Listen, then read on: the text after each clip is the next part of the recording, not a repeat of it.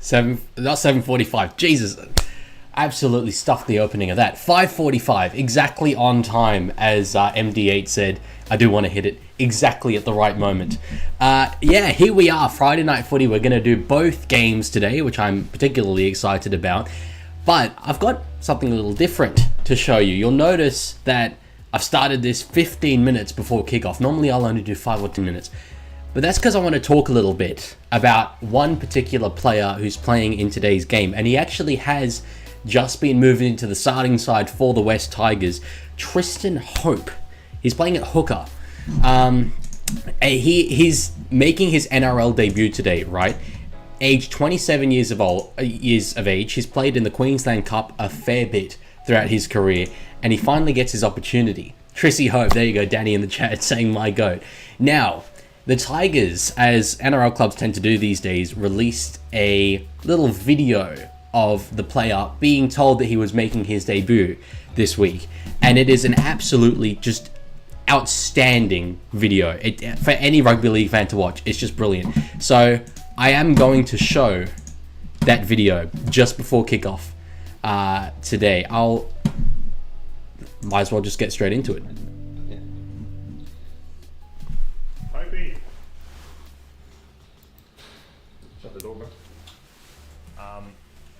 I was just going to talk to you about the game, right? So, a couple of things. Like, how old are you now? 27. 27. What made Old to be making your debut. And have a crack?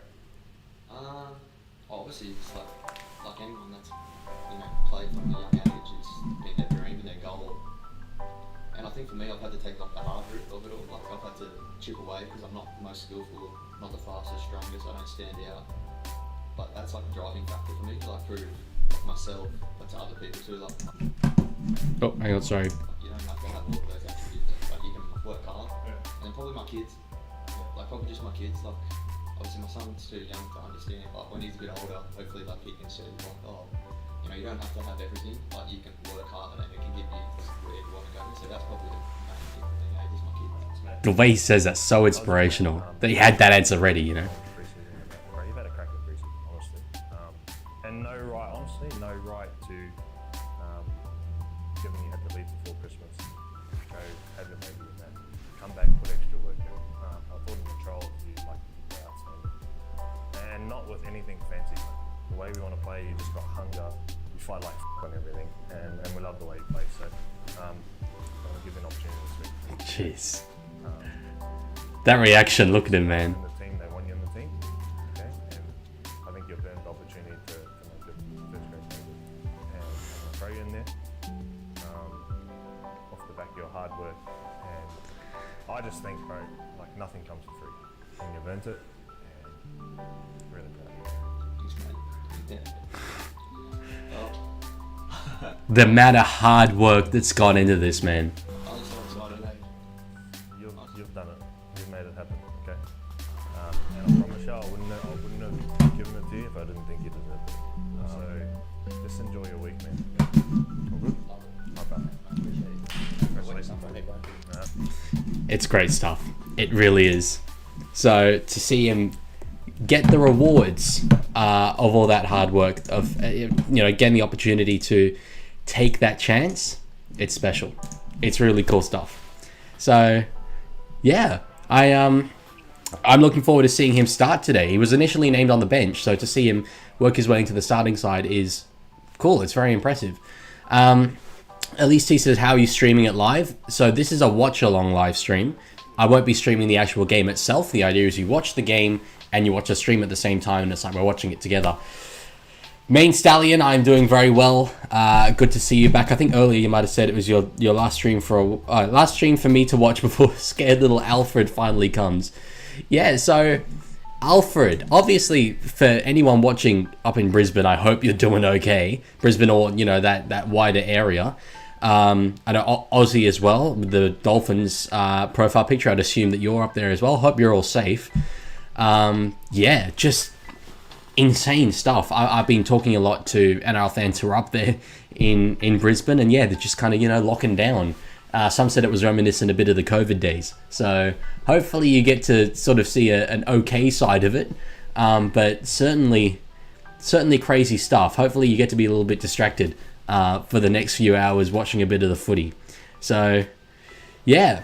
We got with the question, what happens if you're missing a player in fantasy? So that's where emergency players are key. Because if you have a player in your emergency list who covers the position of the player you're missing in fantasy, that player will automatically come in and their points will count for the starting player that you're missing. So that's the idea of that. I was just saying, perfectly fine. It's literally sunny outside. Well, I'm not completely across it, but was it scheduled to come in a bit later? I'm not completely sure. I have heard from some people though that it was getting pretty intense yesterday. Main saying we're perfectly safe. It was supposed to yesterday, but it's sunny now. Gold Coast got hit first, although it downgraded to a Cat 1. Okay, well that's awesome. That's really good to hear then. It's going to be a bit later, says Danny. So maybe just hitting different areas at different times. That makes perfect sense. Look, getting into this game, let me get the graphic up, because normally this is the way that we do line things up here on the Leaguie's live streams. This is one where obviously loads of teams have changes for round 1, but the Tigers, goddamn, they don't just have changes, they have a whole new team. With the likes of Jerome Luai obviously headlining that. His first game properly as the halfback. We've seen him play a role at Penrith where Cleary will be out and Luai will be the main man and even sometimes wear 7. But he is now, for the first time, heading into a season where he is the guy. And unlike at Penrith, he doesn't necessarily have the weapons around him. The Tigers have a number of very good players, but, he doesn't have the likes of Liam Martin, the likes of Brian To'o, Isaac Tongo, Stephen Crichton back in the day. So it will be a fresh test for him, but I'm an absolute Luai lover. I've made that abundantly clear a number of times. So I'm excited for this year from the perspective of I think he'll prove a lot of people wrong. But he's obviously just one of many. We've got Sunia Taruva playing for the Tigers today, debuting for the club on the wing. Jarrell Skelton, the other winger, coming in from the Canterbury Bankstown Bulldogs. A guy who, though he's well and truly into his 20s, he's in his mid-20s, very inexperienced, but in glimpses last year for the Dogs, he was unreal. Terrell May, coming over from the Sydney Roosters, he's now tasked with leading the pack.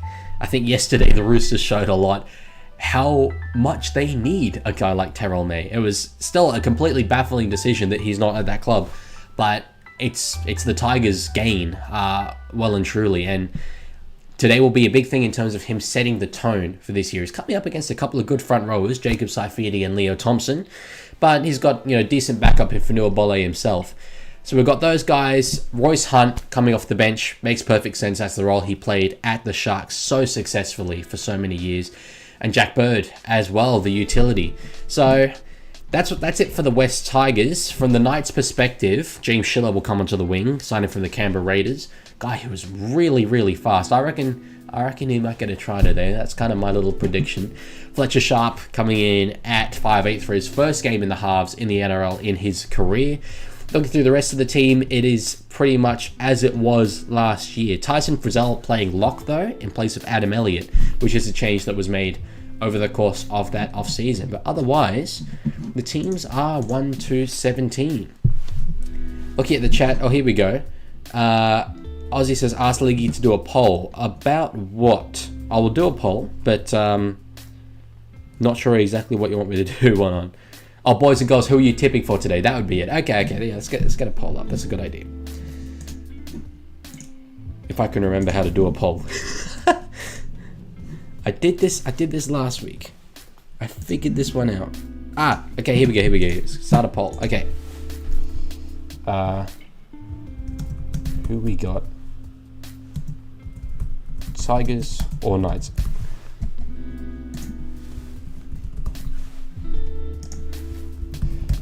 Who have I got? That's actually a better question for me to ask myself.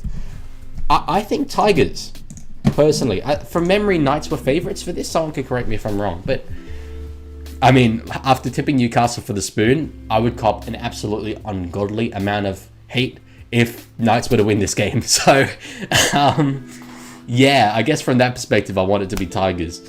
Yeah, Red V Oddcast, good to see you here, my friend, as always. But, yeah, I can see you guys talking about the Roosters in the chat. So I was at the game yesterday. I've got family and friends who are Roosters supporters, so I went, and my God, they were dejected afterwards, the fans. There were a few good glimpses, as you guys rightfully see in the chat. Robert Toya was very solid. In attack, in defense, he wasn't, and neither was Mark Nawanga Nitawase. But really just, it seemed that the Broncos were able to cut them apart at will. It was very 2023 Broncos in the sense that they had such attacking weaponry that when they wanted to turn it on, they could. And the scary thing is that that's a side that still has Tony Staggs yet to come back into it. So that's ominous. That is ominous as hell. And Ezra Mam, obviously, who's a very potent attacking player. Krishan, good to see you here as always. Oh, and Chase Wenham says, can you please give me a shout out? I've been watching from the start. Well, I very much appreciate you being here from the start, Chase. Good to see you here. Who's Flyby's card? Saying Knights will win. I've got a Flyby's card in the chat.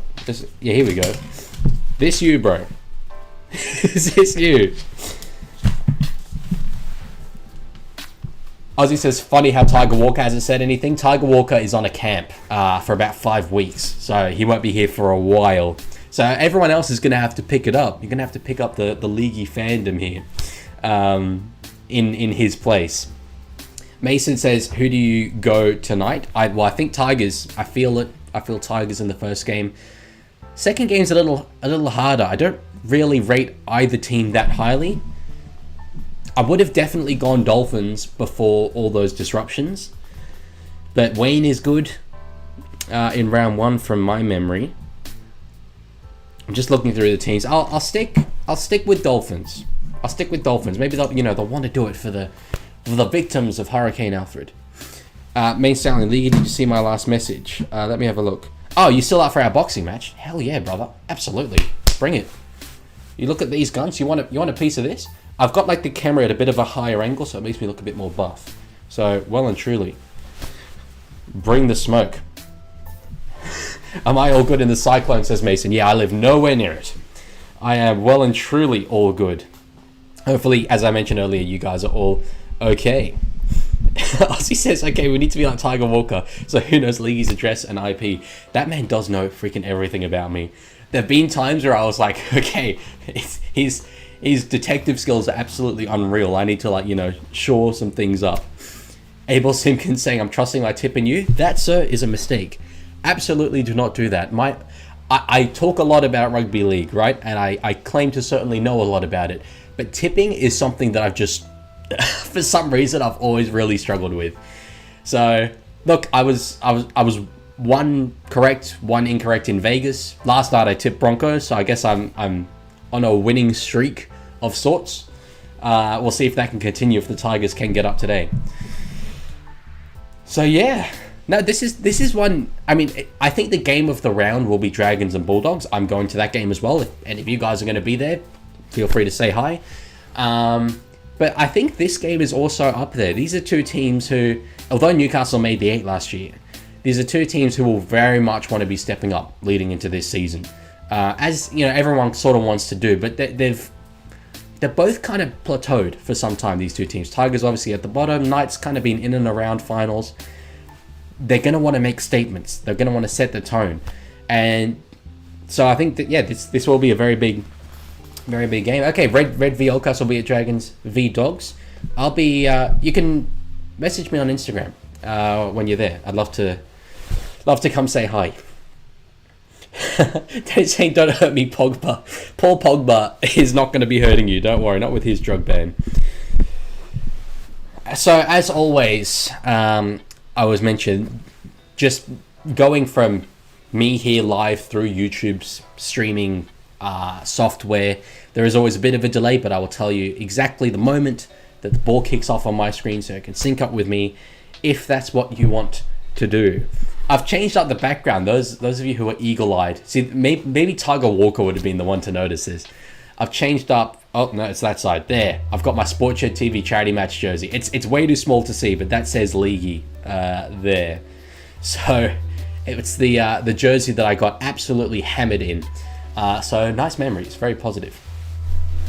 Good stuff.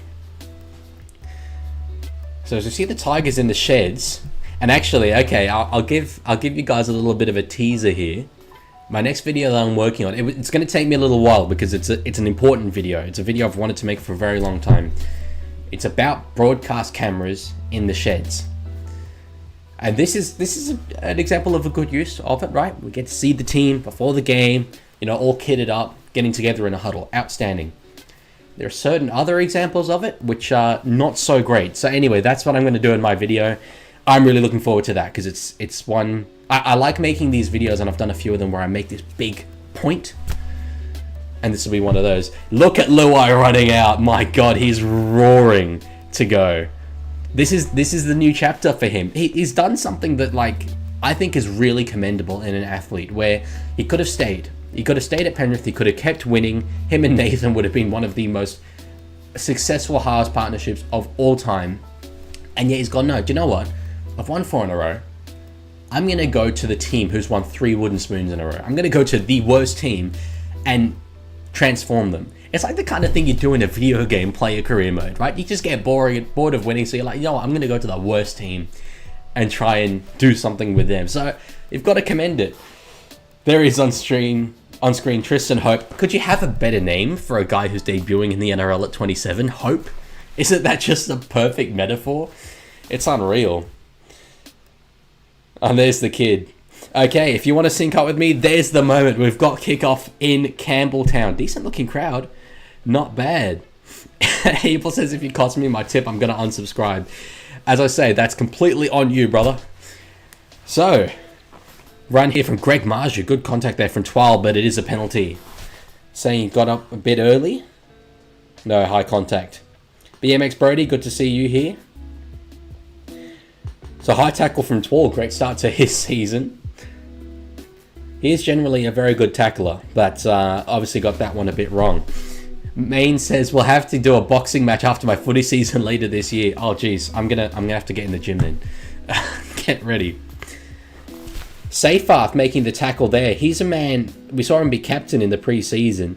He's a man who I'm expecting a lot of improvement from. He's obviously been a bit of a hothead sometimes over the course of his career. I've had the impression that he's been in and out of first grade, but now with that back row spot locked down, John Bateman gone, there's a bit of responsibility on him, and we'll see how he responds. Mason, all good, no worries. Go spend time with your grandparents. So fourth tackle, Crossland gets a ball, gives it off to Thompson. The Bulldogs bound, Leo Thompson, entering his final season with the Newcastle Knights. So last tackle, off to Cogger. High kick in the corner. Gagai does knock it back, ends up back with Fletcher Sharp. Tries to find his winger out there, but he is eventually just tackled. You could see he was trying to sort of get an overlap and get his winger over, but it wasn't quite on. Not bad though. Good kick chase there from Dan Gagai. Aussie, I have to completely agree. Those are 100% the top 5 props in the league. I'd personally go Alex Twell a little bit higher, but in amongst all the other Alex Twells, that's good stuff. As the Tigers do get a penalty. So we've had 2 penalties in the opening 2 sets of this game. We'll see what the Tigers can do. A big talking point for them this offseason was who was going to be in their centres. And I had Justin Olam as the only one that was completely locked in. And then obviously, as it goes with my predictions, he's very much not locked in and is set probably to medically retire, which I've spoken about is terrible. But it does mean Adam Duahi, or Dewey, but it is pronounced Duahi, will line up in the centres. So injury troubled in recent years, but I feel he's been pretty good when he's played centre recently, so we'll see what he can do this year. And Solomon Fa'atape in the other centre position, who I think was really solid last season. So Hope gives it out to Luai. Not a heap going on, but just gives it inside to Terrell May, who got the arm free, chose not to offload. It was definitely on. Hope to Luai now on the last. Ducks back inside. Now gives it to Twal in the hands of Galvin, who does put the kick through. Decent chase there, but it does end up in the hands of Ponga. Tackled. Geez, only a few meters out of his own line. That's a good set there off the penalty by the Tigers. So one thing in terms of the Tigers' attack, as we see an offload there from Marju, risky, but gives him another 15 meters. Yeah, Dream Buller not playing in this game, so Heath Mason, who we saw last year in that role, will play. He was pretty solid, very different kind of fullback though to Buller. So the attacking structures that they've been working on all preseason, you got a different guy in that key role now. So it might take a little bit to warm up the Tigers' attack tonight, but we'll see how it goes. BMX has 4 players on his fantasy team in this game. Who are they? An all good NRL head. We'll see you later. So Knights, given where they started the set, not bad to get up to halfway, 43 meter gain. So that's a backwards roll. And Ponga with the kick. Okay. Mason underneath it. Geez, that was a bit high, I think. No? The Tigers fans certainly agree with me. Saifidi on the kick chase. Hope was certainly falling, but I thought there might have been a bit of high contact there. We'll see here on the replay. No, that's okay. Good wrapping motion. NRL Head says, what's going to be the 5K special? I don't know. I haven't got anything planned. If you've got any ideas, I'm open to suggestions. So Jarrell Skelton, yeah, the meter eater. Danganine, describing him as a tank. Very true. Now Samuel Afinu, he's one of my favorite players in the league. If I had to make a 17 of my favorite players, he's there. And he does draw a penalty. So a number of penalties so far. I've had 3 already inside the opening 5 minutes. High contact there from former Raider James Schiller. Schiller's the guy who I'm excited to see in space. He has some wheels on him. So funny with he's got like a half afro going on now. He didn't really have long hair at all last year. Looks like a very different person. So May plays the ball, gives it to Hope. Now Galvin with Bolle underneath. Bolle in the starting front row position. We saw him play lock most of the year last year, from memory. Hope now across to Luai. Through Galvin. Short ball to Fainu. Luai absolutely barking orders down there at the bottom of the screen. So Hope to Luai. Trying to find players underneath him. Galvin goes himself towards the line. He's a big body. Still getting bigger. He's still so young as well. Now across to May. Short bit of ball playing there. Offload from 12. They're on here. Luai goes to Dewey. Off to Skelton, and Skelton does get in. As soon as that offload happened, the overlap was created, and it's put Skelton over in the corner. Early attack. Was I saying that was going to take a while for the Tigers' attack to heat up? Jeez, that is a very, very positive start for the West Tigers. I will touch on briefly while we've got a break in play. NRL Head saying, I don't know if you saw, but there's an NRL video game. I saw. I had a lot on when that announcement came out. I was going to make like a little short video about it for Leaguie Cast. I still might, because, boy, let me tell you, when that game comes out, I'm going to be streaming the hell out of that thing. I'm going to be making so much content about that game. I for a while, I was really intent on making Rugby League Live 4 content. It didn't really work. The game itself wasn't capable of doing what I wanted to do. This game, though, sounds like it's going to be really good. And I saw footage today of Super League players from Wigan and Hull KR getting their face scans. So, always a good sign. There's a lot of content about that on the way when it comes out. So, yeah, look forward to that. But, Tigers. So, yeah, we see that the try scoring rate for Skelton averages over half a try a game. That is impressive stuff, even though he does play on the wing. Chickawee, good to see you. So goal kicker for the Tigers. Who actually will it be? Will it be Dewey? Yeah. From the sideline, it's a tough one. And this is another reason why it made sense to pick Dewey in the centres. Because he is 74% kicker. Doesn't seem that good, but he is definitely the best kicker that they have available. So let's see. Anyone yelling compensate? Compensate! Compensate, Dewey! From the sideline into the sun. Hits it well. Oh, it's true. Oh, it's over. Jeez, that's a kick and a half. And the West Tigers, then they're not going to get the sprint again. It's just not happening. Ozzy says, why did I take Skelton off my fantasy team? Don't get too excited yet. I tend to just not pick wingers in my fantasy teams. I go with fullbacks, and it is, you know, sometimes wingers have brilliant scores, but sometimes wingers, those same wingers, have pretty terrible ones. So depends whether you value consistency. Chickawee says, "Are you watching the game on mute?" I'm not. I've got in here a little sound thing that's connected to my stream of the game. So I'm listening to the commentary. At first, it was like a bit kind of tough to hear the commentary and talk myself, but now I've done it for ages. I'm just used to it. So Skelton catches it and goes himself. Normally you see the outside back dish it onto a front rower, but he's the size of a front rower. Why not take it himself? Guy's on -1 fantasy. Oh, damn. That's okay. Look, less than 8 minutes gone. So he'll come in clutch. I've got belief.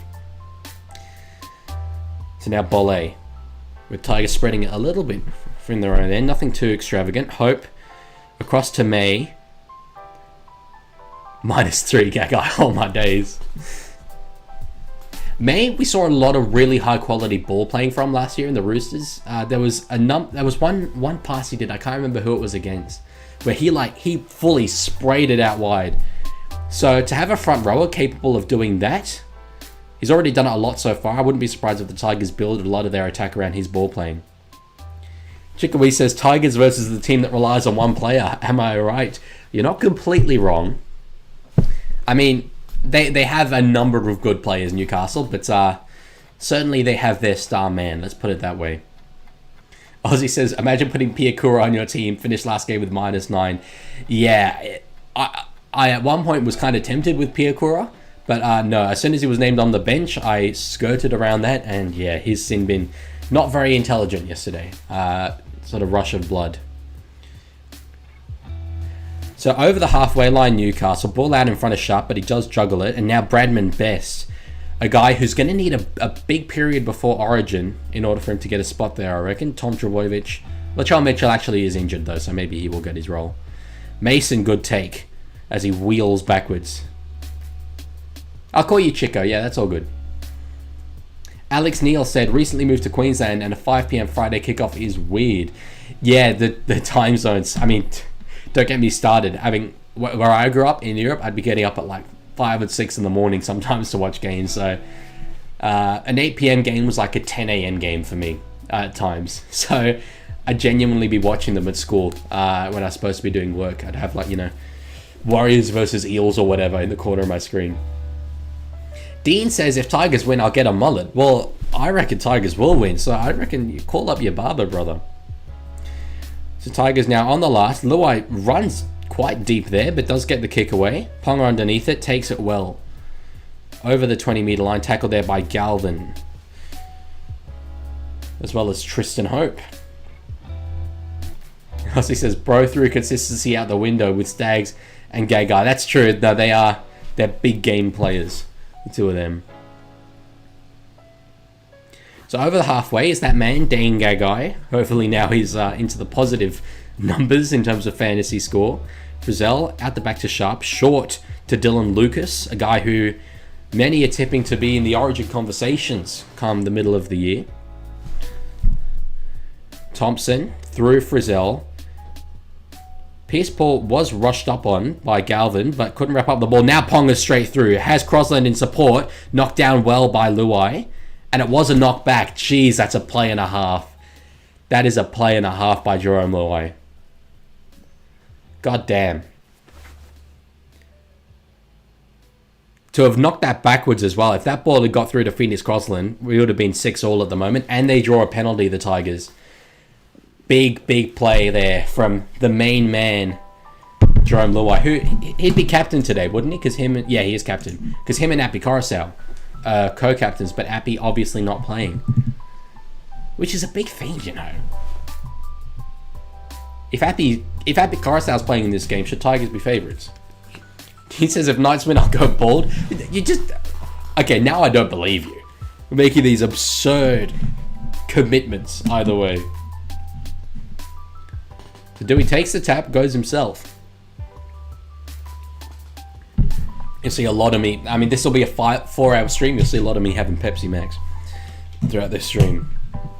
Tyson Frizzell on report. Not sure what that was for. Must have missed it. The Tigers over the 40 through Terrell May. Now Twal playing it short to Galvin. And Seyfarth back on the inside. Finds a little bit of space. Tackled there by Crossland. Now Luai through to Galvin. There was a bit of a gap there. If it'd gone out to Dewey or Dewey. I need to pick one. I'll go Dewey. I think that's what he said.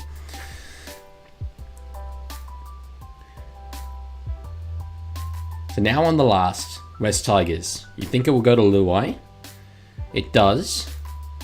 Puts it up, trying to find Dewey and Skelton. Dewey was in the race for that. Ends up with Schiller. What's the ruling? Late call, and they've given a knock on from Newcastle. So golden opportunity here. Ponga's got his hands up. Is he tempted to challenge this? No, he won't. Okay, golden opportunity. Tanny says, here comes the mighty Tigers. You have to agree. This is as good an opportunity you could want at this stage of the game, and 12 would be big. I think that's harsh. Or maybe it's from Schiller afterwards. Not sure. Regardless, they pack it in the middle of the park. Let's see what they can come up with. Back to Luai now. Galvin. Is there numbers there already? Mason ducks in himself. Misspoke there. Now Galvin through Terrell May. Bolle underneath him. May's just finding players underneath him, man, all the time. Very Penrith style. Oh, geez, that ball's out in front of him. Nearly knocked it on, but I'll tell you what, nearly found a line break off that standing start on the third. Hope. Oh, I think that ball might have been intended for Luai. I'm not sure, but Twal does put it down. BMX says, bro, Terrell May just went from 10 to 5 and Gagai went from -3 to 6. What is that logic? I'm not sure. I do know, though, that the NRL apps and stuff are sometimes completely whack. Their coding department is not the most outstanding. So, live scores for fantasy do tend to be a little bit weird. I normally wait until after the game. Even, like, at full time, sometimes that's not their, like, definitive score, because sometimes they review it and might take away a try assist or add a try assist or whatever. So, Knights survive through a Tigers error.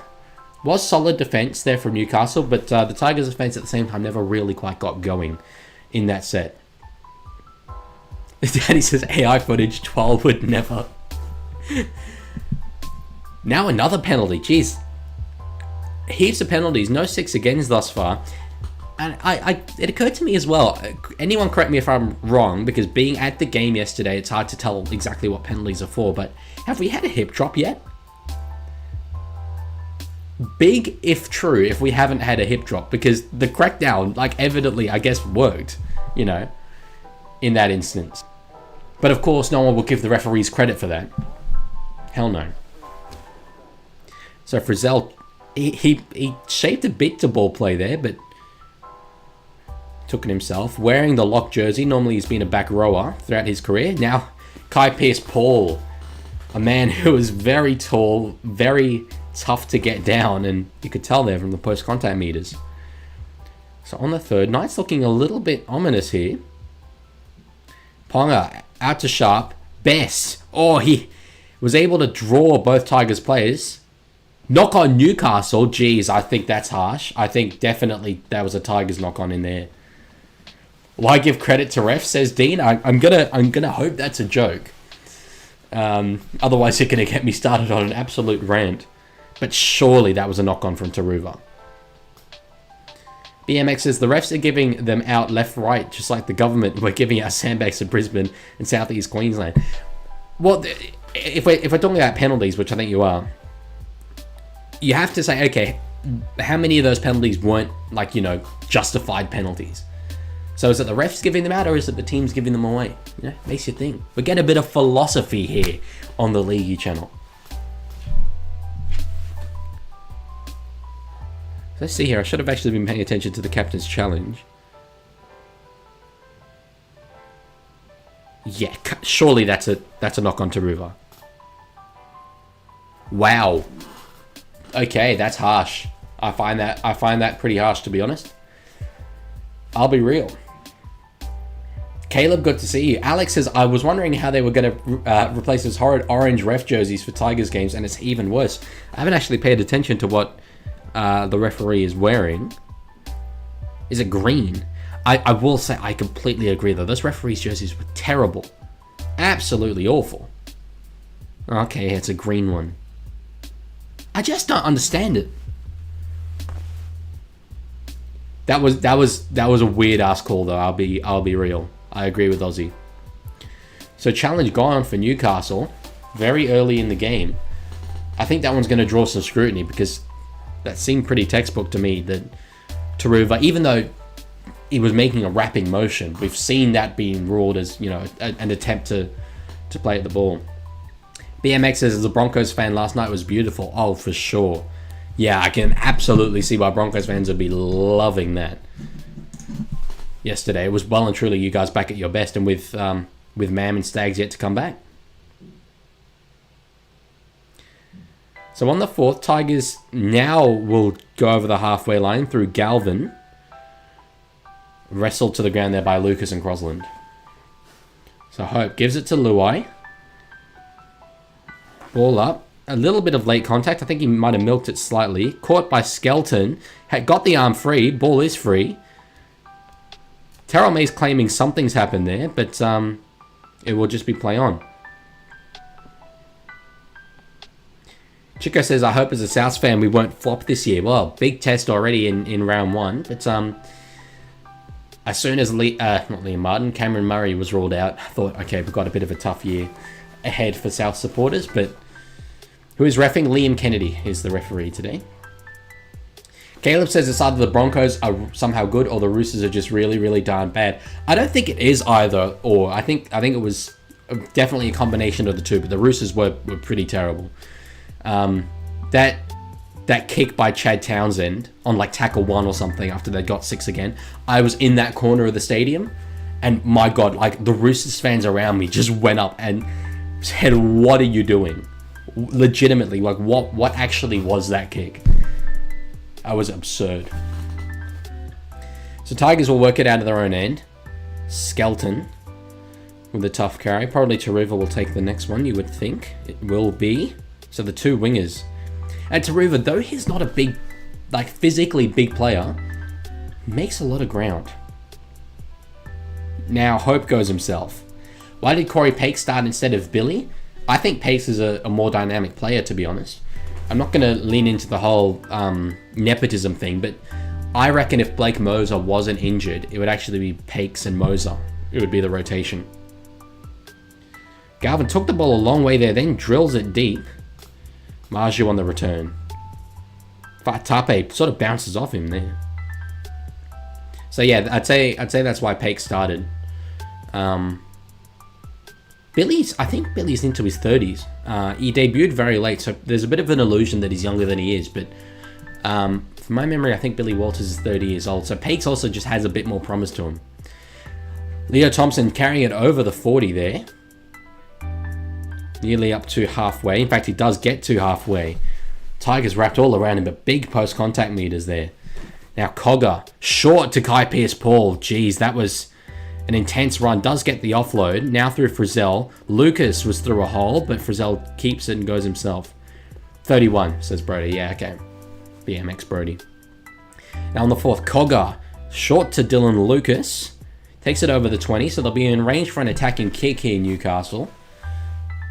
Crosland at dummy half. Cogger waiting. Does find Cogger. But it'll go through the hands to Kalen Ponga. Little grubber through. But no, it does just end up in the hands of the Tigers. So it must have come off a Tiger. Or either that or Ponga didn't contact it well at all. So Tigers will start the set 25 metres out of their own line. That's decent territory for them. Jack Cogger fell off, says Chico. I mean, I'd argue Jack Cogger was never really all that high up anyway. He's always just been a solid half. Really? Oh, geez, nearly a knock on there from Samuel Afainu. Juggles it back into control. 12 with the hit up. So on the 4th, Talon De Silva onto the field now. Will be interesting if we get to see Tristan Hope come back. Galvin nearly through the line. Main says, I don't think Tigers will make the 8. I think it would be their upper ceiling if they were to make the 8. Certainly that's not what the expectation should be this year, in my opinion. They can do it, but their range, I think, would be anywhere from 7 to 14. So, a Sharp, geez, he got straight through, and he does actually get around Bolle. Got some speed, gets around Taruva. Can't quite get past Mason there. That was a great run there from Fletcher Sharp in at 5'8". I don't even know how to pronounce that name. I'll call you GLX. It says, being mid sucks, wish we were really bad or good. Is that Newcastle you're talking about? Who do you support? Gagai tried to get an offload there. Couldn't quite do it. Tigers definitely will not get the spoon. No chance Tigers get the spoon, in my opinion. Ponga. Geez, nearly found Dylan Lucas there on the bounce. Better bounce and would have got in there. Manly fan just says no. Who do you go for, Manly fan? Oh, my stream has just died. So happened to any of you guys as well? My coverage of the game. I can't see anything. Who knows? Maybe Newcastle have scored an equalising try already. No? Okay, we're back. We're back. Drapachi's Adam O'Brien. Look at that. Barking orders. So they go short, as we see teams do, but it was a little bit too long. Sort of in between. Green Cobra, good to see you here. I was going to say, you just got back from school, but no, obviously you're West Coast. Bronx are definitely contenders. Absolutely. I predicted them to have a slow start to the year because I thought there'd be a transition between Walters and Maguire. But they were on it yesterday. I think Roosters were very poor, so we'll see how Broncos go in the coming weeks. But they're definite contenders. Frizzell across Cogger. Now Ponga is knocked on, though, by the main man. Fan made, good to see you here. Look at that from O'Brien. It's like, gave the hand gestures. Broncos seem way more fit. Yeah, I mean, I don't know if it's the Roosters were underdone or just thoroughly inexperienced. So many new combinations, but yeah, I mean, Broncos were on. Chico says, no Kiri, JWH, Manu hurts for Roosters. Oh, it goes deeper than that. No May, Tupanua, Suali'i, even Sam Walker, Brandon Smith, Nat Butcher, Egan Butcher, all injured yesterday. So it was a big toll for the Roosters, but Broncos as well without Stags and Mam. So Lenu as well, actually. I don't know if I mentioned Lenu, suspended. So Roosters have a lot to come back in by the end of the season, but still it was poor. I'll say though, looking at the 17s, I thought they were pretty even on paper, but the benches, the Broncos bench was Walters, Willison, Piakura, and Hetherington? No, Hetherington started lock. Who am I forgetting? Someone remind me who I'm forgetting. Anyway, they were good players. Whilst Roosters had Zach Docker-Clay, Blake Steep, Lozelu, and Salesi Feketi. That bench had 23 games of NRL experience, and 20 of them was Zach Docker-Clay. Blake Steep with the other 3. So, like, the bench is no comparison at all. I'm trying to remember who the other person on the Broncos bench was. It'll come to me. But anyway. Docker-Clay was good. He's solid, definitely. Good try assist for, was it Sandon Smith in the end? But yeah. He's not Billy Walters, put it that way. Offload there. Now Bradman Best back inside. It was Brendan. No, I think I said Peter Kura. Let me have a look. Go on oldnrl.com. Walters, Piakura. Oh, Jensen. Jensen's the one I was forgetting. Jensen. So, like, Jensen's a really good player as well. There was just no comparison at all.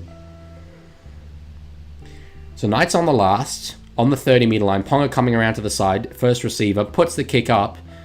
I think it was a bit shallower than he would have wanted. Definitely shallower than he would have wanted. There was a chance that was going to go out on the full. Not quite, though.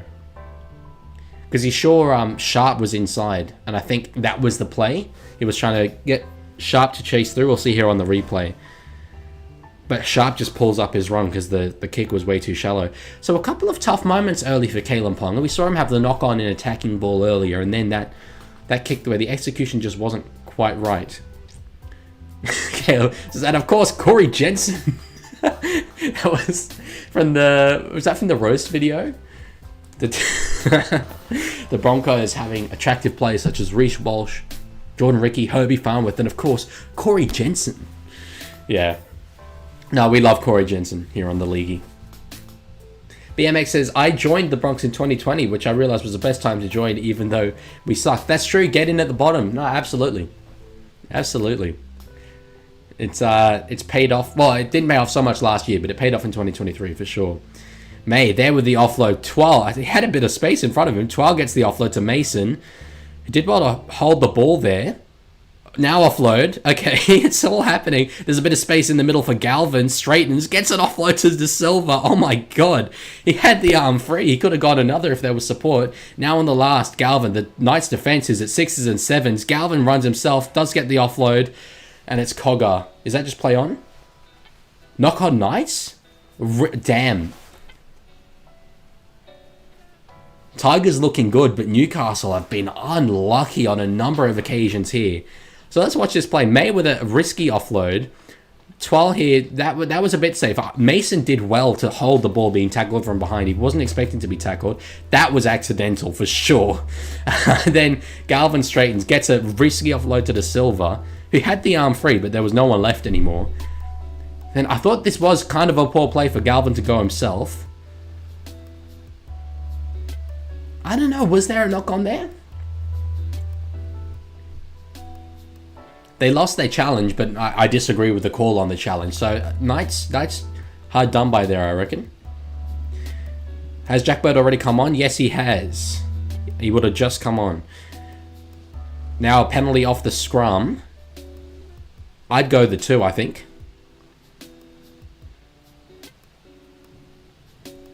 Brother batted it into the ground. I don't know what you're all yapping about. I must have just missed it. I'm not sure. I'd go 2 here if I was Tigers, getting a penalty. Will they? No, Dewey's coming in. Yeah, signaling for 2. Definitely agree with that call. What's happening? VJT says. Well, Tigers up 6-0. You can see that there, obviously. A few attacking chances for Newcastle. They made a good line break through Fletcher Sharp, but execution, they failed in key moments. Being a bit unlucky with refereeing calls, I've got to say, Newcastle. Lost their challenge, which I disagree with that call. But it's been the Tigers that have looked the more dangerous side, and now off the scrum they draw a penalty and will make this 8-0 momentarily. Jake says Rabbits winning tonight. Yeah, I as I mentioned at the start of this stream, would have definitely picked Dolphins if not for the withdrawals. For the Alfred incident, I still think I go Dolphins though. I still think just about, but it's going to be a belter of a game, and for Wayne to come up against his old team, we'll see. So Dewey, I get ready to update this scoreboard because there's no way in hell he misses this. Jake is very confident though about South Sydney. MD8 Tigers look good, they do. Drills it, and it's 8-0. Exactly what the doctor ordered for the Tigers. And I've got to say, look, I may or may not be a Tigers fan. I won't reveal that information.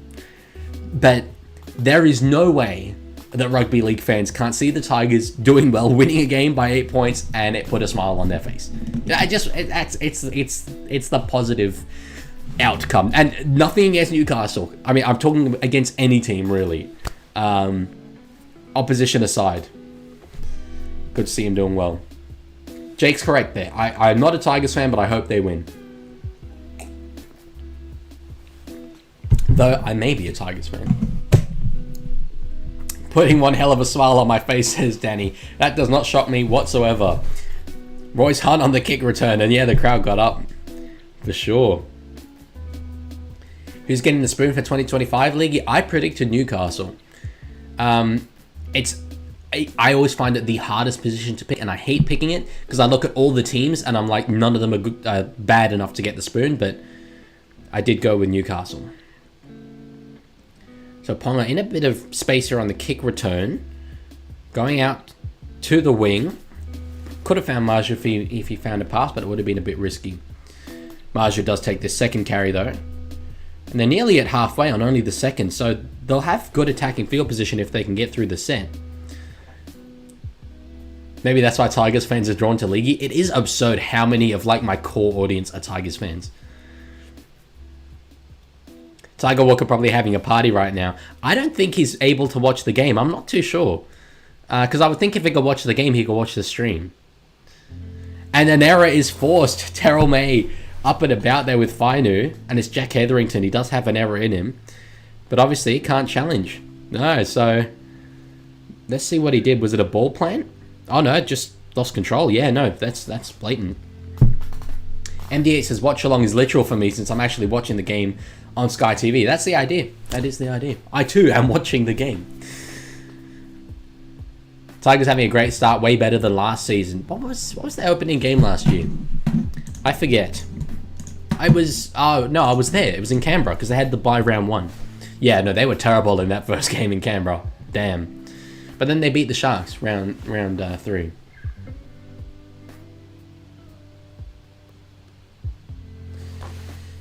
Seyfarth all with the knock on. Brayley now. And there's a bit of speed here for Bradman Best. He's straight through. Jesus, oh no, they haven't wrapped him up. Okay, wow. He I thought he was tackled, then I thought no, we'll get to the line for sure, but they did wrap him up. Knights here with a full set of 6 on the Tigers line. Matt Croker fresh onto the field on the 0 tackle. Brayley in a dummy half in place of Crosland. Now, Satman Crosland across to Cogger, short to Kai Pearce-Paul.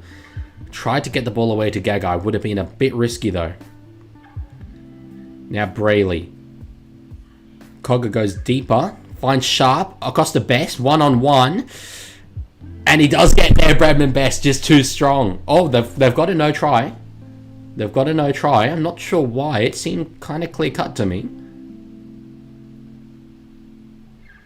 Okay, they're going to say double movement. He's not looking ultra confident, I've got to say. But I would think a player of his caliber would know not to...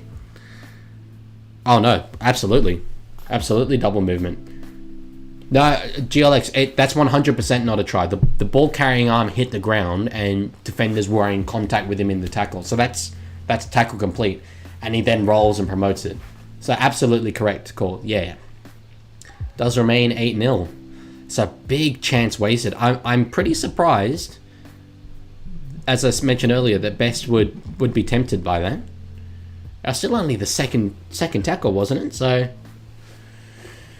not a great moment for Bradman, but off the error though, his run was outstanding.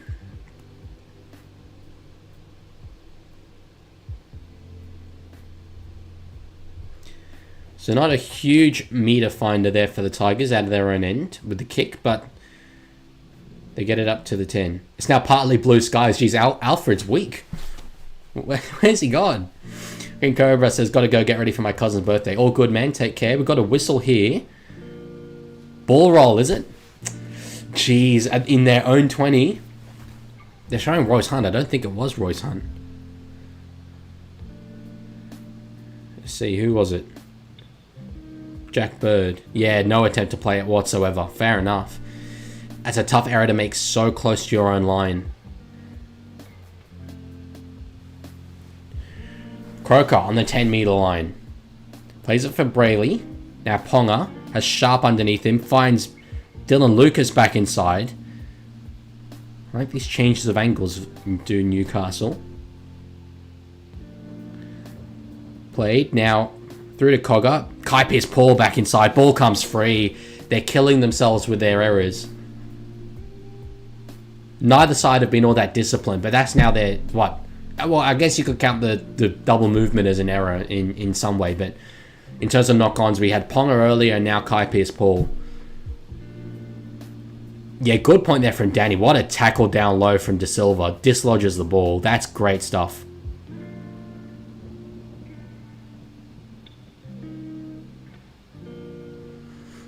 Main says it could have been streamed right now if Alfred wasn't a thing. That's tragic. I'm so sorry, bro. He got to retire already? Who's got to retire? Oh, Jack Bird probably. Nah, Jack Bird, he can play a role. I mean, he's definitely well past his prime, but he can play a role. MD8 says they keep getting away with not playing the ball properly, I swear. They shouldn't. I mean, that's the whole thing with this ball roll crackdown, which I certainly agree with. The thing is, so you don't actually have to play the ball. You don't have to contact the ball. You have to make an attempt. That's the rule. But we are well past the stage where players even really make much of an attempt. So that's where the crackdown is now. And it is working. Let's see. Terrell Mayhew will be tackled. Will he make contact with the ball? Let's have a look. Is the crackdown working? Terrell. Yep. There we go. Can't argue with results. Sample size of 1. My God, 5 minutes left to go in this first half. Time has flown. I would have said comfortably there were 20 minutes left to go.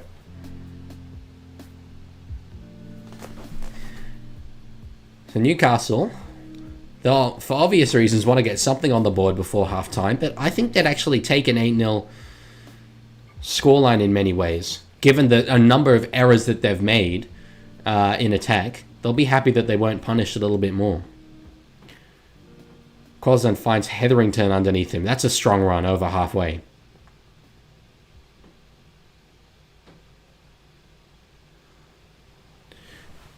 Cogger kicking on the 4th, chasing well himself. Will he force a dropout? Skelton has work to do, but does escape. Just about. There was a meter in it. Oh, damn, I'm that close to 5k. Only 40 subs more. Well, if you're in the chat and you haven't already subscribed, feel free. No, I have stopped asking for subscriptions at the end of my videos. I did it for a while there. And it's not out of dignity, it's out of the fact that I keep forgetting to. So, that's probably not helping my cause. But anyway, offload there to De Silva. He's got a little bit of room. Dummies and goes himself. Contacted there hard. And we've got a whistle. Talon's out of play. What's the ruling here? Downtown?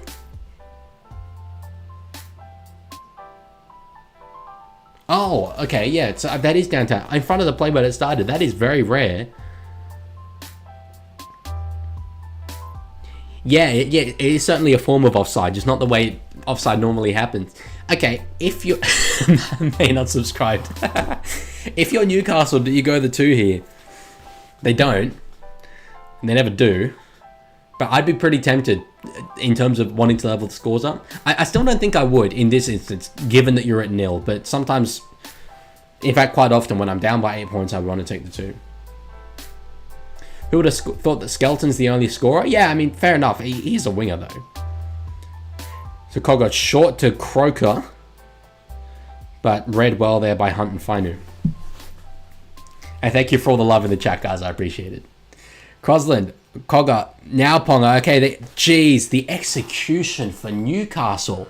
They had it. They had the moment. It was a 2-on-1. Best should have run. There is absolutely no way in hell Taruva stops him. But he goes the pass without even really looking, and the execution was awful. Bradman Best has had some tough moments in this first half. Yeah, O'Brien. Well, that was really very poor. Mason, good to see you here. Yeah, GLX is burying ourselves so far. I agree. Look, we can talk about refereeing stuff, and I'd say there have been 2 or 3 moments where Newcastle were hard done by. But you've absolutely not done yourselves any favors in execution and attack. A number of really good ball sets that have ended in knock-ons, penalties, or whatever the hell that was. Danny says Newcastle throwing chances like prime 2023 Tigers. It's the role reversal. Good run there, De Silva out of dummy half. Do you know how to get there? Get where? Mason. Now May with it. That was surely a knock-on. Yeah. So both sides. I mean, I think the Tigers have made errors in less important places in the field, but both sides, the discipline's been pretty bad. Let's have a look here at the team stats. Errors. Geez, okay, it's a lot less even than I thought. 8 errors for Newcastle, 4 for the Tigers. I thought the Tigers had been less disciplined than that, to be honest. And penalties? I'm looking for a penalty stat. Can't find it. There's a bit going on in the scrum, or they're getting up and about. Talmay with 36 points already. Hot damn. And off the back of the error. Bring back the Biff. Don't know if you guys... did you see that clip from Vegas last year? The lady, I think was a Souths fan, saying like to the American media, we love you guys. You've accepted us. And then Manly fans come and say, Manly is like, oh, God, bring back the Biff. I freaking love that clip, man. And she gets this big old smile. Bring back the Biff. That's good stuff. I'll see if I can find it at halftime, maybe. But clips like that are so hard to find on Google, I swear. Anyway, Newcastle, off the back of a penalty here, only 30 metres out of the Tigers' line. Enough time for them to get a full set in. 8-6 at halftime. They would love. They love given their attacking prowess so far in this game. You've legitimately actually got to be kidding me. Newcastle, what are you doing? I swear, it's actually been diabolical. It's actually been legitimately pretty terrible from Newcastle. Hey, you know what I will do at halftime? I'm gonna pull up some comments on my ladder prediction video of people saying, you're insane for predicting Newcastle in last. Newcastle in last, what do you want? League, I used to respect you, and then you went and put Newcastle in last. No chance Newcastle are coming last. You watching this? This is a team that's won the last 3 spoons, bro. Knights are cursed, says VJT. I might have been the one to curse them with my prediction. No, this is legitimately very, very bad. It's a game of 2 halves, and the massive silver lining for Newcastle is that they're only down by 8. That is nothing in the modern game. But that this has been pretty poor. Tigers haven't even been that good, I'd say. I've actually, in many ways, been a bit disappointed with the errors that the Tigers have made. We saw the roll wall from Jack Bird. They've changed their arm, but Newcastle just really poor. Main says Newcastle are winning the spoon.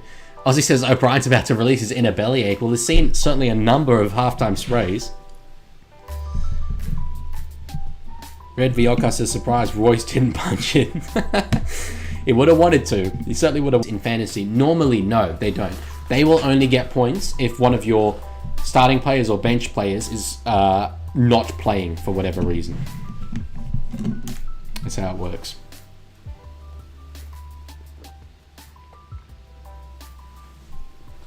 Okay. Chico says that Brian should be gone by now. Hard disagree. I'll be real. Certainly Newcastle have this vibe of just being a plateauy team. But they made the finals last year, having rotated their halves 25 billion times. It was actually an impressive season last year. And that game against Cowboys as well, it was there for them to win. Ponga put in an absolutely unreal performance, so I'm not going to disparage him at all. But there was that moment where I think he gave a pass off a line break that was a bit too low, and if they'd scored that, I think they might have taken the lead at that point. So,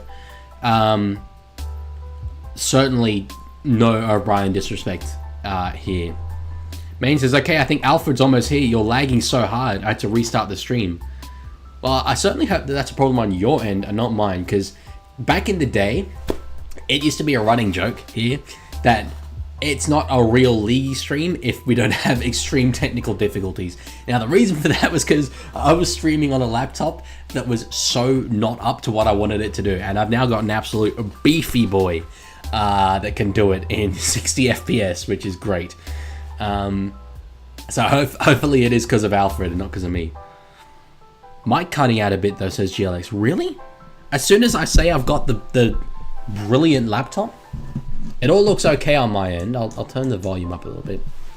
By the way, guys, tell me in the stream if the music balance is okay with my voice, because I have got a different microphone for this stream than I normally do, and I always have to like kind of do some guessing as to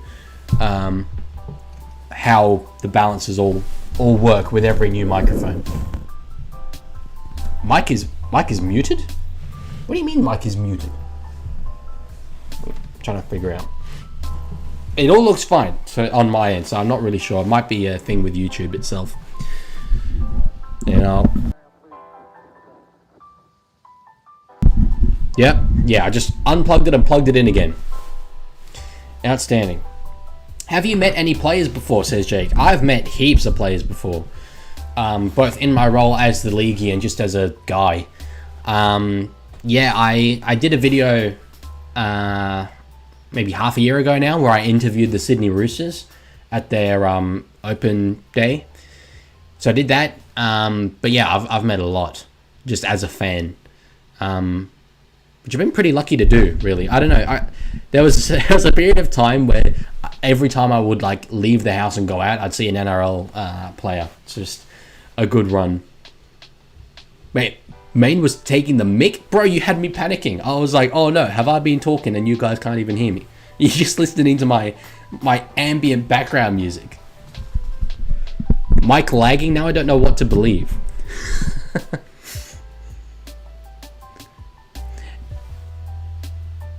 No, it shouldn't be laggy any more than before, but there is sometimes with this microphone a little bit of a delay. Anyway, Danny says, ain't no one want to mess with a tank forward, pretend to be a winger. That would be the man's skeleton.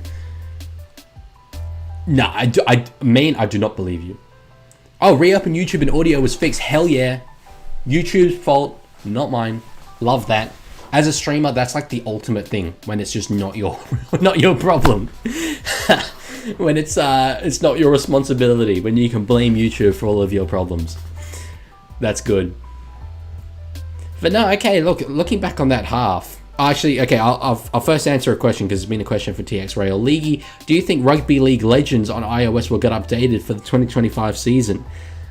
I'm not familiar with that game. I know of a Rugby League iOS game. I don't think it's called Rugby League Legends though. So I'm really not sure. Ozzy, your stream is definitely totally cutting out every 3 seconds. Jakes, who's your fave player you've met? That's a good question. I'm trying to think of my best interaction, I suppose, was probably Mitchell Pearce, because I played alongside him in the, I always get the direction wrong, Sportshed TV charity match about a month ago.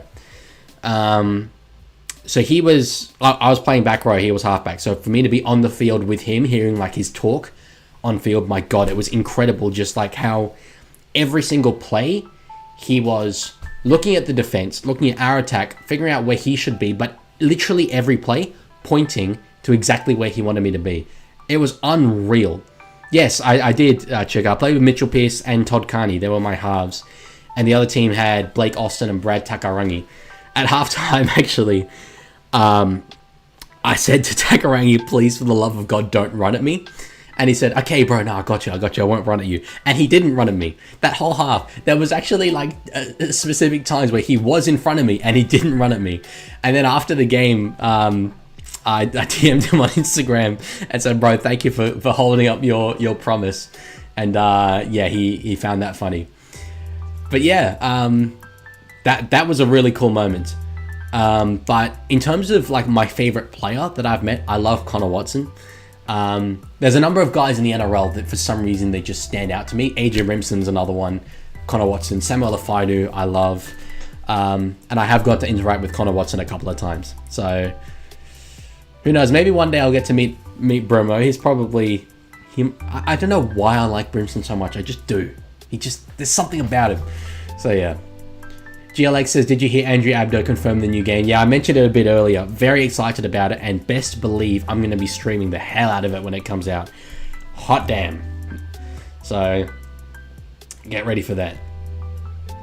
BMX says, bro, that short with Teddy when you told him all his best stats and then going and saying you have so-and-so subscribers, it got me cracking up. Rewatch that short, because, my God, I didn't realize this at the time, but I was trembling. The thing was, so that day, there were all players like all at different parts of Allianz Stadium, so you had to queue up to talk to them.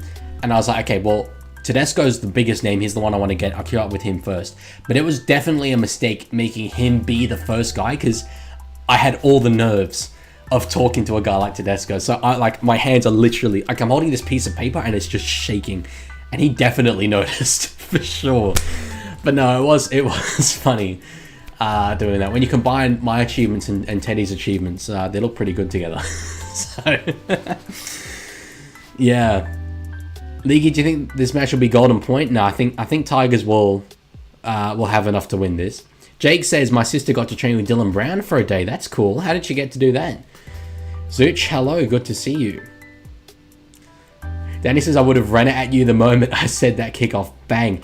Bro, you would have legitimately probably steamrolled me. So that was the first game of rugby league I've played in my life. And I mean the first. I didn't play it in PE. But where I grew up, it didn't exist for kids. So didn't play it in PE. Didn't play it in the schoolyard. Like, it was the first. So my tackle technique was awful. Absolutely terrible. Literally the first tackle I attempted, a guy palmed me off in the sternum. I went absolutely flying. And I am 90% sure I fractured my sternum in that play. Because it did hurt a lot. But I just got up and continued. Because built different and all that, obviously. Chico says, I met Adam Reynolds at an Aboriginal fan meeting place in 2019. So still with South. Like, no, that's cool. His kicking game last night, exceptional. Very, very good. BMX says, I met half the 2022 Broncos squad at a clinic. I'm trying to remember how they did in 2022. That was the year they were top 4 and then dropped off out of the 8, right? But that was a good team, though.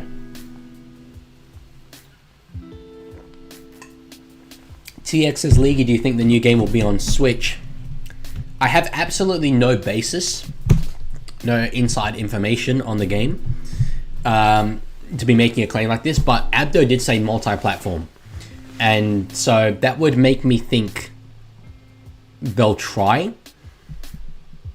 But I don't know. So what I would say, it's almost certainly going to be Big Ant Studios that make it. They made Rugby League Live, the whole series. And they made AFL, the latest game, and Rugby 25 is it called, or Rugby 24? I'm not sure. Are those games available on Switch? That's the question. AFL games Switch. I'll have a look. Because if they're available on Switch, I think that the Rugby League one will be. AFL Evolution 2 was on Nintendo Switch, but that's a different developer.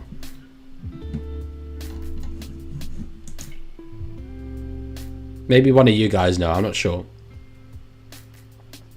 MD8 says, I want to meet you, League, if you ever come to Mount Smart. I'd love to one day. I've never been to NZ. Definitely on the radar. Maybe maybe one day a sponsor will pay for me to fly over there. That'd be great.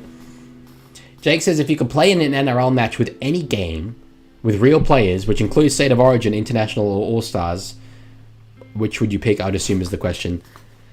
You mean like an actual game, a match that has happened that you want me to play? Oh, sorry, that I would want to play in. I don't know. It's an interesting question. I'd certainly want a game that's not physical.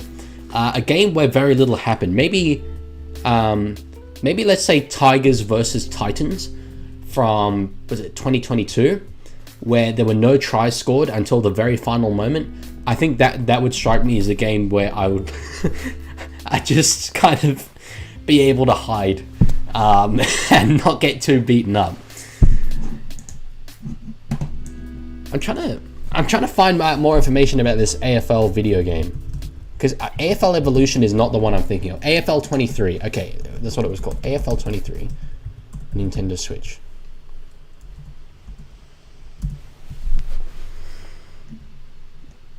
No, it was. Oh, hang on. I've seen one person say no and one person say yes.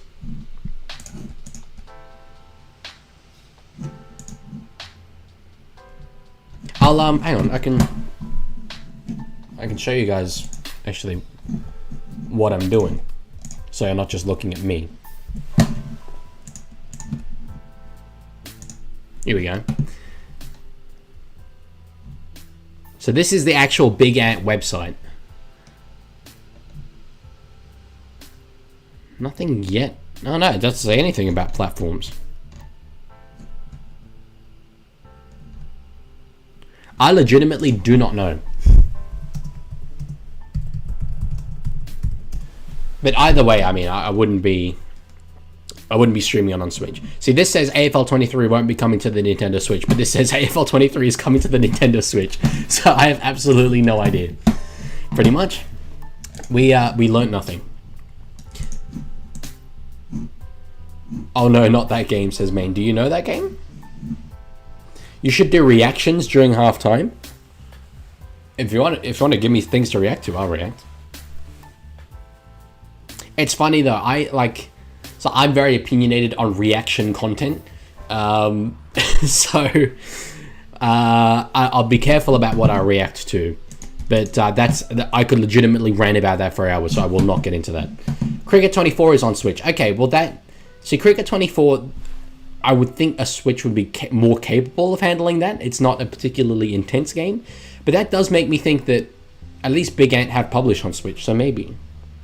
Moo God, yo Leaguie, did you see my last comment? I did not. Oh, here we go. The only times the Tigers have kept a team scoreless for the past 14 years is in round 10 in 2020 in Tigers versus Broncos with a score of 48-0. I think I remember that game. Was that at Leichhardt and Billy Walters scored for the Tigers? They also did it twice in 2012 against Panthers and Raiders. I'm going to see if I've got that right. If I've got that right, and that game was indeed at Leichhardt, and Billy Walters scored a try, I might legitimately be the greatest rugby league mind of our time. Let's see. 2020. Round 10. It was at Leichhardt. I'm actually a rugby league genius. I'm not. Stay humble, kids. No, I do just remember that game because it was quite a surprise at the time. At least that the scoreline was that big. You know. Jake says, would you rather play in the 2017 GF, scoring the field goal that JT scored, I think you mean 15, or State of Origin decider? Golden point. Origin, for sure. Represent New South Wales. Okay, second half has kicked off now. So we see a run here from Royce Hunt into the thick of it there with Phoenix Crossland. Looks like the heavens have opened. Looks like there's a bit of rain there now. He was off the back fence. Chica says, League, I was watching that game live. We like at the ground. That's if so, very, very cool. Yeah, there we go. So we do have the rain. Think of it. I should stop saying those words, man. Every single time people reference the KSI song. Oh, on TV, yeah. So Heath Mason now with a run. Over halfway on the last. So Luai will put the kick up. Gee, Alex, I'm yearning for Aku Uwate right now. There's a throwback. What a player Uwate was. Cult hero. I mean, you've got Greg Marju. It's similar. And speaking of that, man, with the cornrows now. Woo says, to be fair, Broncos got smashed 59-0 by Roosters at the start of that season. Yes, Brett Morris played fullback and assisted Josh Morris for, I think, the opening try. I don't know how I'm remembering this stuff. But yeah, I mean, certainly the Broncos were not great, but no one was expecting a scoreline that dominant from my memory. Especially because I think Walters was... I don't know if he was debuting, but anyway. It was a late change. Good run from Hetherington on the fourth. So now the last. Ponga doing a lot of the kicking. So it sort of looks like you've got Fletcher Sharp playing a fullback style in attack. He's often second receiver with Ponga in at first receiver. So you get the Ponga 5/8 in attack, but then in defense, Ponga doesn't have to defend in the front line. I like that style. Walters played for Storm. Yeah, no, I mean debuting for the Tigers. Jake says, do you think Cleary is overrated? Absolutely not. No, I think Cleary is the best player I've seen in my life. Certainly.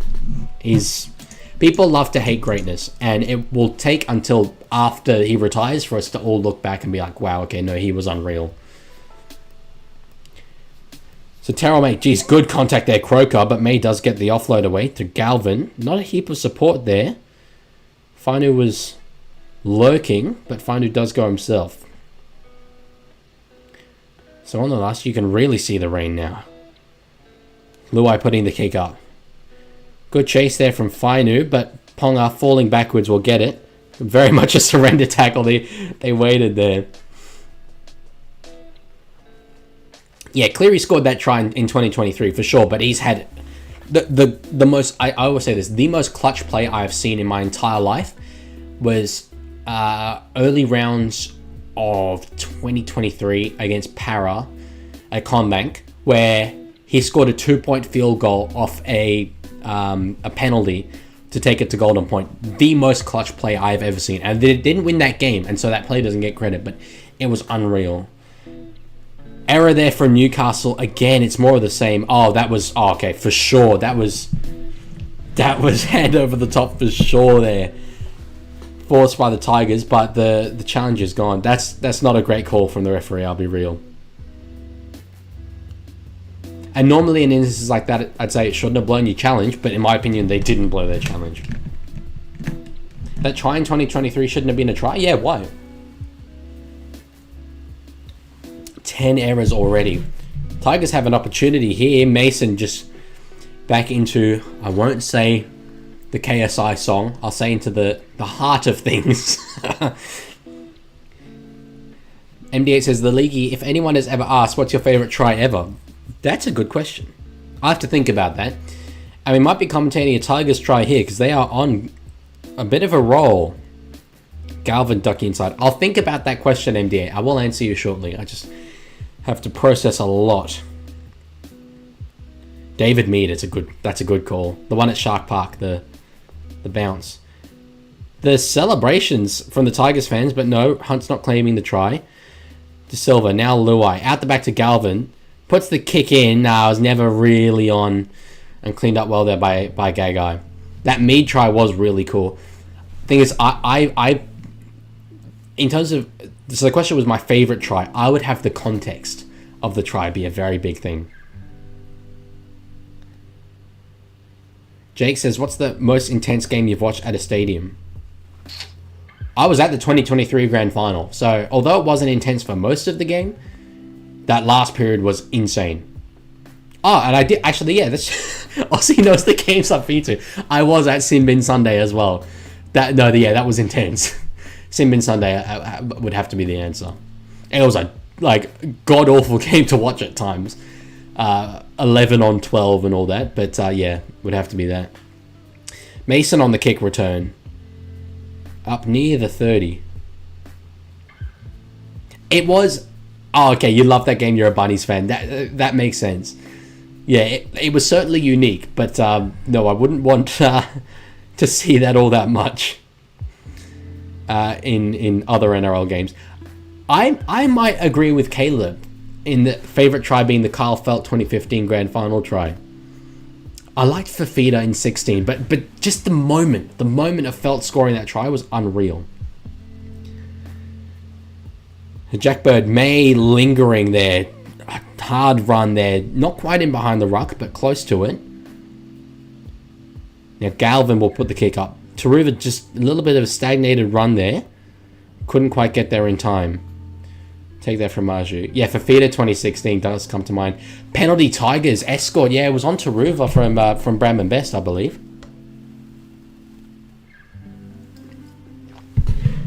Boats of Sydney says, hi League, it's Rooster Fan 01. He just changed my name. Was that after last night's performance? Or you're like, nah, do you know what? Roosters are terrible. I'm going to go to a new hobby. Boats. Boats is where it's at. Okay. Tigers. I'll be honest. I've been positive about the Tigers, but they're going to... I think with the opportunities that they've had, they should be up by a little more than 8. I know they took the 2 earlier. They could have gone for the try, but really, they'll be wanting 14 here. It would definitely add more excitement to the game if the Knights scored, for sure. Yeah, Boats of Sydney, don't worry. We spoke a lot about last night earlier. You're able to get away with not being there for that conversation. May back inside. Jeez, he'll get close. He saw the line, didn't quite have the physicality for it. Now out to Bird. Jake says, do you think Teddy should be replaced by a Roosters youngster? Absurd. Tedesco nearly won the Dally M last year. Finished second. People love to get on his back. when he's not great. Luai kick on the third. They'll want to force a drop out. He escaped. Jeez. Kalen Ponga, what a play that was. He had so much work to do, stepping around. No, I think the Tedesco hate is a little bit ridiculous, in my opinion. And they get a penalty here in Newcastle. Jeez, yeah, that was really, really good from Kalen. BMX, my iPad died, but I'm back. I'm continuing on to what I was writing. From the tackles to the sick bay, be going to the hospital. Where's my medical card? You certainly sound like you need one, brother. There was something someone was going to say. Oh, yeah. Tedesco fell off and rise again. Yeah, I mean, in 2023, I think he had half a year that wasn't great. His back half of 2023 was very good, though. 2024, unreal. But we'll see. We'll see the form that he has this year, because he is the main man again for the Roosters. Speaking of Tedesco, Roosters fans complained that Tedesco didn't get fullback role for Australia. I mean, some people knew that Edwards fit the spot. Edwards definitely deserved it, for sure. But we're just in a golden era of fullbacks right now. Tedesco, Trebojevic, Ponga, Edwards, Walsh. You can just go on and on and on. Who's the most overrated and underrated player? And that's a very big question that I have to think about. As I'm trying to commentate a game as well. Best, is he nearly forced over the sideline, gets an offload, though. Now there's a bit of space here for Newcastle. I'll just talk about this. They put a kick through, Schiller chasing. Schiller was the only one who really was close to that. I don't know about overrated. It's not kind of the way I like to go in terms of talking about the game. Underrated, though. Damn. I mean, we've just got such a big competition. There's so many players. Jamal Fogarty comes to mind. I think he's a genuinely outstanding player. Oh, comment was a thick of it reference. Right, okay, gotcha. Yeah, Fogarty, you see the way that Raiders play when they have Fogarty there and when he's not there, worlds apart. So that certainly comes to mind.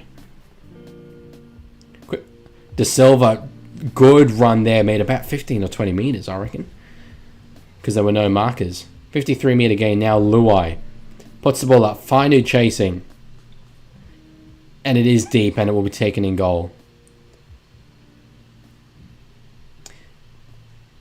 Big question to me, but is Mitchell from Bunnies trash? He's certainly not trash. I'm just not sure fullback is where he should be. He's had great moments at fullback and great form at fullback, and I think Wayne will get the best out of him again, but he's more of a moments player. And centre, he could do that.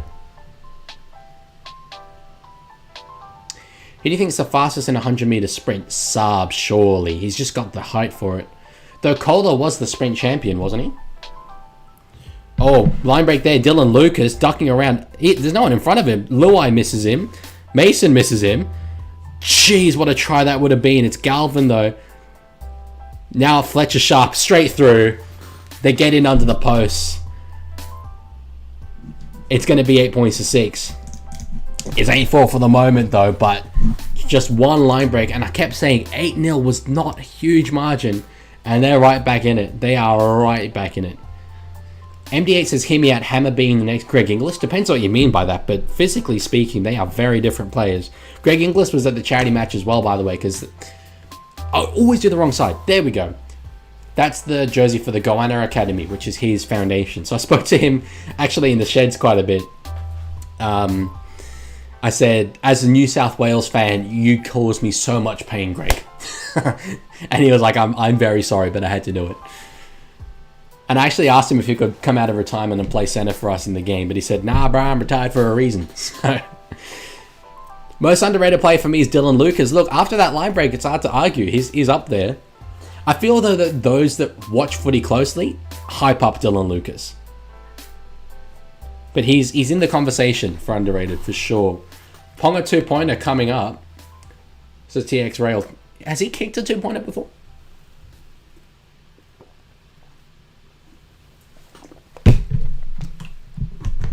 I don't know. I don't know if he has the length in him. Oh, he has. Okay.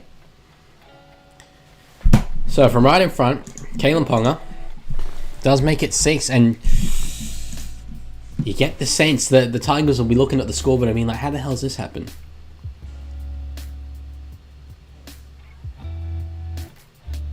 Alex says, I was a late convert to Trell at centre. I used to be massively against it, but you need to find a place for Jai Gray. It's very fair.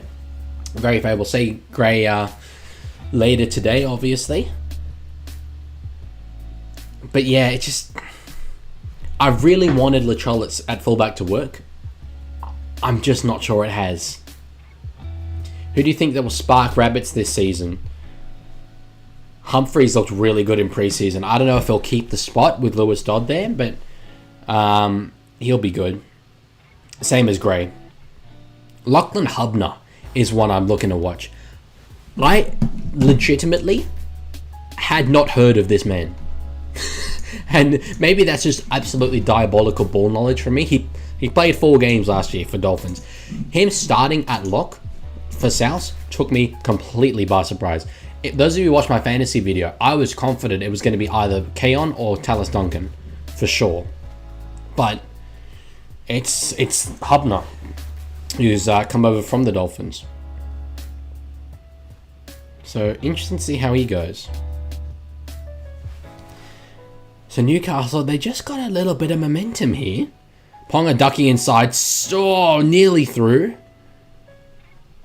Jeez, yeah. If I had to pick a team that will score next, I'm picking Newcastle at the moment. They got numbers out wide. Bradman Best does get the offload away. Now kick in. Taruva picks it up. Watch the sideline. Yeah, okay, good work there, Sunia Taruva. Tyron Munro is very good. Yeah, certainly. He's still a bit raw, but he looks like a young Alex Johnson to me coming through. May Cooking in fantasy, 47 points. That's good with 25 left to go. It's not bad. Caleb, you'll go alright tomorrow with Cowboys. I take it you have Duffy in your team. I did change my team a bit after the video because of Team List Tuesday. I brought Duffy in, then I got rid of Duffy for Munster again, who did feature in the video. I saw someone that thought Munro was better than Warbrick. Certainly Warbrick is better, but Warbrick's a more complete player, more experienced. On the fourth, Galvin dancing around. Now with the offload to Luai, stepping around, gives it back to Galvin. There's a bit of space. He was going to kick. Not a heap of direction. He gets an offload again. It's Wall now. Okay, last tackle here for the Tigers. They're in good attacking room.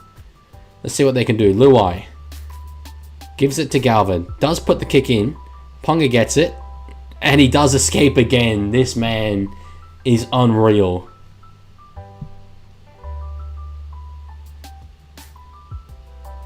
Now the Tigers will attack with their defense. They need a little bit of a field position here, after the Knights have shown their ability to break the line.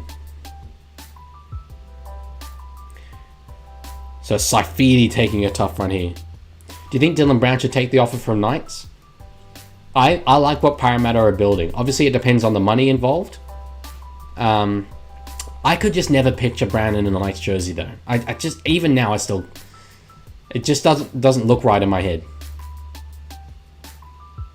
It's a big kick there. Heath Mason underneath it, returning the kick. There's a bit of a gap in front of him. And he gets it close to the halfway line. So Tigers... Oh, Jacob Saifidi down in back play. So Newcastle down a man in the defensive line. Taruva, decent run. So here we go. Caleb has Robson, Dearden, Drinky, and Neem Purdue on the bench, and Colin Garrett. Yeah, okay, he got a lot coming tomorrow. So De Silva at dummy half gives it to Luai, who's had okay moments, but not really enforced himself in attack so much, I would say. Only 8 points on the board for his team, obviously. Galvin puts another kick in. Gagai nearly got away there from Dewey. Galvin's put a few kicks in that haven't really amounted to much, I've got to say. What team is the best from any year? 2017 Storm were amazing. They had a spine of Slater, Munster, Cronk, and Smith. Like, Jesus Christ. That was a very, very good team. But you can't look past Penrith in recent years.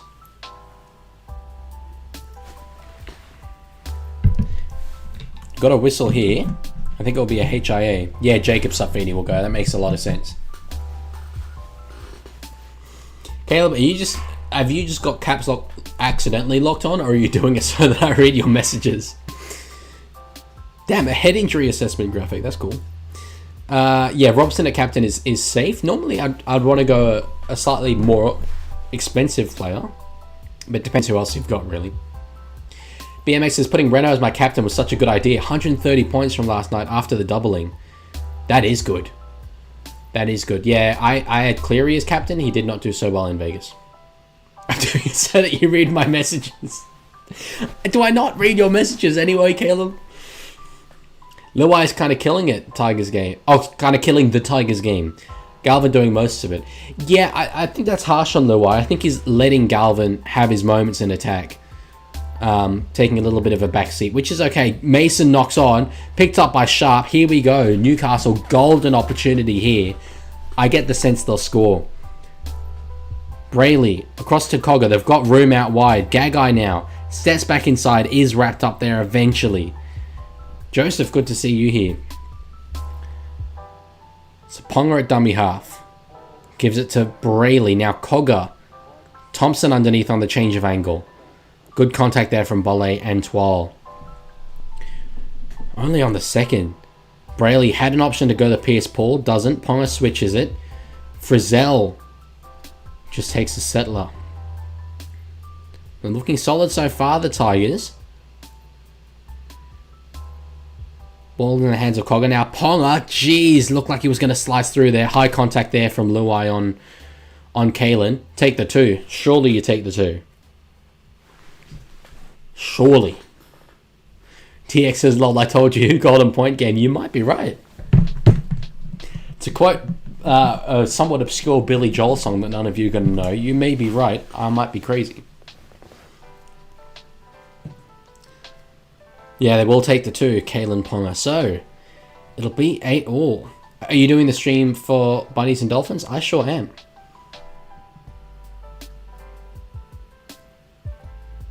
Just ahead, Cash. They're going for the try. They are, bruv. Oh my. I sometimes don't know whether NRL players actually understand statistics. You know that Billy Joel song? Ah, that's cool. I love Billy Joel. Big Billy Joel fan. So they do go for the try. We'll see if it pays off. It's a bold strategy, Cotton. We'll see if it pays off for them. On the first, Brayley in a dummy half. Short to Crossland. He was going to reach out, but didn't do what Bradman Best did in the first half. Now Thompson, wayward pass, does find Ponga. Here we go. He's in a bit of room. Holds the ball out. Seyfarth can't get him. Straightens, tackled by Galvin and Fatape. I'm not streaming the Saturday games, Joseph, because I'm going to Dragons and Dogs. Settler from Thompson. So Brayley, dummy half. This set's gone a bit quicker. It's already on the fourth. Frizzell was an option.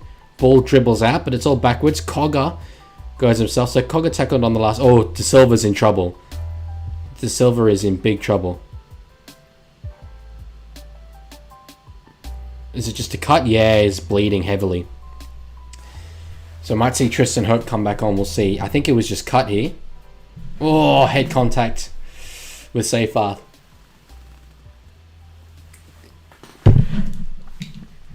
Jake says, imagine Ponga in an Eels jersey. I know there's no offer, but imagine. Let's not dismiss Iongi yet, but yeah. I don't think it was a poke. I think it was a cut. So with one tackle left here, you've got an opportunity to telegraph the play, figure out exactly what they want to do. But Jesus, surely they should have gone the two. Am I crazy?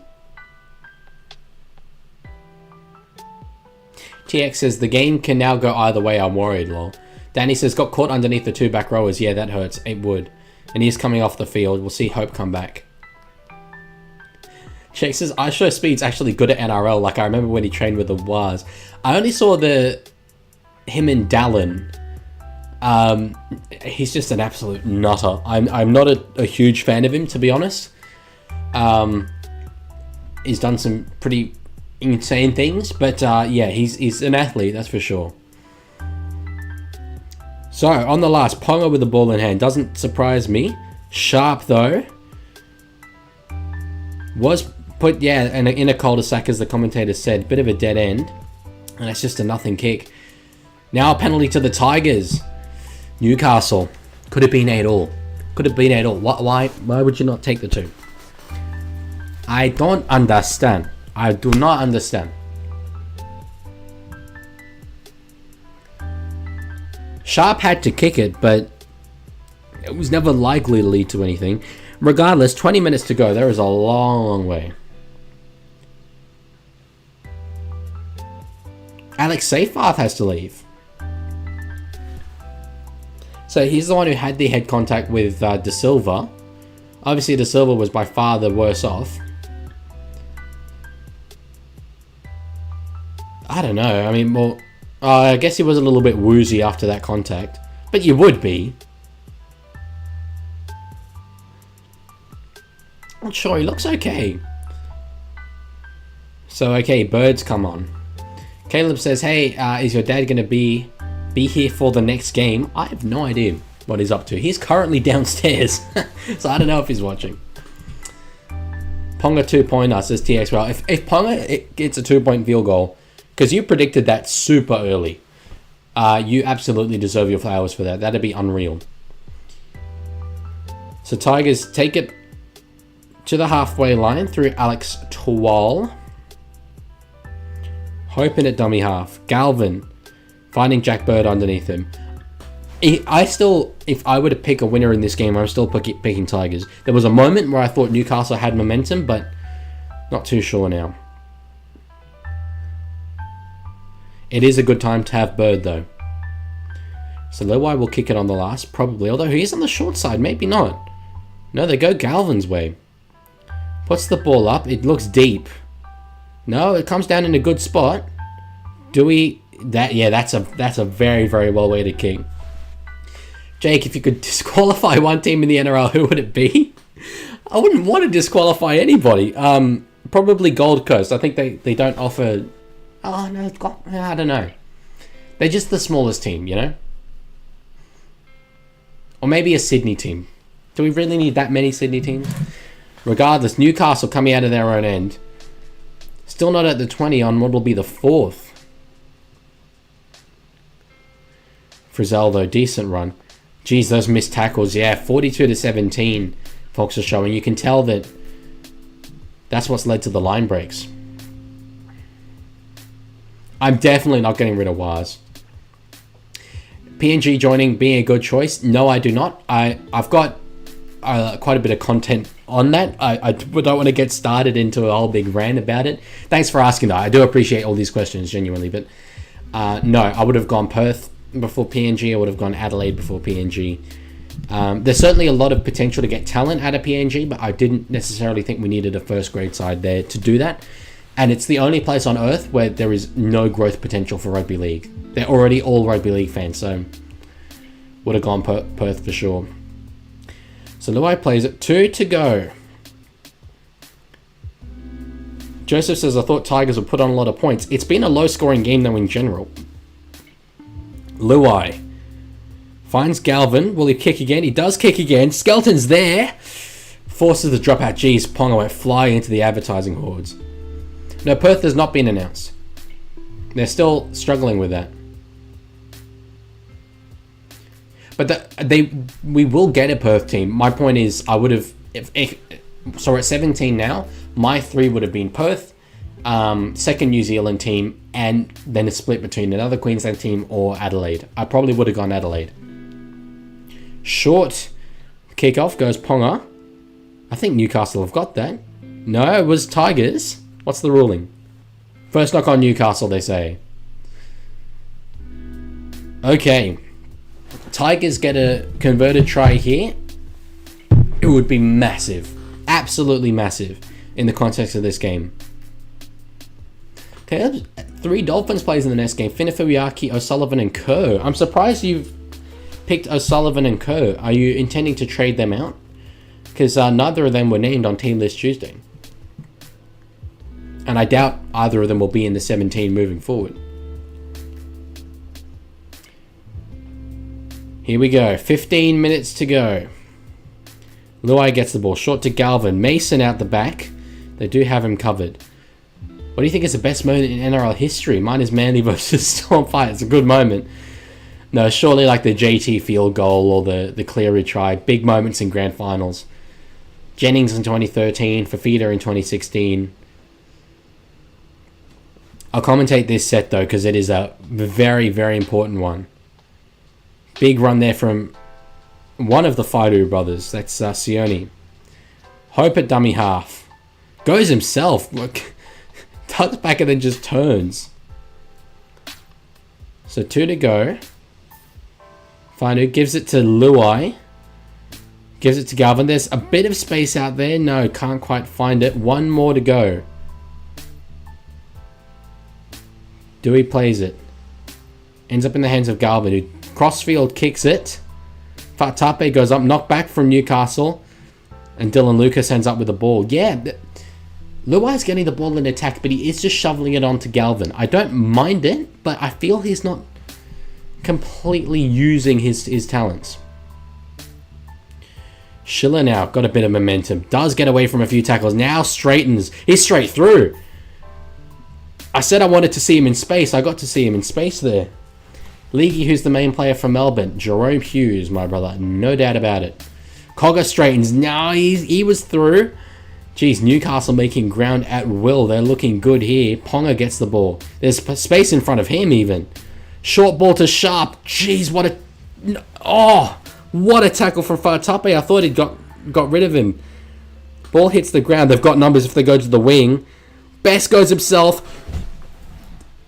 Foot on the sideline? No? Marshu goes himself. Oh my god. What a weird ass play that was. We'll review it. For a moment, I thought Maggio put his foot on the sideline.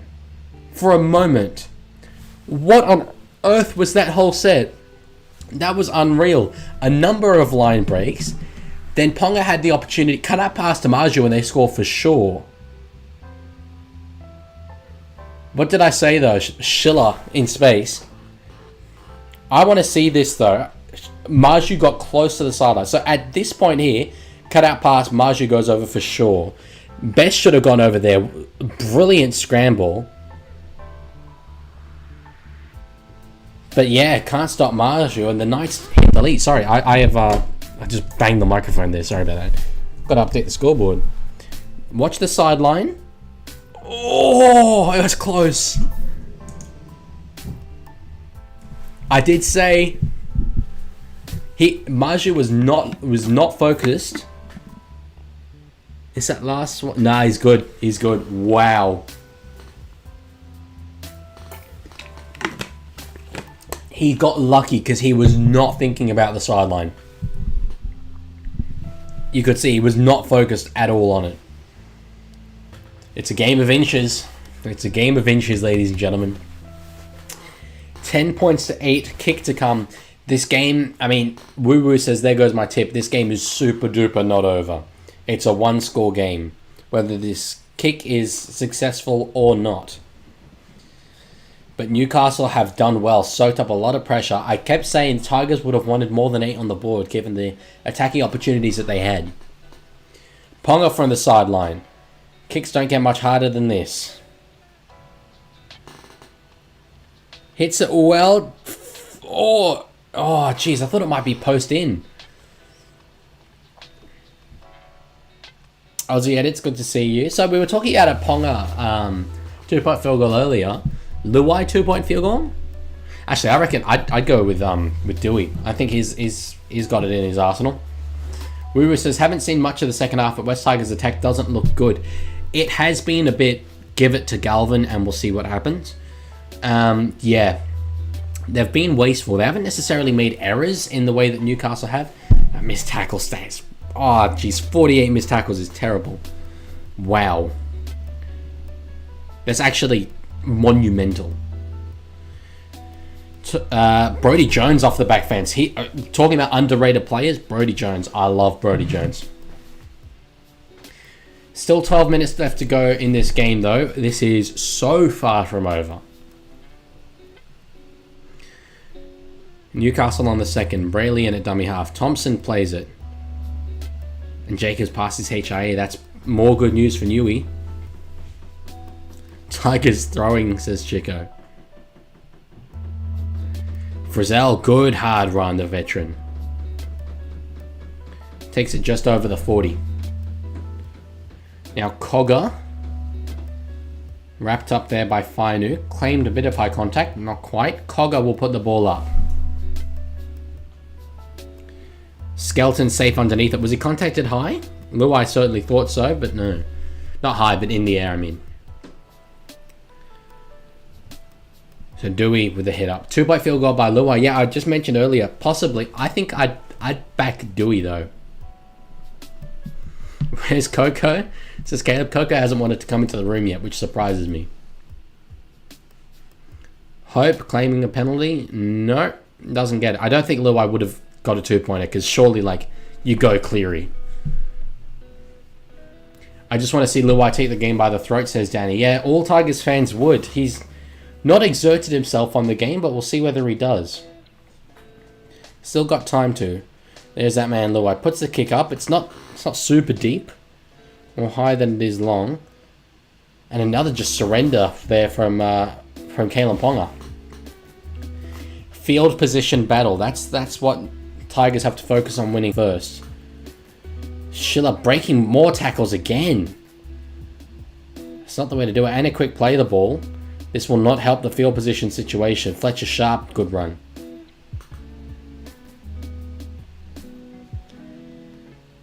Brodie Jones hitting it up. Good contact there from Hope. So many missed tackles, says Caleb, for sure, yeah. It's why Newcastle have been able to make line breaks almost at will. Pierce ball across to Gagai. Steps inside, nearly away. Doesn't quite get through, though. Who do you think will be captain of New South Wales this year? Cleary, I think. Or Yo. Maybe Yo. I go Yo. Knock on from Ponga, I think. Yes, that is the ruling. Newcastle are incensed. Ponga's incensed. I thought it was knock on Ponga. Nah, I don't think Jake Trbojevic will make the side, Caleb. There's a lot of good New South Wales forwards. We'll see. He'd do a job, no doubt about it, though. So it's not panic stations for the Tigers yet, but this is not stating the obvious, obviously. This is not the end of the field they want to be at. They've had much better attacking field position in this game so far and failed to capitalise. Terrell May. Is he back on the field? Has he come off and back on? Feels like I haven't mentioned his name for a while. Luai gets the ball on the third. Goes deep to Galvin. They've got a bit going on here now. Mason made good ground on that play. Picked up and dumped there by Gagai, though. The veteran still got it. Thought I heard a whistle there for a moment. Luai gives it to Twal. They're going side to side. Yeah, that was a hospital pass. Caught well there by Bird. Best read that massively. So kicking from outside the 40 on the last isn't great. Galvin will put it up again. Weighted his last kick very well. This one looks okay. Ponga underneath. Finds a bit of space there. Finds a lot of space there. Is through. Easy meters the Tigers are giving away. They cannot do that. Can I just say, as a rugby league purist, it is so good to see a 10 points to 8 game. Although the errors have been off the charts. It's good to see a game not end 50 points to 30.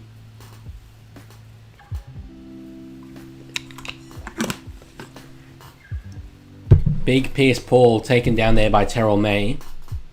Do you think Galvin will be a Panthers player one day? I do. Nah, I got faith in Blaze Talangi. So kick before the last. Will they force a dropout? They will. They will. Not the end of the world. Tigers can go short, but time's ticking down. Good game management from Cogger because this is the wrong end of the field for the Tigers fans. That was good. And in the slippery conditions, I think he knew that Macy would have to take it sliding back. 7 minutes, 15 seconds left to go. Duehi definitely going short. It's got the length. Knocked back.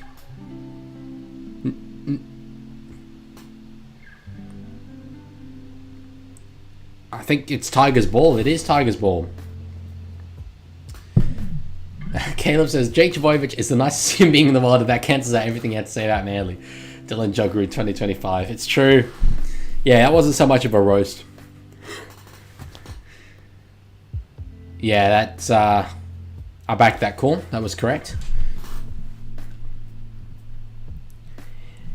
You should never really be trying for line breaks, but inside 6.5 minutes to go, wrong end of the field, a line break would be exactly what the doctor ordered here for the Tigers. TX Ross says, come on, they need to get to the 40-meter line for the two-pointer.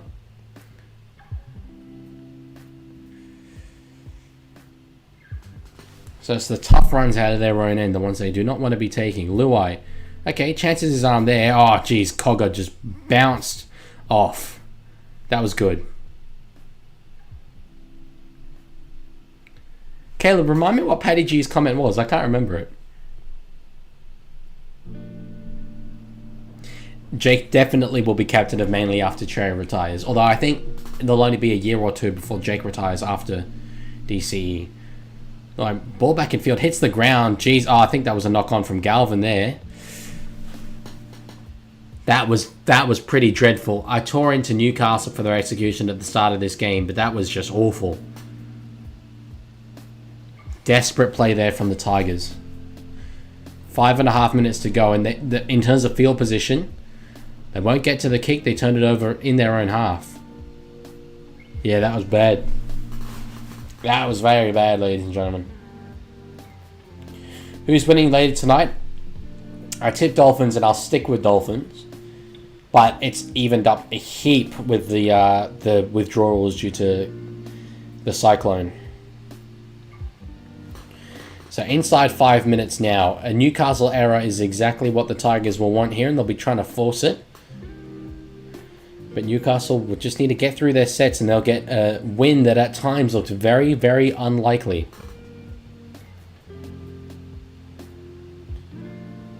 Cogger finds... Oh, Thompson underneath. Good contact from Royce Hunt, though.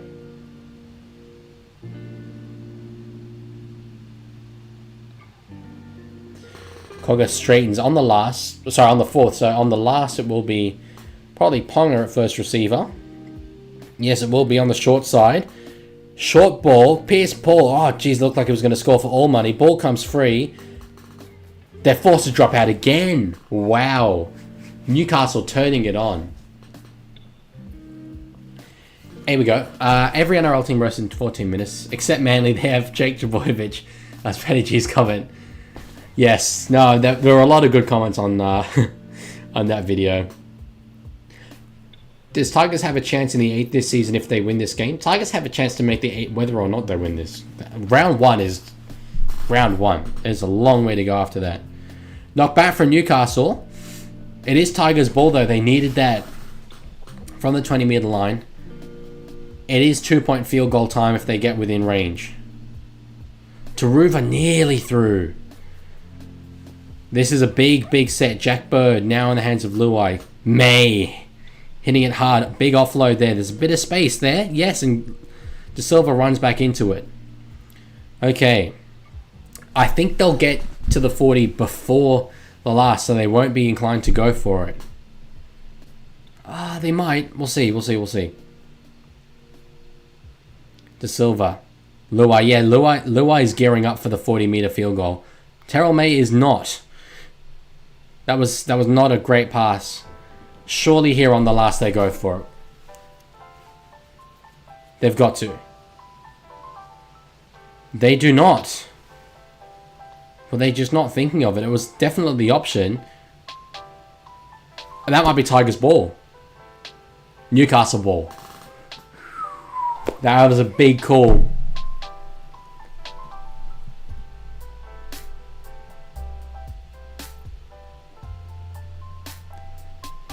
Good call from the touchy here. That I don't know. No. I think Gaga might have played at that. I think that might be unlucky. I don't know. Jake says, did you want to be an NRL player when you were a child? Not really. I always had a dream of being in the NRL media, so this is me kind of living that out, I suppose. 2 minutes to go. You think the Tigers will only get one more set, and Newcastle over the 30 on the second. It's not where the Tigers need them to be.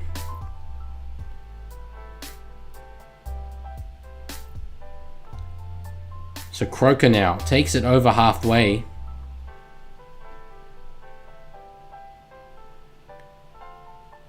Oh, big contact there from Hunt. On the last. Kick coming here from Cogger. Skelton underneath it. Takes it well. Good kick return from him. But Tigers have it all to do coming out of their own end. Mason. Decent run.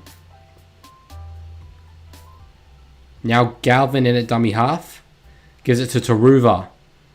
They're not making a heap of ground. Has to be said. De Silva claiming a penalty. Won't get it. Luai. It's stagnant. Gives it to Galvin. A short ball. It's pretty stagnant. Luai. Now through May. Gets an offload to Mason. They're just not... They were in perfect range. Perfect range for the 2-point field goal earlier. Galvin Cropper, that's just not going to work. There's just nothing there.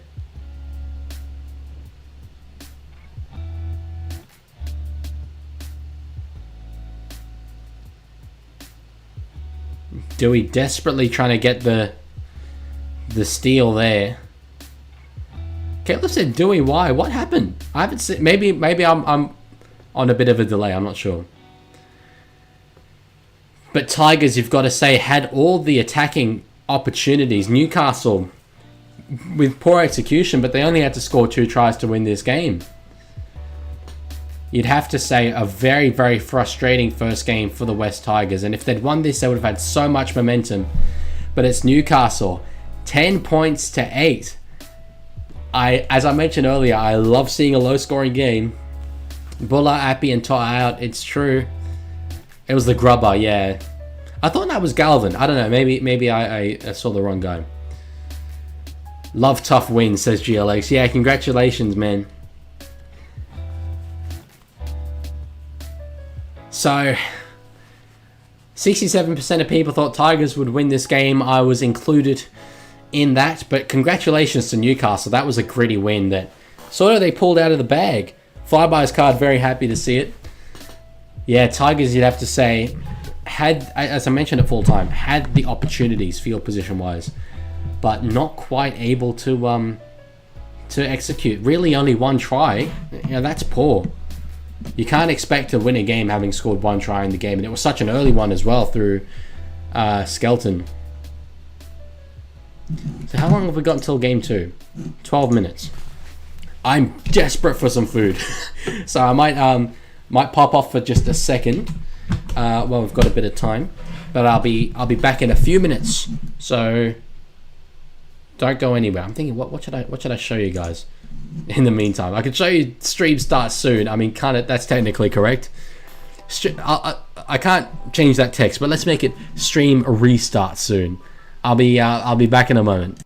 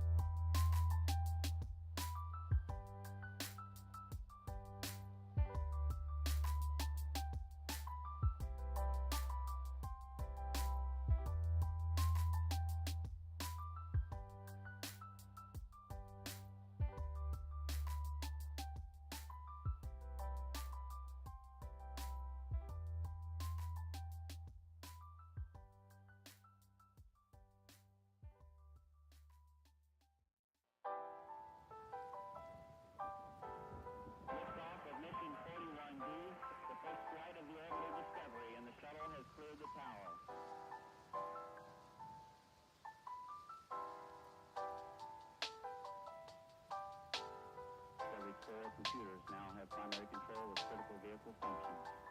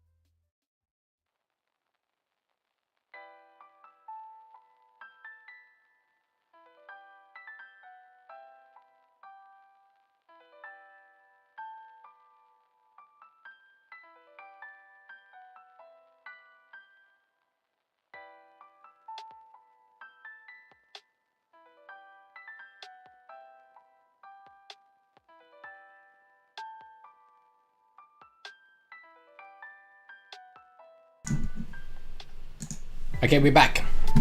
I should actually update There we go. We got better teams. Oh, not better teams. The right teams now. And let's not declare this game before it's already started. The score is 0-0. And I'm back. I've got some food. I don't think I've ever eaten on stream before. So hopefully none of you feel weird about that. But a man needs his sustenance. So I will make no apologies. Still got... Jesus Christ, we've only got 4 minutes. Are you real? 4 minutes before the game. I'm going to have to absolutely scran this thing. I got some noodles. Last stream? I ate on the last stream? Got dementia. League's first stream... Is this my first stream of a Rabbitohs game? Really? Wow. Well, here we are. You get to know all of my opinions on South Sydney. I don't think what I ate last stream. Oh, it was there. That was the Vegas one, though. That lasted forever. Caleb said earlier, where's Coco? Come on, Coco. Coco, the people want to see you. There you are. Coco. Yeah, there we go. There she is. Hell yeah. Just hang around, Coach. You can be a guest on the stream. She definitely won't. She's only here because of the food. You're all good? What's up? What's up? What's up? Can we have Hi Coco in the chat, please? Look it up. Love of my life. Anyway. Rabbitohs and Dolphins. Thoughts on the positive and negatives. Of what? I don't want to block her. Okay, there we go. You can still see her. Thank you for all the high cocos in the chat. Looking at this this matchup on paper, has there been any late changes aside from the Hurricane withdrawals? No. So Sean O'Sullivan comes in at dummy half in place of Cody Nikorima, who stayed. Sorry, just heard Coco move. Felice Kalfusi starting at prop. I like transitioning late in his career to doing that. Kenny Bromwich was gone as well. Trying to figure out who the other one is. What position does Coco play? She's very fast. I think she'd make a good center. What country that doesn't play league would you want to see play the sport? You're right, Cokes. Hang on, she's trapped.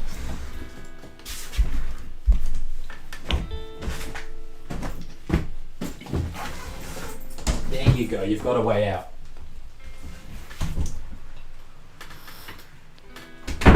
Okay. What was I saying? Yeah, USA. Absolutely, no doubt. Why isn't Dodd in, says Gary? Dodd is suspended. Otherwise, he certainly would be. But yes, here we are. As Andrew Voss rightly says, this game was obviously supposed to be up in Brisbane. But it's been moved to Suncorp, Combag. So I'm very curious to see what crowd shows up. Because it shouldn't really be very much. Out of Sydney team. It's not a home ground for Souths. And it was a very late change.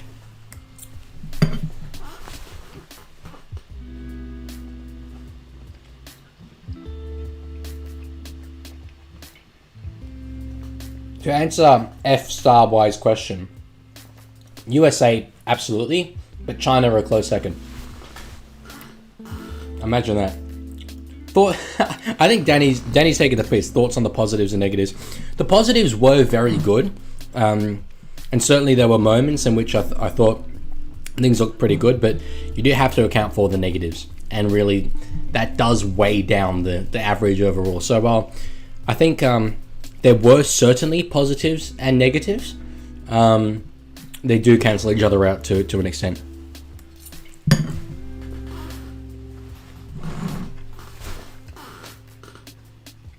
How long has Benji got before he's sacked? Well, he's got the team he wants now, but I mean, I'm not ruling. It's hard to comment now after round one, you know. It depends. If they lose their first 10 games, yeah, you probably get sacked. Yeah, crowd is not great, but really not surprising at all.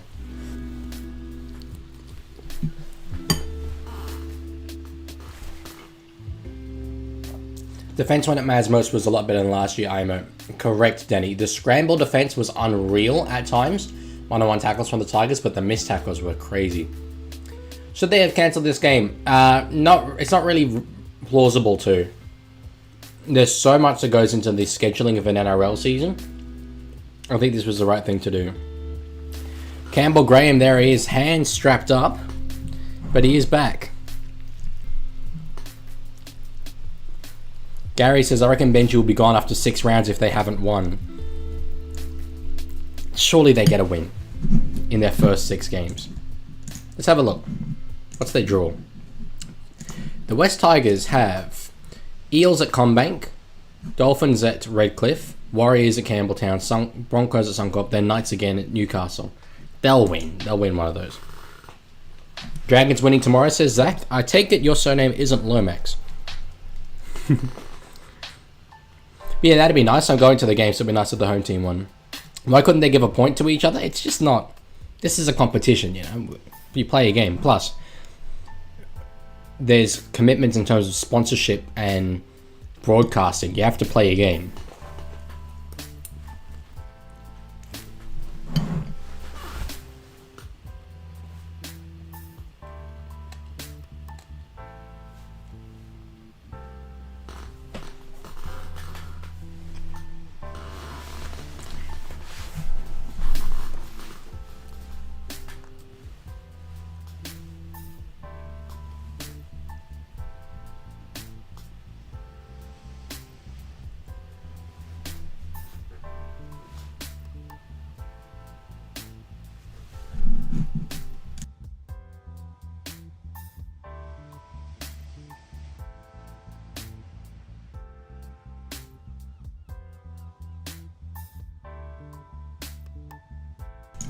Just wanted to be quiet there throughout the moments of silence. There's a few people there for sure. Gary says that's why Benji will be gone if he doesn't win one of those first 6 games. Do you know why Dodd isn't playing? Dodd is suspended. I still think he'd be giving more than 6 games. 6 games is really not a lot. Thoughts on, especially like with a brand new team. Thoughts on Campbell Graham? Love him. Super good player. I just hope we get to see him near his best again because he's just been having a torrid run of injuries. Okay. What team do you support? Secret. Can't say. Kickoff is there if you want to sync up with me. It does look a little bit like the old COVID days where there were limited crowds, I've got to say. But completely understandable. So run there, Davey Moali starting in the front row, it looks like. I do follow the Sharks, so that's true, NRL head, as well as the Amsterdam Cobras. And the Shanghai Sharks. And the Mount Gravatt under 12s. So Mamazelos in at dummy half. He's a guy, oh geez, big slip there from Jack Whiten. Yeah, Mamazelos in at dummy half. The Rabbitohs have put a lot of faith in him moving forward. A lot of faith. So, big first test for him. He's played NRL before, for sure, but this is the first game where he is the main hooker. Leaguie, did you read my comments as we were gone? I did not. There's a lot. I don't get to see all of them. When was it? I can't... Oh, looks like a good boy. Yes. Certainly. Well, it's a girl, but yes, certainly. Coke's is a very good girl. Gary says, would you have Whiten and Walker as your 6 and 7? No, I like Humphries. Sorry, I like Dodd a lot. I like Humphries too, but I think you need a halfback, and neither of those guys are halfbacks. They're both 5'8". Geez, that surface really dug up. Danny, I certainly agree with that comment there. Tiger's spine altogether will be very good. They'll get points, which is what obviously was a problem today. Good run there from Plath. Plath, one of my favourite players in the NRL as well. I'll put a team together one day. Gray underneath it. I think a Dolphin was taken out. No. Ruled that was all fair, and Dry Gray will play it coming out of his own end. Humphries at dummy half. Now Campbell Graham. Big contact there from Gilbert.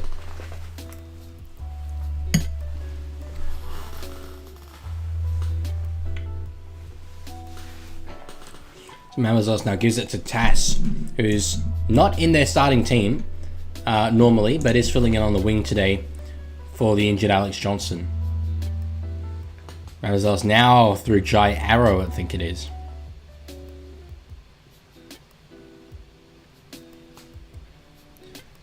And Humphreys on the last, puts a kick up. Geez, he's looking in good nick, Jamie Humphreys. Sarko underneath it. Ball bounces as a chase through. Does get the offload away to Hamiso Tabuai-Fidow. A bit of space there in front of him. Geez, that could have been a lot worse. They got about 15 free meters there. Good kick, Humphreys. Junior Tupou now. We didn't see heaps of last year for the Tigers. I believe he was injured, but very, very good 2023. Now Avarillo is looking to find a home at centre. Ever really been able to kick on in his time at the Dolphins? Yeah, Danny, I agree. Terrell will score a lot of tries off Coruscant this year, I think. Short ball, Katoa to Plath. Aussie, good to see you back. So now O'Sullivan chips through. Jai Gray safely underneath it. And good contact there. Gilbert still involved. He's captain of the club now after the retirement of Jesse Bromwich. Everyone wants to see him go well.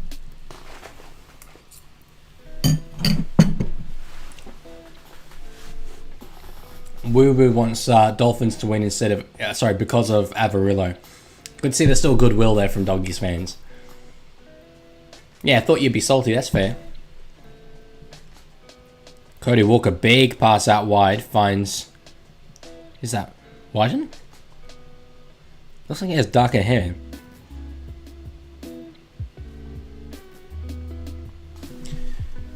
So now playing it on the last. Humphreys again. Good kick. Just spends a lot of time in the air. Floats around. Hammer on the kick return. Not particularly intense kick return, but gets it up to the 20. So not too bad. Now Sarko straight into Cody Walker. That was good. Good contact from the Rabbitohs defenders. Finafuyaki, the new recruit from the Cowboys, making some ground. I like this Dolphins jersey. Big fan of it. Looks clean. I like the fact that it doesn't have the gold V underneath there. I think it makes it look a bit nicer. What are your thoughts? I'll start a poll, by the way. I completely forgot to do that for this game.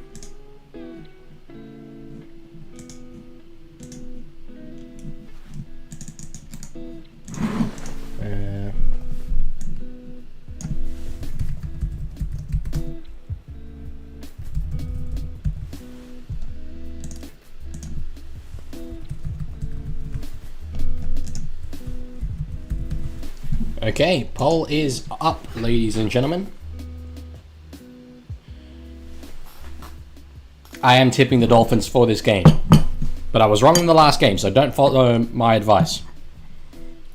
It'd be a bad decision. No, Montoya is not below average. Montoya is solid. He had a very good 2023 with the Warriors.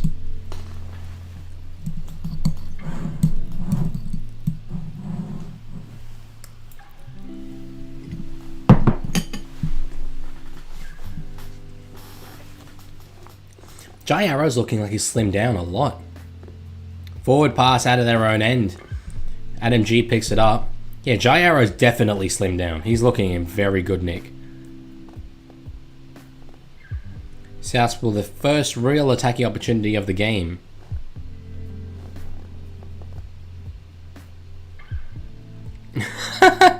Hubner with a big old slap on a bit of... Is that Sean Kepi? The cappuccino? Yeah, it is.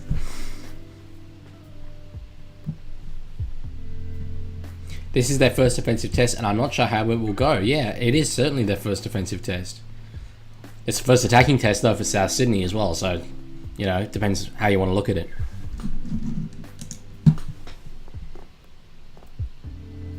So, Graham. We'll play it on the first. Mamazelos. Moali lining it up. Runs straight at Kofusi, who's up to the challenge. Now through Hubner. Cody Walker. Jai Gray out the back. They've got numbers here. Gray straightens. Had Munro over for sure if he passed it, I think. Cody Walker gives it to Keon Kalamatangi. On the fourth, Mamazelos to Hubner. Humphreys have got numbers here. Not quite. Avarillo, very good one-on-one tackle. Bob Klatzer should have passed. I think certainly Jai Gray should have passed to Munro. Humphreys goes himself. That was a poor last tackle play. He won't. Wayne Bennett will not be happy with that at all. Oh, but they draw a penalty. Penalty to the Dolphins.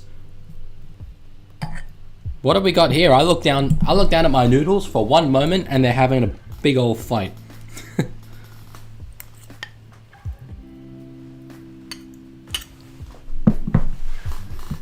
Ball throwing, okay.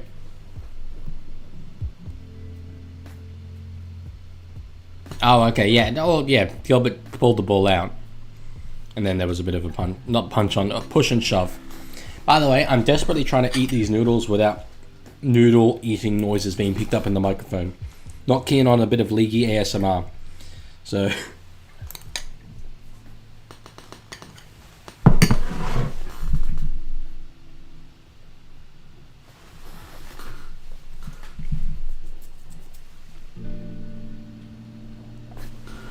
So the commentators have been talking about it, but the surface looking really weak. Look at, like, we've had less than 10 minutes and look at the state of it already. Good pass there. Finafuiaki back through the middle, nearly got through. Now Kofusi goes deep to O'Sullivan. Back change of angle, Avarillo. He's got a bit of momentum here. Went to find a gap, couldn't quite get through it. They're looking good though, changing of angles, but yeah, the surface.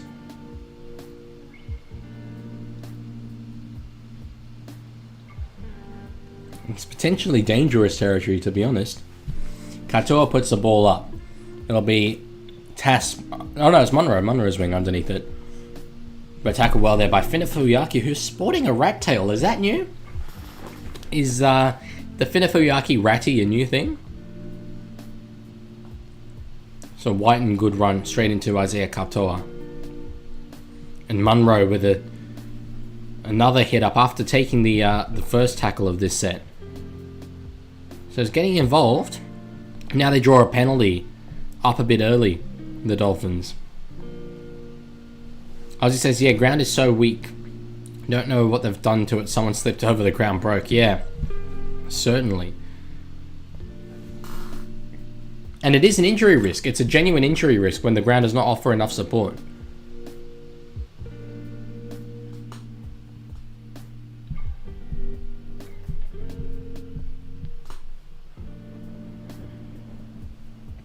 So Whiten takes the tap, gives it to Mambazelos, who just hands it off to Sean Kepi. And they're starting a set inside the Dolphins' half now.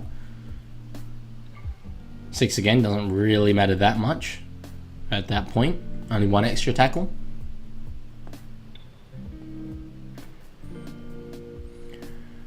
So Plath tracking across. No, the South will spread the ball, and Gray contacted well there by Jermaine Asako. They're reading that pretty well. Hubner now. Big contact there from Kofusi while he was already on the ground. Now Cody Walker, it's only the third. They've got numbers here. Sousa through. Tyrone Munro with the first try of the game. I said he reminded me of a young Alex Johnston, and tries are the specialty there. So it was the exact kind of play that they ran in that earlier set, but Jai Gray did actually pass the ball this time. And Munro, very simple try there. They just had the numbers, really. Gray out the back isolated the winger, Isako, and then it was a simple 2-on-1 situation. So Farnworth just got caught a little bit in two minds.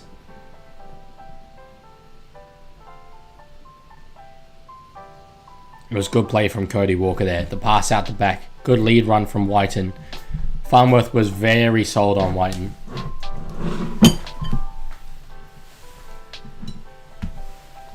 So South's on the board early.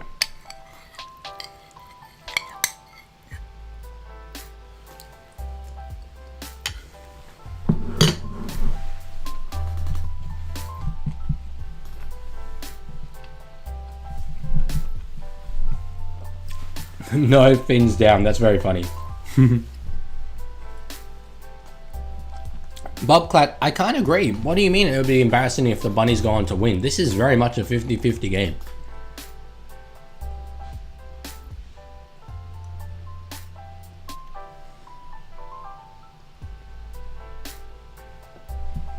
There was something else that was on my mind and I've completely forgotten what it was. I was going to give you some absolutely unreal analysis, but now I've just completely lost my train of thought. Oh, yeah. Is that a try they wanted to score? Hear me out. Yesterday, Roosters scored the first try, then conceded. I think it was it 40 unanswered points? Good kick there from the sideline, 6-0. Yeah, did they concede 40 unanswered points from that point? I know it was 50 in total. Then we just saw the Tigers score the first try against the Knights. Also went on to lose in that game. South score the first try in this one. Could the omen continue? Have they just absolutely doomed themselves? Danny says, I'm wondering about Taylor May now because I just want to see how the case ends up. It was a domestic violence allegation, Aussie. Which, yeah, obviously it's impossible to comment on. But me being qualified to talk on his playing credentials, certainly if he is found to be not guilty, he'd be a good signing for a heap of clubs. Tigers in particular, I think. If you were able to have... Well, Skelton was quite solid today, but May is a different level of winger. So if you could have Taruva and May on the two wings, just more and more Penrith players. That's what the doctor ordered.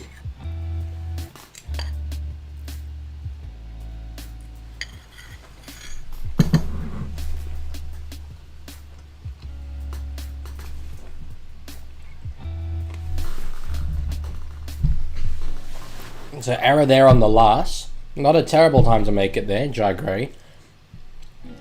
Me on the last, but it does mean they don't get to the kick. Wayne's not happy. Let's see how it just came out in the play the ball. Pretty simple stuff. Max Plath loves it.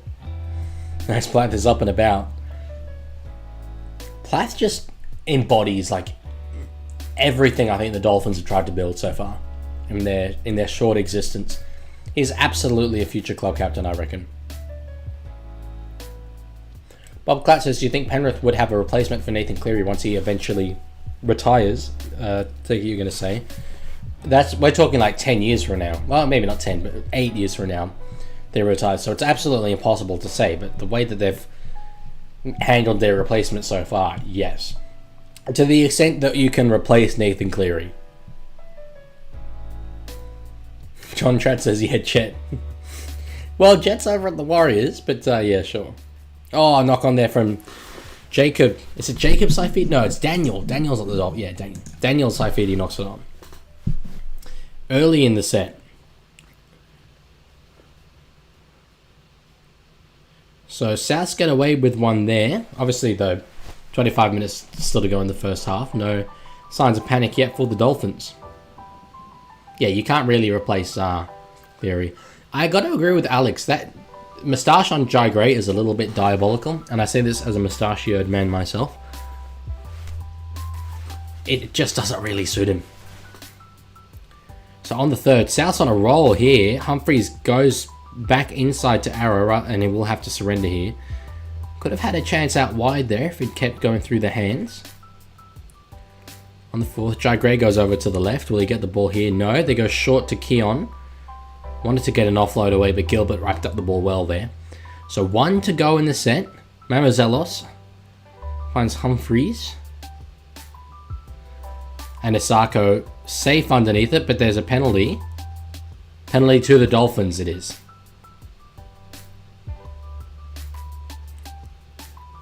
Knocking the defender out the way. Whiten is certainly not sure what he's... Oh yeah, no, fair enough, completely. Pushing the defender, you can't just run into him.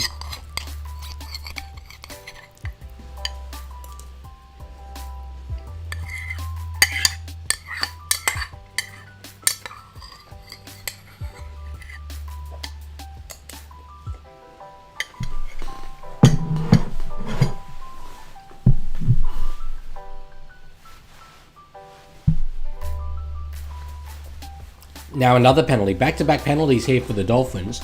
South's discipline costing them here. There's lots of questions. Okay, yeah, I've been neglecting it by eating my noodles. Sorry.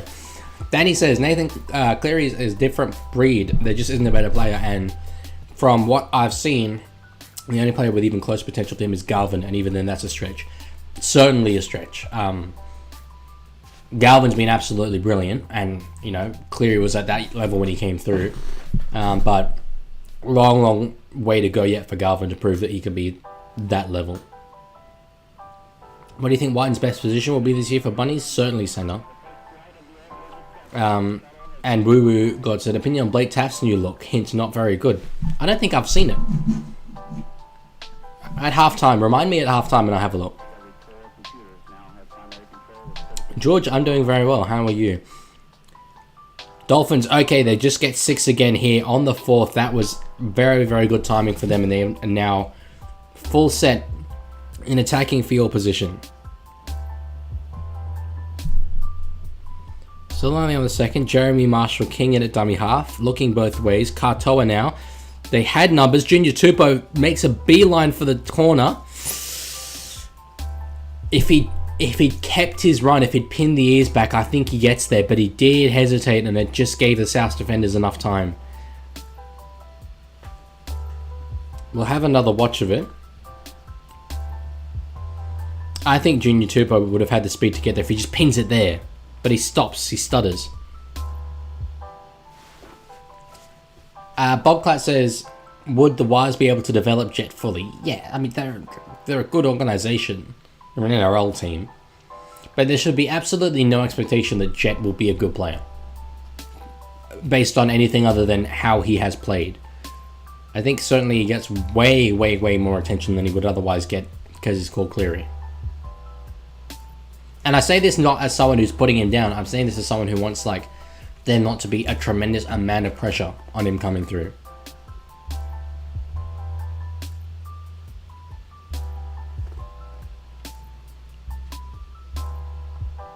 So Keon playing it. Humphrey's in a dummy half now. Moali ball playing to Walker. I've got a bit of numbers here. Avarillo just clips the foot there of Campbell Graham, stopping that not short side raid, that wide raid. Jai Gray slipping again.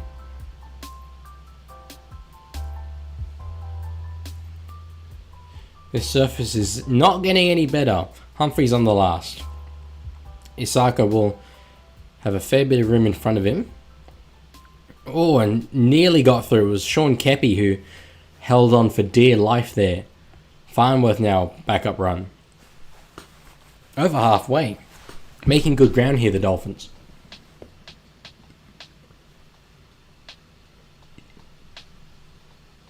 Danny says Galvin has a lot to prove this year, and I hope he does for my re-signing dreams. Yeah, I don't necessarily think he has a lot to prove. I think he could have an average year and he'd still have, a fair amount of reps on him. We've seen players have second-year syndrome a fair bit, so whilst I don't think it will apply to him, I wouldn't say he has a lot to prove necessarily. O'Sullivan puts the kick up across field, trying to find Isako. Ball just bounces. Farnworth gets it. Still the last. Vinafuiaki with the ball. Ends up back with O'Sullivan, who puts a second kick through. Still the last. Offload there. Ends up with O'Sullivan again. Now they've got numbers. Oh my god. Wow. How on earth have they managed to get a try out of that? That was not a set play. That was, I can confidently say, that did not come from the training ground. That was a set play, says Danny. O'Sullivan ended up with the ball 3 times. That was absolutely absurd. No one wanted that ball. Then Vinafuiaki ends up with it. Another kick here, just bounces off Moali. Then I thought Gilbert was going to die with it. And then there was just numbers. What a try. Yes, boy. Try of the year, says Rugby. That was absolutely diabolical. That was one of the most awful tries I've ever seen, and yet somehow one of the greatest ones.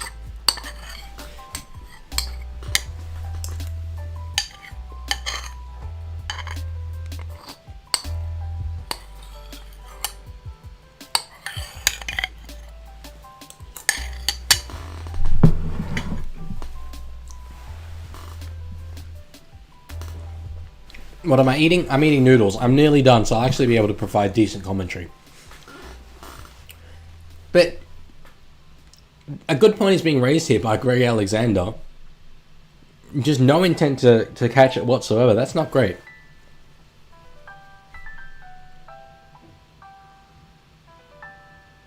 Jeez. I mean, Farnworth did well to just hold up the ball, pump, pump, pump, and then give it away to Osako. From the sideline, starts it out wide and it will stay out wide. So it's 6 points to 4. NRL had earlier said Rabbits will win because of players out. Look, it's fair, but Rabbits also have Latrell and Cam Murray out, at least, and Dodd out. That's just off the top of my head. So they've got their fair share of outs as well. Alex said, set play that. We ran it in my under-15s team. It was my job to kick it into the opposing prop. That's very funny. That's very good stuff. Absolute master coach, whoever was coaching your side there. What do you think? Oh, sorry, do you think Justin automatically retires, says Bob Glad? With most of these things, I have no insight. Like, you know, no information beyond what you guys know. But certainly in terms of the way it's being reported in the media, it looks like it. And the fact he didn't play today, I think it's very unlikely we see him play again, which is so unfortunate. I had hoped he might be able to even hold out and play for the PNG side, but no, he won't get to that.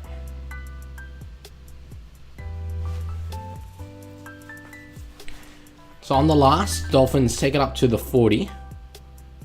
Kotoa kicks it. Danny, that's a good point. I actually didn't consider Taylor May playing center for you guys, but of course he could. And it's probably better than Skelton. What's happening with Thomas Flegler? He's got a shoulder problem that ruled him out for almost all of last year. And there was even brief talks of him medically retiring. But it's completely ruined his shoulder. So he's fighting to get it back, but he's got an uphill battle. Arrow, good run. Bouncing off, guys. Yeah, there we go, nerve injury. I think it was shoulder anyway. I'm pretty confident it was. So there's that man, Tallis Duncan, not wearing headgear. Normally, I think he wears headgear in the first half and not in the second half. Can't remember which order he does it in.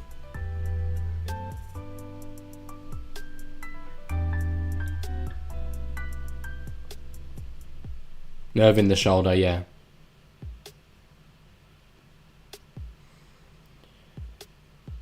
So what do they... What's the ruling here? Saifidi. Yeah, a bit groggy after that shot. By the way, I said that before Andrew Voss said it. Just saying, I used the word groggy. Oh, he will come off the field. League is just upset that he can't glaze Olam every single video. It was an absolute cheat code for views. The entire nation of Papua New Guinea would watch whenever I'd have him in the thumbnail.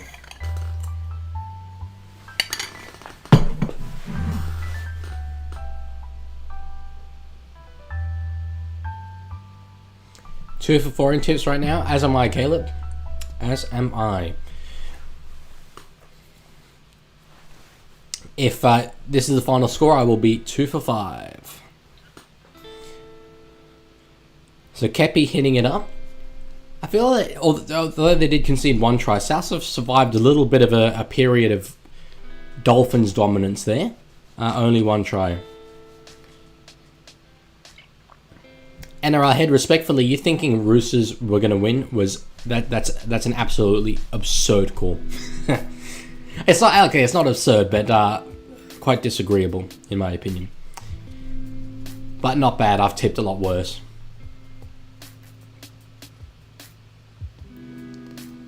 So short from Cody Walker to Jai Arrow. It was an impressive little run there. Hard into the line. Humphreys kicking across field. Ball hits the ground again. Munro's got a golden chance. He's celebrating it. This will probably be ruled a try. It's whether it came forwards off Munro. Wow. It's frustrating from a perspective of a rugby league fan in general that these kicks just aren't being contested. We've now seen 2 tries off that. Why isn't anyone catching? Off the leg of Munro, they say. Certainly, it certainly came off him. But it's very hard to tell. Yeah, certainly. That's a great try there from Munro to chase it through. And costly for the Dolphins. Beware the second kick. That's true. It technically is the second kick, isn't it, Alex? He definitely meant to do that. Hit it on the volley, Ronaldo style. Why don't you start a tipping comp, Leaguie? I've already got a fantasy league. I guess I could. Fins down. I've never heard anyone say fins down before today. Have I just missed out? Because I find that quite funny. Okay, noodles are done.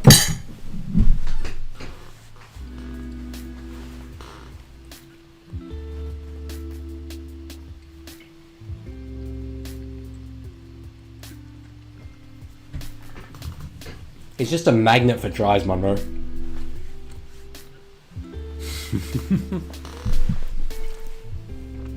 3 letters, 4 points. It's a try.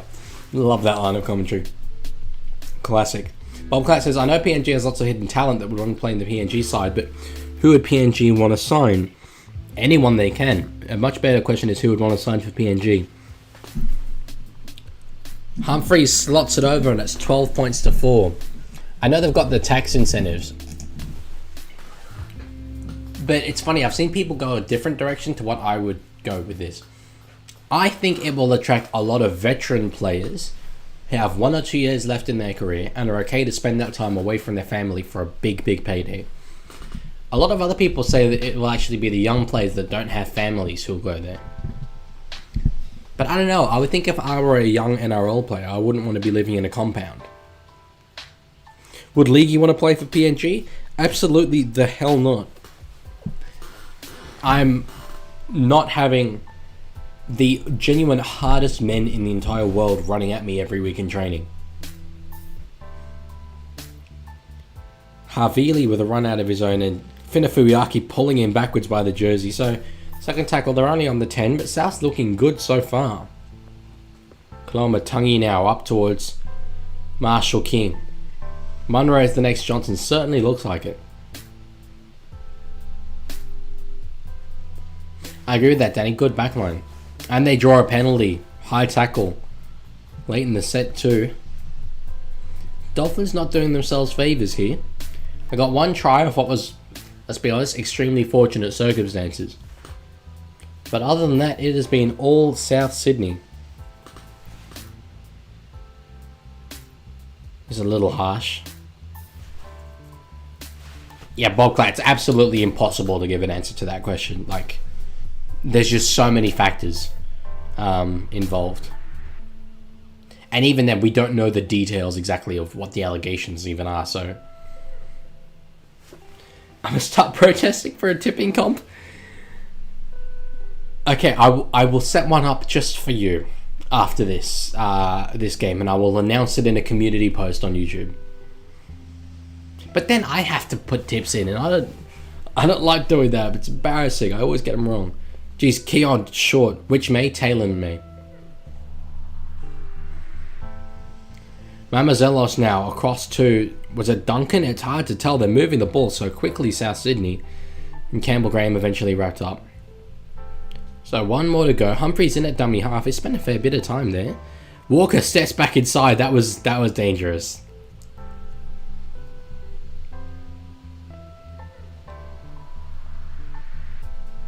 But he's looking good. He's looking lively. I knew that Wayne would get the best out of him again. Same with Latrell.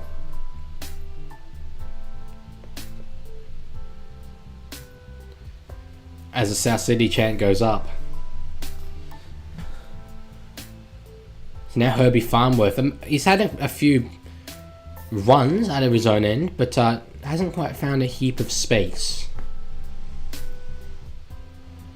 Now Avarillo, there was a bit of room there. Let's try to step into it.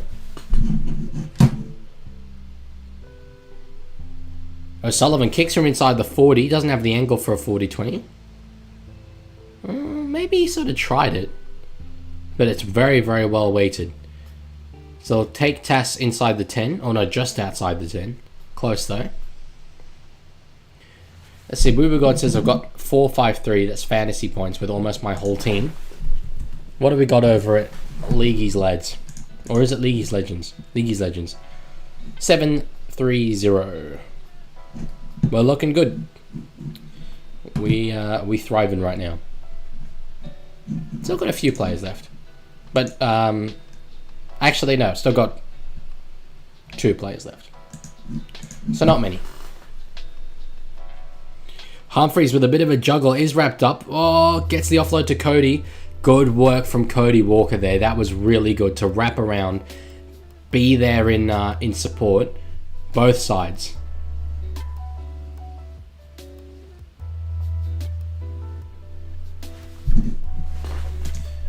It was good work from the Dolphins to get to Humphries when they did.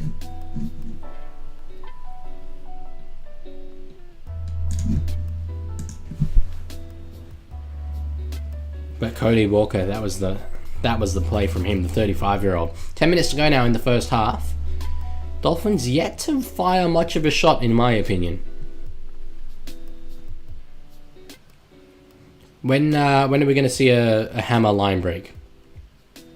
He's prowling. Marshall King gives it to Katoa and put the ball up. Chase there from Farnworth. He's steaming towards the ball. Can't get to Munro. Donahue, though, wraps him up along with Rice Stone. Now Jai Gray hitting it out from the back. Little fullback. Brave taking a run like that.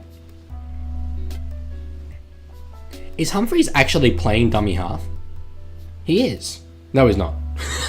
He went into dummy half again. He totally baited me. Have I played all my team? No, I've still got 2 players left.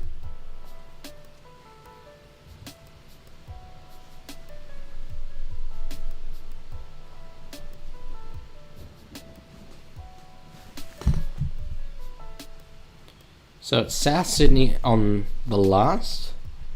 My broadcast is actually just cut out for a moment. I would assume roughly by now a kick has been put in and the Dolphins are taking it safely. And that has been how it played out. Hammer with that first run. Now Katoa gives it to Junior Tupou. I hate to keep harping on about the surface, but look at it. Avarilla stepping back inside, but not really making many meters in the end. Tackled there by Humphries and Mamazelos. Now Isako. On the fourth, not making a heap of ground, the Dolphins on this set. Good run, though, there from, I think it's Donahue. Inside the 40. He kicked it from on the 40, but no designs on the 40-20 there. Danny says, I think Tigers are going to look to send a message to the Eels. Anyways, I'll stop yapping and coping about my team now. They will. They would have wanted to send a message to the Knights, but is Appy back next week? That'd be big. Same with Buller.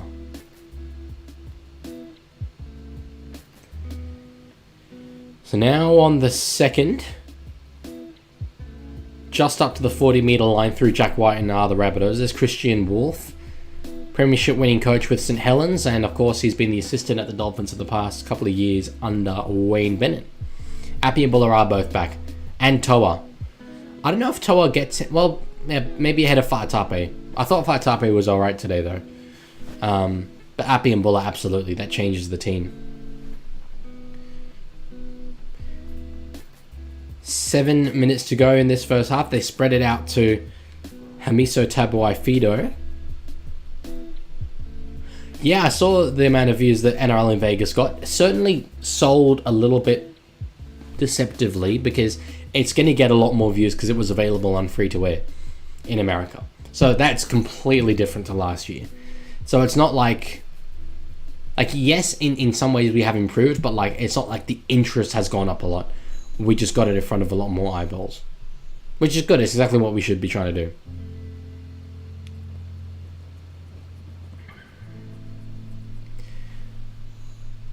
So they're saying Saifidi's passed his head injury assessment. Dolphins just inside the Rabbitohs 40 will kick it. Sean O'Sullivan, not as massive a chase.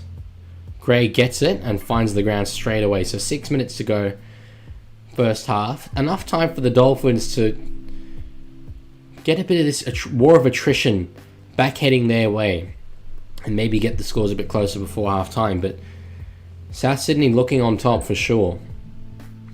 NRL head, I would agree they should have all the games on free-to-air, and they'd certainly try to, but it's very competitive, American free-to-air television.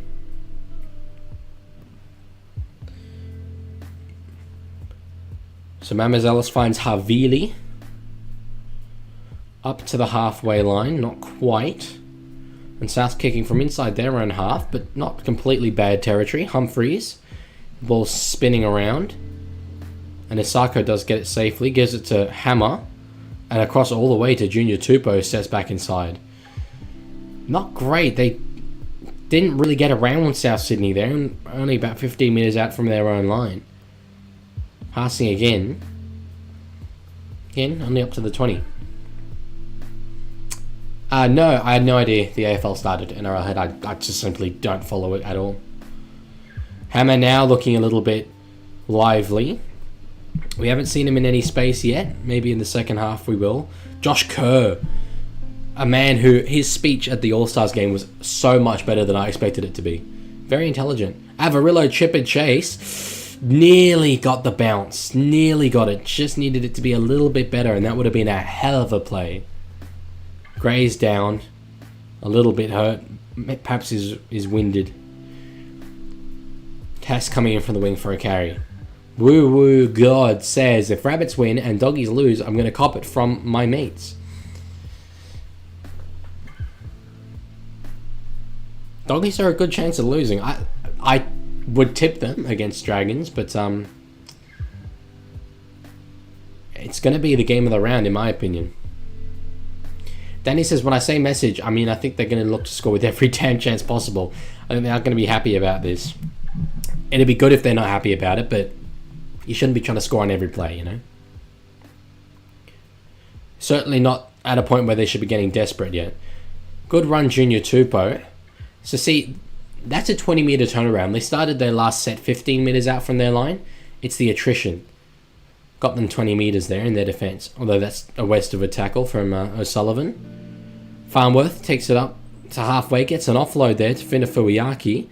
There was a bit of space, but it couldn't quite open up for him. That was definitely a forward pass, I think. Got away with one there, Dolphins. Well, spreading it out to the left, I would think. They do. Read well. Oh, here we go. Junior Tupou didn't have anyone in front of him, but it did shut down pretty quickly. Good meters for the Dolphins. Now kick on the last. Donahue. No, it's O'Sullivan. Ball comes down though. Is that Keon? It is Keon. The aerial master, Keon Kaloamatangi. Who would have thought?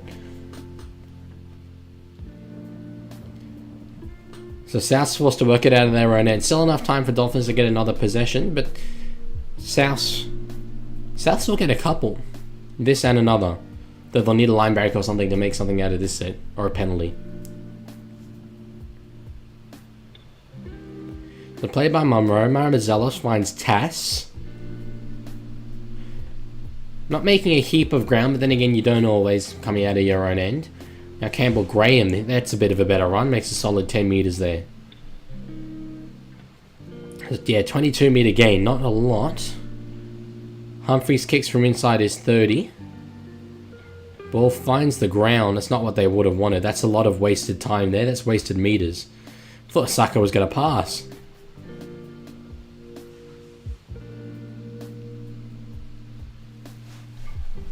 So inside 2 minutes now. Hartover in at dummy half. Gives it to Hammer, but he's shut down pretty quickly.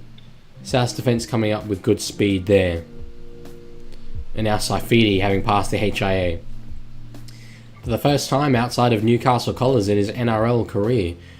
Donahue, there's some room there for Ray Stone, but wrapped up well there by Jai Arrow. Good legs tackle. Now O'Sullivan chips it.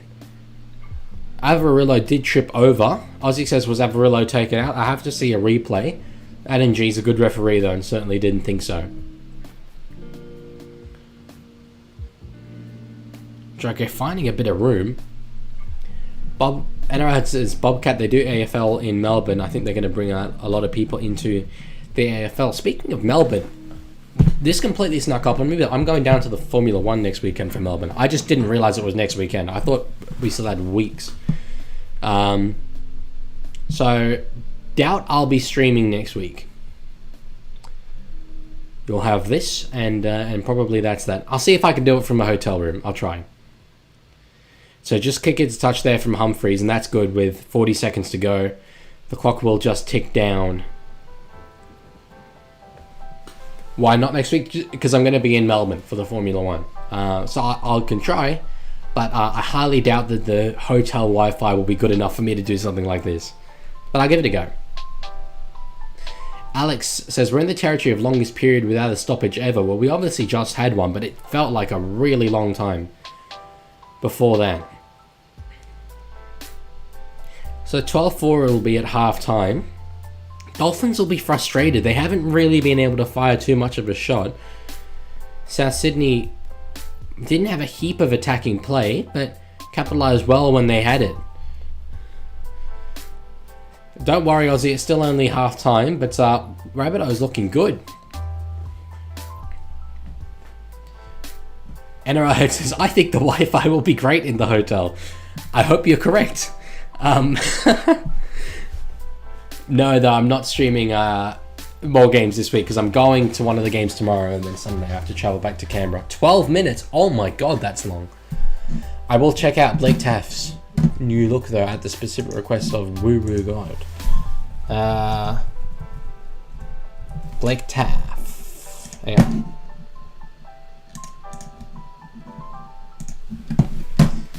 I don't know if Google Images is actually the best place to look.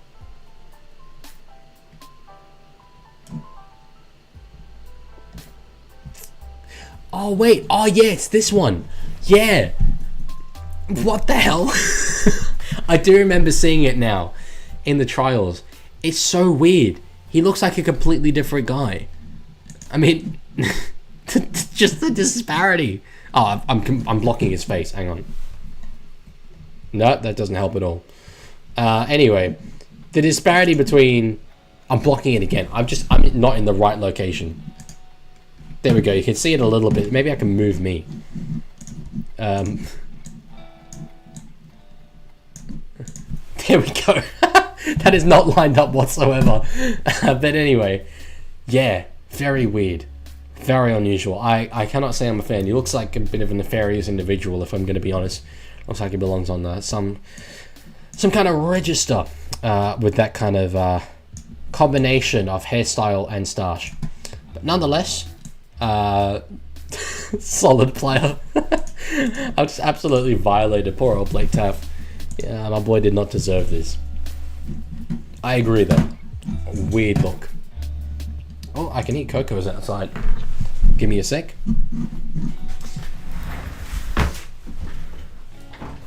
Coming, Cokes. There she is. Can you guys still see me? On my YouTube website, it's currently buffering. Oh no, yeah, we're good. Yeah, she's just chilling underneath my desk. She knew it was half time. She knew I wouldn't be busy, so that's why she wanted to come in. Big footy fan, guys. Tremendous footy fan. Storm going to beat Paris, says Bob Clatt. I was so looking forward to that game until Moses was ruled out. I thought it just had upset written all over it, despite the fact that Storm don't lose in round one, and Storm are better.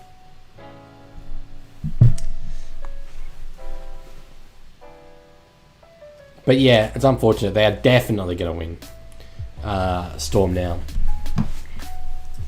Just make sure I didn't miss anything. Oh, I legitimately, Aussie, didn't read your comment earlier saying that Storm and Para will be such a 50-50. Didn't see that. Roosters make the 8, says NRL head. Even in light of yesterday, it's definitely possible because they've got all 3 buys before Sam Walker and Brandon Smith come back. And as I mentioned earlier, might have been the stream for last game. Yesterday, so they were missing Walker, Smith, Lenu, Butcher, other Butcher, Am I forgetting anyone? Anyway, even if I'm not forgetting anyone, that's 5 players. Yeah, so it's a lot. I think I am forgetting people though. Regardless. Oh, Lenu. We're missing Lenu. Did I say Lenu? Can't remember. Anyway. Roosters bottom 4, says Danny, you reckon? Matthew Langford, good to see you. Where do I reckon Raiders will finish? I'm always kind of high on Raiders. Although that being said, in my prediction, I think I had them 10th. Did I? Or 12th? One of the two. Let me have a little look. Oh, actually, no, I don't have my ladder anymore. Yeah, I think it was 10th I had them finishing. No. Anyway, it was something like that. But I did tip them in Vegas. I think their game next week against Broncos in Canberra is going to be really, really good. Canberra do tend to perform well at their home ground. It'll be a big, big scalp for them if they can beat Brisbane after what they just did to the Roosters last night. So I'm going... Oh, am I going to that game? No, I'm not. I'm going to be in Melbourne. God damn it. No. That is actually devastating. You just caught Leaguie devastation in real time. I'm shattered. I was so looking forward to that. But no, of course not. Oh, well. Maybe that's one I'll try and stream if the hotel Wi-Fi proves decent. Who's a top try scorer for this year? Wow, that's not something I've thought about whatsoever. Tyrone Munro. Why not? I feel that it's good omenry that I've been asked that question in a game where he scored 2 tries. I feel like that's the universe telling me something. So there you go. Matthew, who's yours? Actually, who's everyone's? Who's everyone's top try scorer for this year? Prediction. Lazman, good to see you. Go Dolphins. It is fins down, unfortunately, at the moment, as Ozzy has said. The Bennett curse is why we're losing. It could also be just Bennett being the reason that you're losing, this game in particular, rather than necessarily the absence of him. Savage or Camperero, good predictions there, Matthew. Camperero particularly, brother is just a magnet for tries. Savage, yes, certainly could do it. It depends how Raiders play. They did play a little less conservative in Vegas than they normally do, but normally they are like just a grindy defensive team, so it's not necessarily conducive to a lot of tries. Delilah, good to see you. My Delilah, as Tom Jones said. AJ will take Tai-Tai's position though. Yeah, but surely Monroe then goes to the wing that Isaiah Tass is currently on. Matthew Burton for top try scorer is bold as hell. He's cooking 53 fantasy. That's Monroe. Oh, Delilah always watches my vids. That's really nice. Thank you. I appreciate that a lot. Good to see you here. I don't know if I've seen you in a stream before.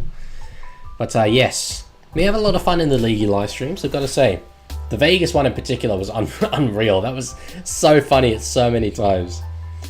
NRL Head says mine is Arthur's from Brisbane. I tell you what, he his change of hairstyle has transformed him from a 6 into an 8. You could argue it might take him into 9 territory. He's looking good this year, Jesse Arthurs. Top scoring forward, Young. I take it from Canberra. Yeah, Hudson Young. Alex Troll's a bold prediction there, Bob Clatt. Very funny. Let me think. I don't know. I would have said Isaiah Papali'i, but I don't actually think he's had a great preseason. Looking at his preseason form. What minute is it? It's halftime, Mason. I like the call of Zach Lomax for the double. Him playing centre might preclude him from that, but if it was on the wing... Oh yeah, May's a good shout. So shows Jacob Preston. But May's going to get a lot off Coruscant, I would think. Although back rowers get a lot more than front rowers, so that is tough. If you're just going front rowers, then May. Back rowers, though, I like the shout of Hudson Young. Hamole seems to get a lot of tries. Would it have been Angus Crichton last year? Let's have a little look at who was the top. try scoring forward of the 2024 NRL season.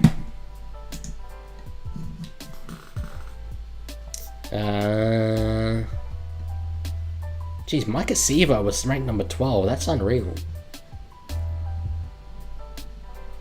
Oh, Nenai. Oh, yeah. 13 tries, 23 games. He gets tries. And next best was, yeah, Crichton with 11. You'd be pretty bold to tip against Nenai. Astronomy, good to see you. Cartel at Storm's an alright prediction.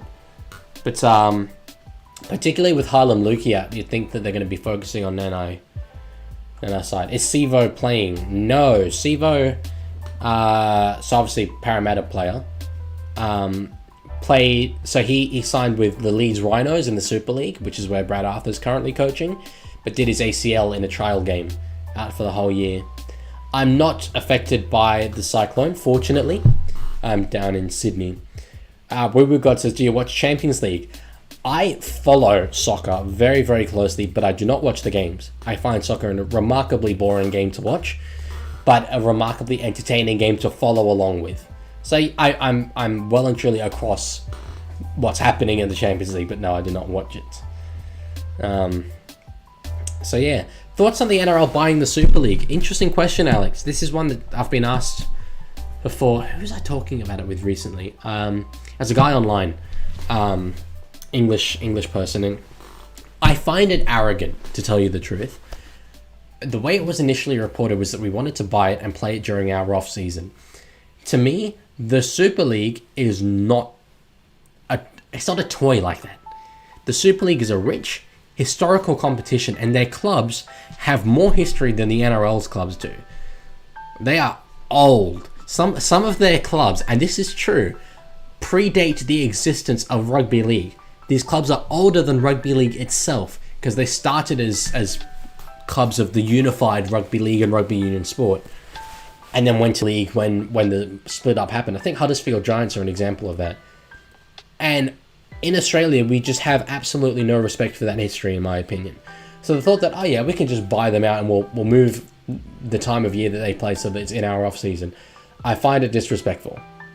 So yeah, that's sort of what I think.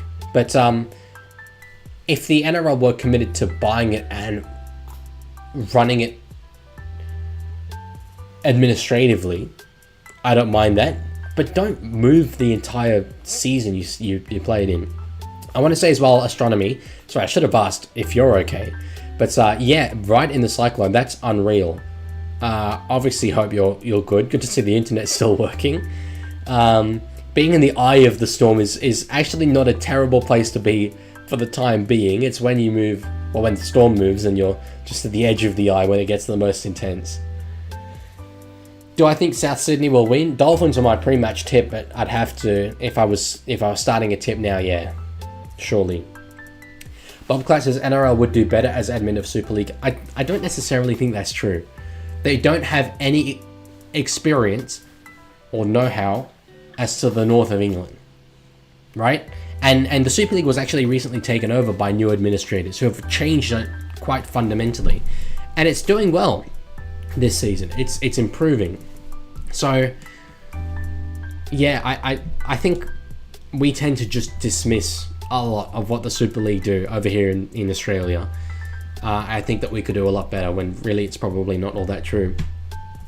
Matthew Langford said, is your beard or the Roosters or Trent Robertson more likely to keep their job? My beard's going to keep the job. I've had it for quite some time now. I think I've had it for, oh no, not quite a year. Close though.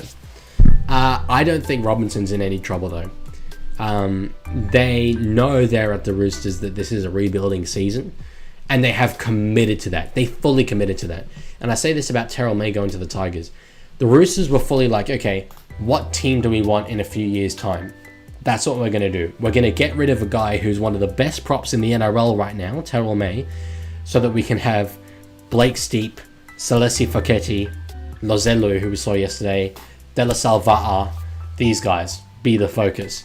So I think they know that. And there's always going to be external pressure, but Nick Politis loves Robinson. So, and actually, what I should have started is by saying, because I was asked this question today on Reddit about Robinson.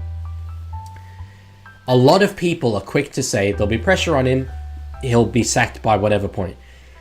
I'll ask anyone in the chat right now, if you sack Trent Robinson, who the hell do you appoint to replace him?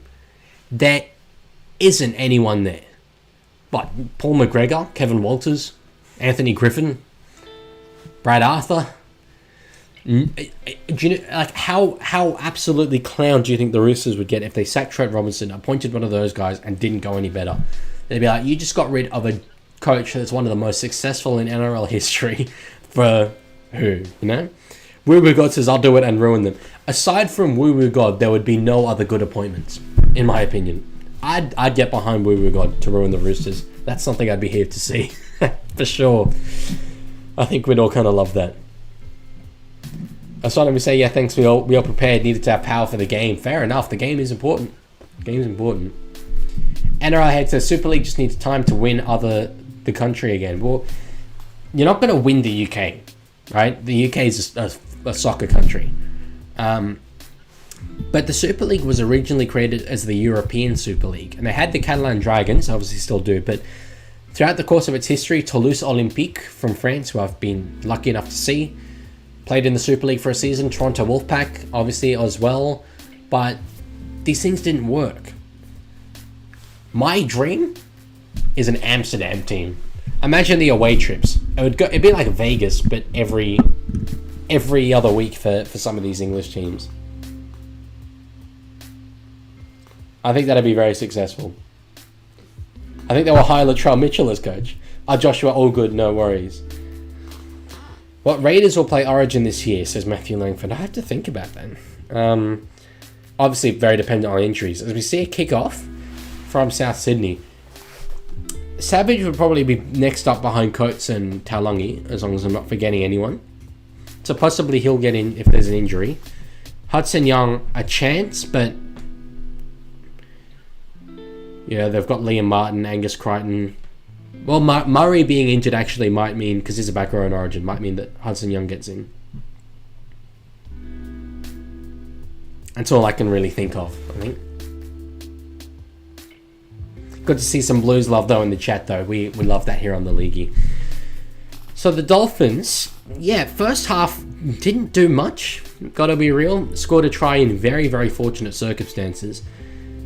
They've got a bit of a point to prove here to their former coach in this second half. Decent kickoff set there, 58-meter gains, very good. And it's Tass under the ball there, wrapped up well inside the 10. I'm glad your sister's excited, Joshua. That's great. It's good to have her here. Was it Delilah? I'm trying to remember the surname. Yeah, it was. Very happy to have both of you here.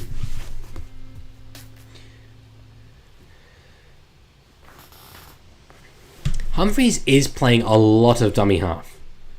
Ramazellis is on the field, but it's like kind of they're sharing the duties in many ways. Ramazellis that time, though, gives it to Havili. We'll get it close to halfway, not quite. Going to a Knights game soon. I'm not sure. Normally I plan out all of my games, but this year I haven't so much. I am going to Newcastle later this year, but not for the Knights, for the NRLW Magic Round, which I'm very excited about. I might vlog. The thing is, I don't think it would do very well, but I love the NRLW, and so if I could give it, a bit more attention, that'd be good.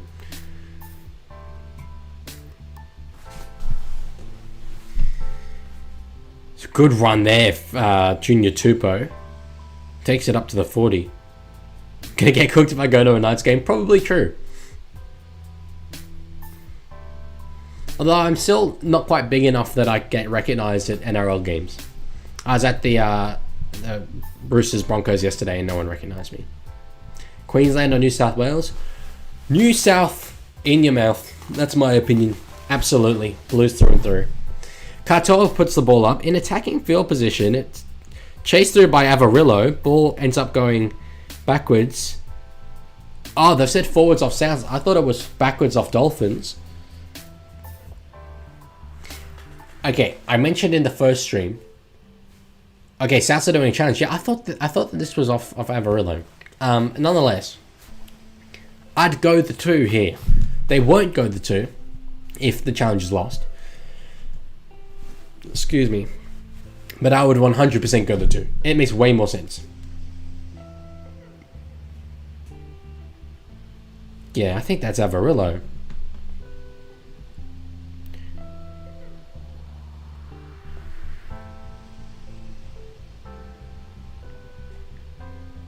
Yeah, I thought so.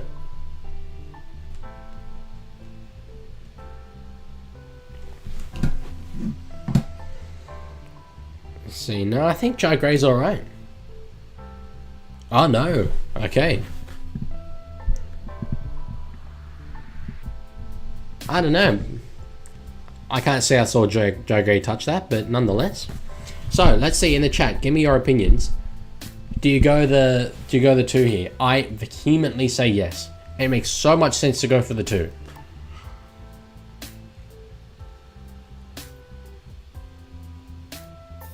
Although, you know, 12-12, it's not going to stay like that. Try, you reckon? Am I going to collab with anyone? Currently, no plans to, although I spoke to a lot of people at the Sports Shed match. Clarky from Clarky's NRL column. We live quite close to each other, so we might work on some stuff together. Trademark Sports is another YouTuber. I'm keen to collab with him, but I just haven't been able to think of something good yet to collab on. So not too sure. So Dolphins, geez, that was a hospital pass for Farnworth. He's smiling, but way up ahead and white and smell blood in the water. Now Finna Fuiaki. Dolphins won't get many better opportunities than this over the course of this game. Donahue with dummy half. Gives it to Kerr straight into the line. Tried to turn around and get an offload. Couldn't do it. Now O'Sullivan. Short ball to Avarillo, but they read it well. Who you got for this game? I tipped Dolphins, but I've got to say South certainly looking more dangerous. Saifidi tackled on the 4th, so 1 to go. Donahue will give it to Short. I thought he was going to go to Katoa. Forward pass, geez, yeah, that's a great defensive set from South Sydney. That's very, very resilient. They had to really work hard there. But, geez, what a shot that is from Whiten. Yeah, really didn't let the Dolphins do all that much.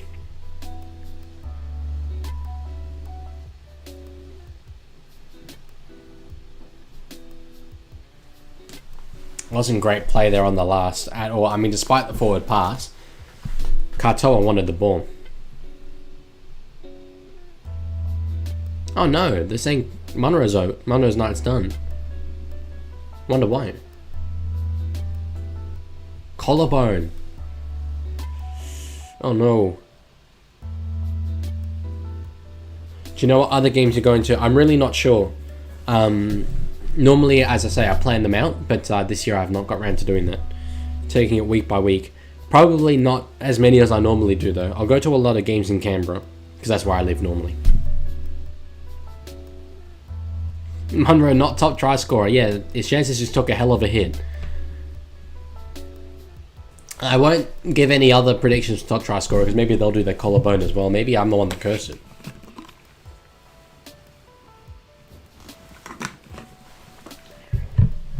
Alex Troll, clear try scorer now. He's got it in the bag.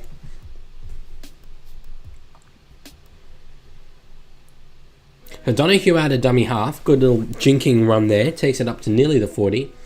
Who do I want to win the premiership? That's a bit of a way of giving away what team I support, isn't it?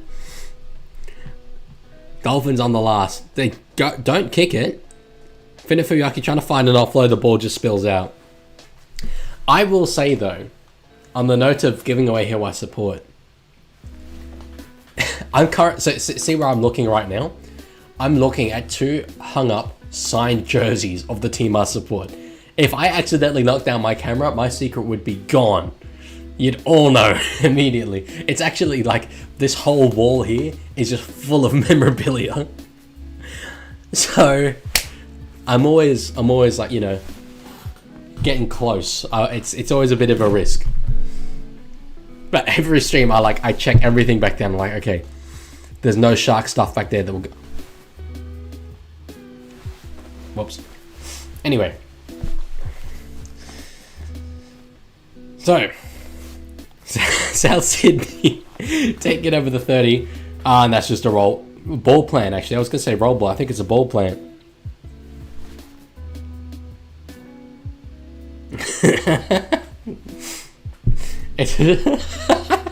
So I'm just seeing the chat reactions. Am I playing you, though? Am I playing you? That's the thing. We'll see. You'll find out one day. My brain just snapped. Did my brain snap? That's the question. Alex says, if I listed 5 teams, would you say if the team... No, I'm not going to narrow it down to 5 teams, Alex. Moo God says, gotta check the streams to see the wall. That's some absolutely intense detective work. No, I love this whole secret thing. You know, when I first started this channel, I was like genuinely 50-50 as to whether to whether to say who I supported or not, but I'm so glad I kept it a secret. It's been so fun. Bob Clark says, if your team wins the Prem this year, would you tell us? Sure. Why not? I'm hoping to be at my 10k margin by then anyway. Dolphins, while I'm busy talking about myself, look at me being a narcissistic streamer.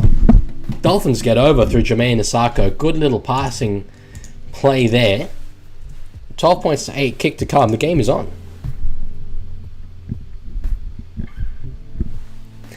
Ozzy says, narrow it down to 16. Just give a team I don't support.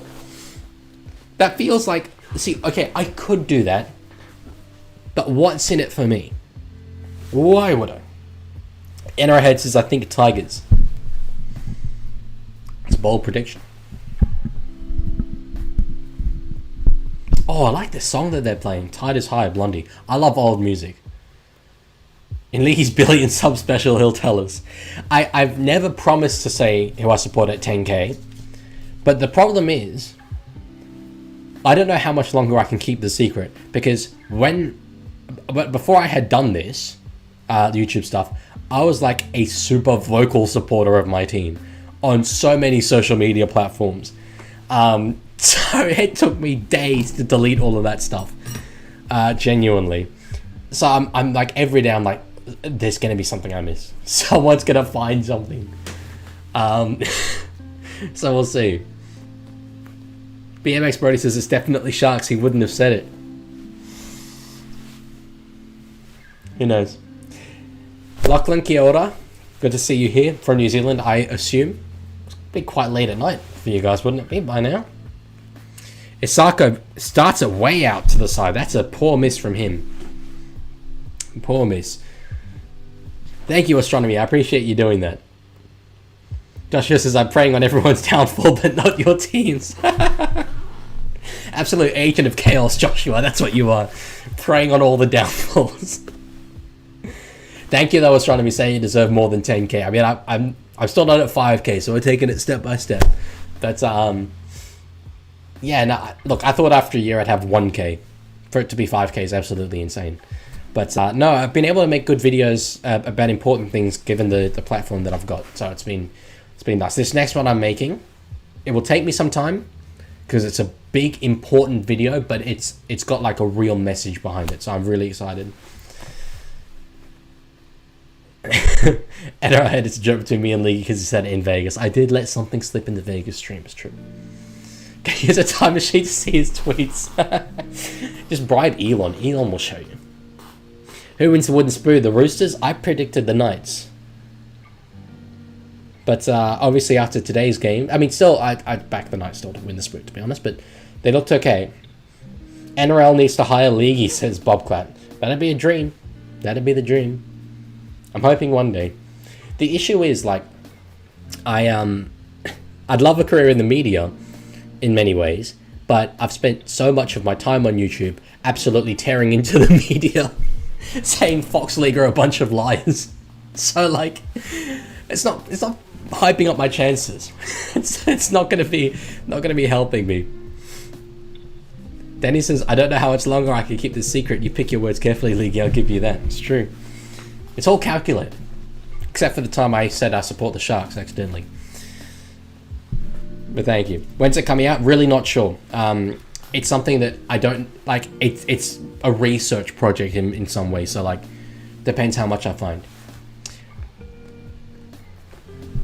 Error there from South Sydney, and with this now being a 1-score game, obviously still half an hour to go, long while, but they're inviting the Dolphins back in.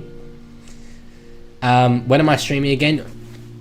This will be the last stream for a little while, because next week I'm in Melbourne for the Formula 1. I will try to stream in Melbourne, but I highly doubt that the hotel Wi-Fi will be very good. So I'll try, but no guarantees. But yes, Lachlan, I wear this suit in all my videos, although... See, this is a green suit, right? And I don't know how obvious it is. In real life, it's super green. On camera, it just looks kind of grey. I've purchased a more green suit. And that's an exclusive for those of you who are here. I've not announced it yet, but I've finally got one. So that's going to be good for the branding.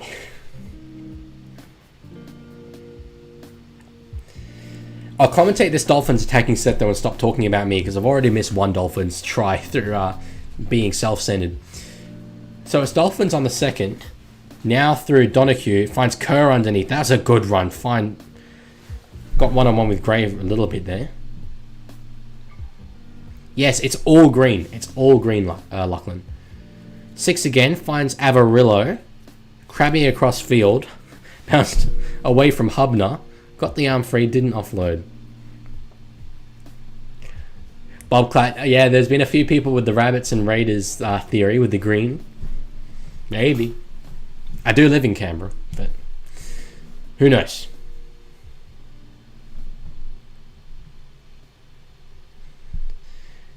So now on the third, finds Katoa. They've got numbers there. Oh, bounced straight off Campbell Graham. Played at? Yes, played at. Marshall King, the defense is scattered. Oh my, okay.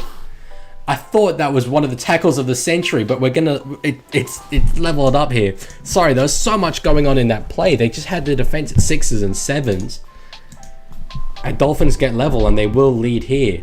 So I can answer some of the questions. Yeah, look, I mean, it's green. It's a green suit. I don't know like how much I can show it off. It is technically green. But anyway, what more was it? NRL Head says he goes for Tigers because his first video was on Tigers and a few more of it as well. It would explain why I attract so many Tigers fans, certainly. Same thoughts on the Broncos and Roosters. I don't know who it says more about. What's that about? I missed one of Danny's things earlier saying Tigers are mid, struggling to keep a Tiger side without arguably 2 of our best attackers. He's still caught up on the last game, fellas. It's okay, Danny, don't worry. It was a 2-point loss. You'll be okay. Is my team good, mid, or just plain awful? Kind of depends what time period we're talking. Lachlan though says, if I guess your NRL team based on looks, I'd say Tigers. You think I look like a Tigers fan? I mean, I've got some orange there. Asako, geez, only just sneaks that one in. Normally an absolute sharpshooter, but the Finns take the lead. And of course, I never doubted them. This whole game, I've been saying they're on top. Absolutely never doubted it. For the record, ladies and gentlemen, I did very much doubt the Dolphins at one point in this game. But it's my boy Max Plath, the Psychoplath, as they say on the Bloke in a Bar podcast, and he's deserved that name. Astronomy says, how do you do your stream? Like what software? OBS. It's called Open Broadcasting Software. It's an absolutely outstanding software, very professional. It's what big Twitch streamers use, and it's completely free. I cannot believe it's free because it's so good. Highly recommend. 14 favorite teams, says Woo Woo God. You mean aside from the New South Wales Blues, Matema Atonga, Toa Samoa, Amsterdam Cobras, Mount Gravatt under 12s, Shanghai Sharks, Den Haag Knights, Harderwijk Dolphins, Swallow Wolves. I'm just listing Netherlands Rugby League teams now. Anyway, I feel I've proved my point. Thoughts on Roosters after yesterday and how much Panthers smash them by next Friday? Roosters are going to get absolutely fundamentally cooked next week, especially with Radley now also not available for that game. That'll be a 50-point loss, I think, for sure. But they were. It was rough for Roosters fans yesterday. I was at the game, and I have a lot of friends that are Roosters supporters. Just completely outclassed, and yeah, new combinations, but certain moments were just really dumb. So Alex says, my shortlist is Rabbitohs, Sharks, Panthers, Raiders, Dolphins, Warriors for teams that I support. Well, you may or may not be onto something. I will neither deny or confirm that you may or may not have got it right. 70-6 is insane, but yeah, it could be. So South on the last. Sometimes I'm just like reading chat and then I realize that there's a game on as well. Good take there from Isako. Gets it up to the 40. The Dolphins are just on top for sure here. Lachlan says, you wear the suit when you physically attend games? I do not. No, I tend to wear other stuff. It's just not the most. It's not the greatest suit to get around in day-to-day wise. Brody, I wouldn't compare you with me because I've had the vast majority of my players play. Leaguie, did Cobra buy your suit? Nah. He did not, although the new suit that I've got is coloured a little bit like his profile picture, so there's a link. Do you wear your team's jersey? I did in my first year of doing the Leaguie, but I don't anymore. Knock on Dolphins. Sorry, I was just commentating there. Is it a knock on Dolphins? I think so. This suit is from a shop called Connor. I used to work there. But they don't sell very green suits. It's very hard to find anywhere that does. So I bought a suit from an online shop, which I don't like to do, but regardless. Lachlan, you can try and find my team, but there have been many that have tried in the past and not succeeded. Yeah, it is South Ball. Okay, I thought so. Yeah, I used to work at Connor, Lachlan. Jeez, infringement for the scrum clock.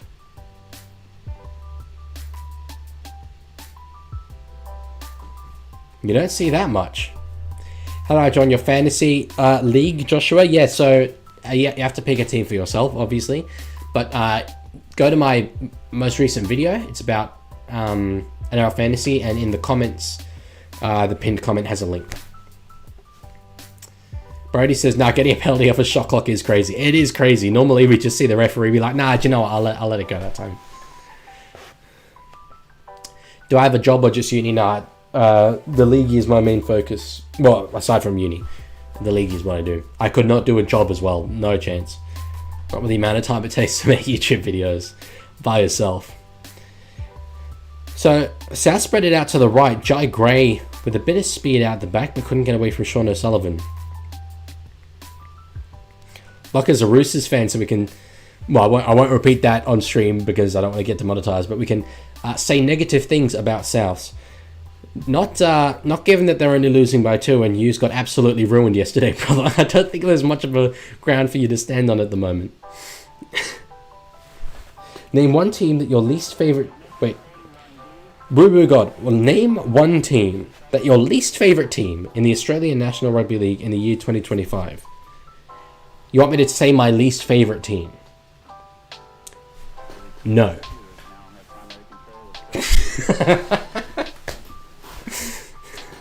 I accept you completely got me. Like, there's no way I can talk my way out of that question other than just not answering the question. How do I have money to go to Formula 1? You earn a little bit from YouTube, but no, I am very fortunate that my family's...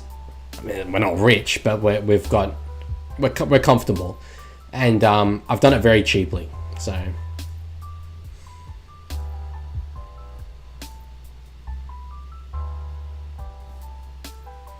Sats are going to go the 2. Yeah, wow.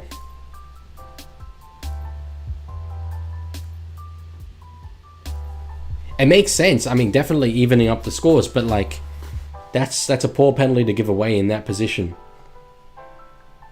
Lachlan says, just tell us 3 teams you don't support so we have 14 left to figure out. Lachlan, what you fail to see is There's just nothing in that exchange for me. Why would I do that? It's the question. Joshua, good. We'll see you later, brother.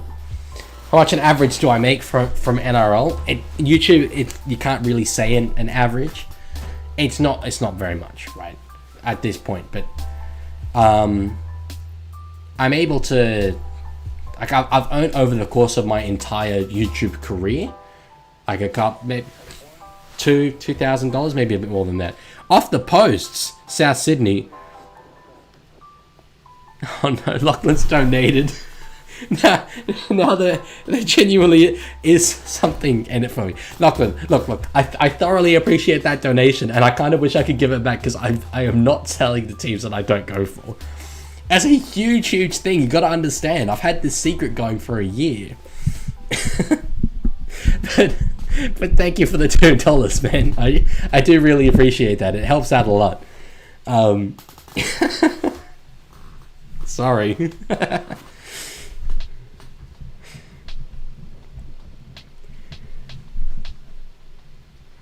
Yeah, thank you, Lachlan. Thank you. For a man who's probably very down and out at the moment after the Roosters yesterday, I appreciate you helping a brother out nonetheless.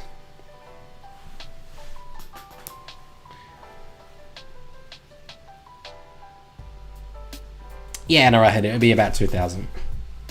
Yeah, come back and work it out. Put in the detective work. I'll make you work for it.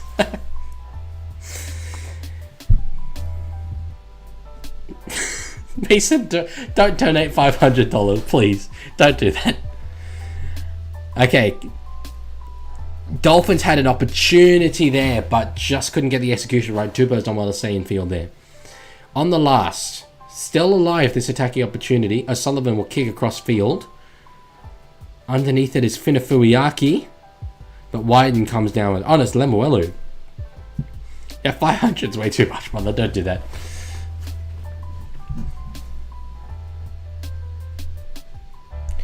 Cal says, who's gonna win, guys? I tipped Dolphins pre-game, then I switched to Rabbitohs, and now I'm back on Dolphins. I'm completely feeble. I'm not loyal whatsoever. But no, I Dolphins, I think. But it's really tight. 1,000 you still wouldn't tell us. Probably true.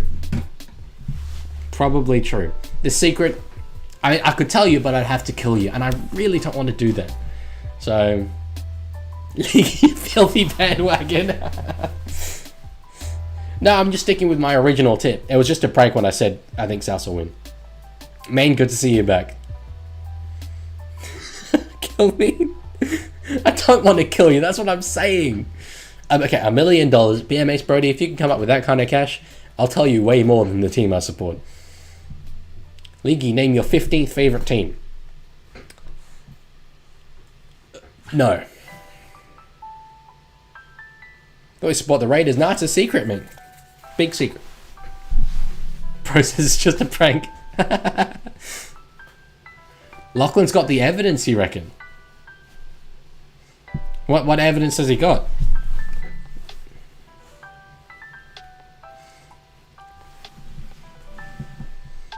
Jack Whiten on report here, forearm, I think they were saying. Oh, a big bumper up on Daniel Saifidi. Is it? Yeah, it is Daniel. It is Daniel. You said last week you support the Raiders. Yeah, mate, sorry, that must have been out of context, because last week I also said I support the Sharks and the Cowboys and like every team. No, it's a big secret that I will reveal at some point when I get to, I think, 10k subscribers, but we'll see. I didn't pick it. I didn't do it for content reasons, though. I wanted to come across as purely objective. And I feel I've done that, given that people still can't figure out who I support. So I think that's a good thing. Alex says, if I got Gina Reinhardt to make a multi-million-dollar grant towards the Leaguie channel, would you reveal that you support the Brevis Mining Corporation from Queensland Cowboys? As I said earlier, I would do way more than just that for that amount of money. I'd physically go into the mines for that amount of money.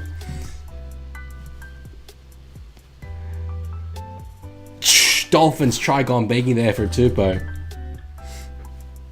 Yeah, man, I do have I mean, I do have family that supports the Roosters. That said, though, like, I've got family that supports Dragons, Sharks, Raiders. I've got a lot of family. I come from an ethnic family. There's a lot of us. So, it's just that the family I have that go the Roosters, that support the Roosters, are a little bit more involved. So, that's why they get a bit more mention. Mason is claiming there's a Waz photo on the shelf behind me. I'm pretty confident that's not true. Though I am looking in the stream to make sure, despite the fact I know what's on my shelf. BMX Brody, what would I do for $1 million? I mean, things that would get me demonetized if I said them on stream, so I just can't answer that question.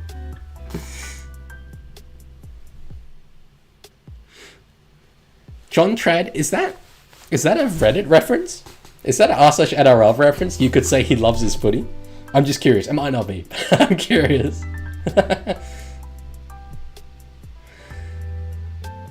Yeah, man, I agree. Civil War and family, Broncos or Cowboys. Yeah, there's a heap. There's a heap of different supporters. Leaguie is not a Waz fan. What makes you say that?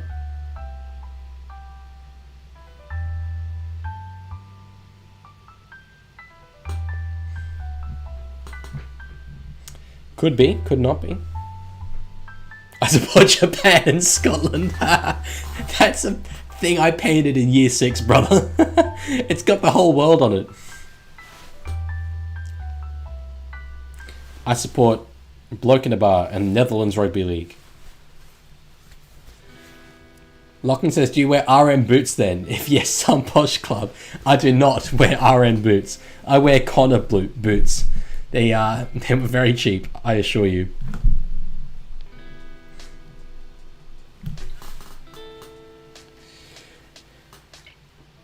And as usual, I find myself being like, oh yeah, there's a game on. 15 minutes to go. And I'm going to make an absolute promise to you guys that I'm going to focus on the game. It's a good game. There's 2 points in this and there's 15 minutes to go.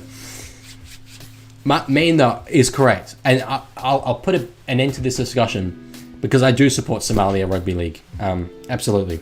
And yes, Brody, I can see the hearts you send. Thank you, Theo R. Saying I've got principle. Unfortunately, I don't think you know me very well if you're saying I've got principle. The Dolphins, geez, the first tackle off the scrum there, that's not great. Questions after? Yeah, sure, I can stick around for a bit.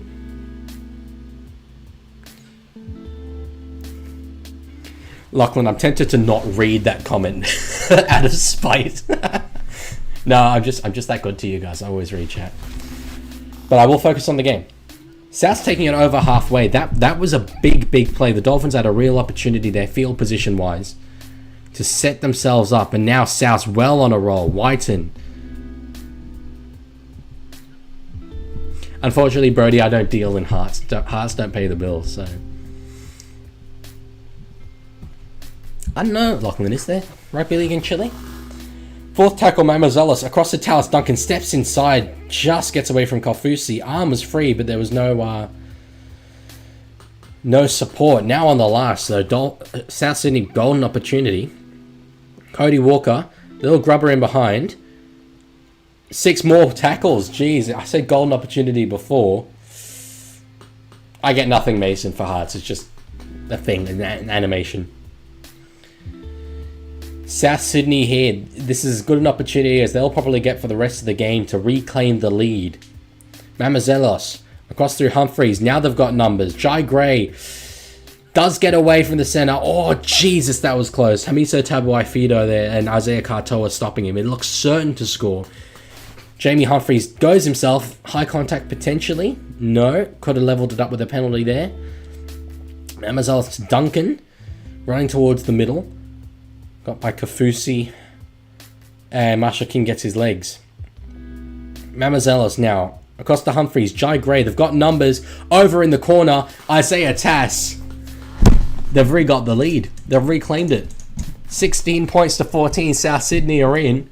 And what a game we have. I absolutely wish I'd been watching it. Damn. What socials do I have? In terms of the Leaguie, it's pretty much just Instagram. don't even get me started. I've tried so hard on TikTok because I have an account on there, but it was suspended and TikTok doesn't think it was suspended, and the customer service is god awful. So I'm trying. Mason says, League at 5k, surely you say 7 teams you don't support, so there's still 10 for 10k. No. I don't want it to be a slow burn. I want it to be a big reveal. You're gonna switch teams now? Calling me out, NRL head. God damn. No, I've got a bit of backbone. I back my boy Jake Averillo to score a try to win this game. I'll probably reveal at 10k Lachlan, though I have not committed to that. Really depends how quickly we get to 10k. South's playing well for what they have. I agree completely. They have been very good. Both sides are under strength, but South have been impressive. For sure.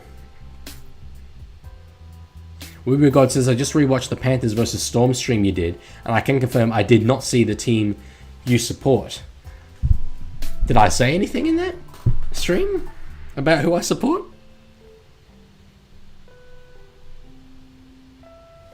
Yeah, social. Sorry, Instagram, the Leaguie. But I really, YouTube is my main focus. Like, there's not really a heap more that I don't post all that much on Instagram anymore. Cow's happy about his rabbits. Humphreys from the sideline, very tough kick. Starts it in the middle, but it fades out to the right and stays 16-14. Alex says, we're back to our 2021 left side attack. Your 2018 left side attack was unreal. Not Robert Jennings. Oh no, it was Robert Jennings on that wing. He scored so many tries that season. I think that was 18. You had Cody Walker. And Inglis? Or Gagai was the center. Can't remember. Say favorite team in Spanish and we work out your Spanish. I do speak Spanish, but I won't do that. Yeah, and I want to post more shorts, but it's not really worthwhile me doing that until TikTok comes up, because shorts is not actually a very good way to grow on YouTube. People say it is, but it's not a long-term success, profitable way to grow. You don't attract that kind of audience. Mason says, yo Leaguey, did you get a comment from Ranginui Baller on your fantasy video? I think I did. I think I recognize that name because I went on a coding trip for school and I went on a computer and commented. Oh yeah, I remember that name. Everyone spammed the heart button. I think I can do that. Oh yeah, I can give myself hearts. That seems a bit self-serving. So on the 4th, South Sydney, just shy of halfway through Hubner. And they'll kick it. Oh, that's a big error. That's a tremendous error. Not getting to the kick there. And Dolphins will have a set in the attacking half. Main Stanley saying in Dutch heritage. I typed something in Dutch, but YouTube will flip it at me. What do you mean flip it at you? No, I type in Dutch. I'll speak Dutch. I'll speak Dutch to you. Praat Nederlands met me. That means speak Dutch with me. Alex says Bunnies win probably, and Weishafs mentioned in the Leaguie chat. It really is a good night. What is Weishafs? I have no idea what that is. If I mentioned it, it was very accidental.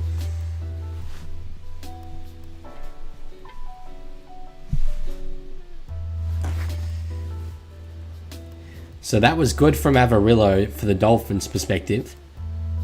Now they're up to the 30-meter line on the second. Oh, Katoa short to Lemuelu. They're looking good. The error was Hubner, Lachlan, on halfway.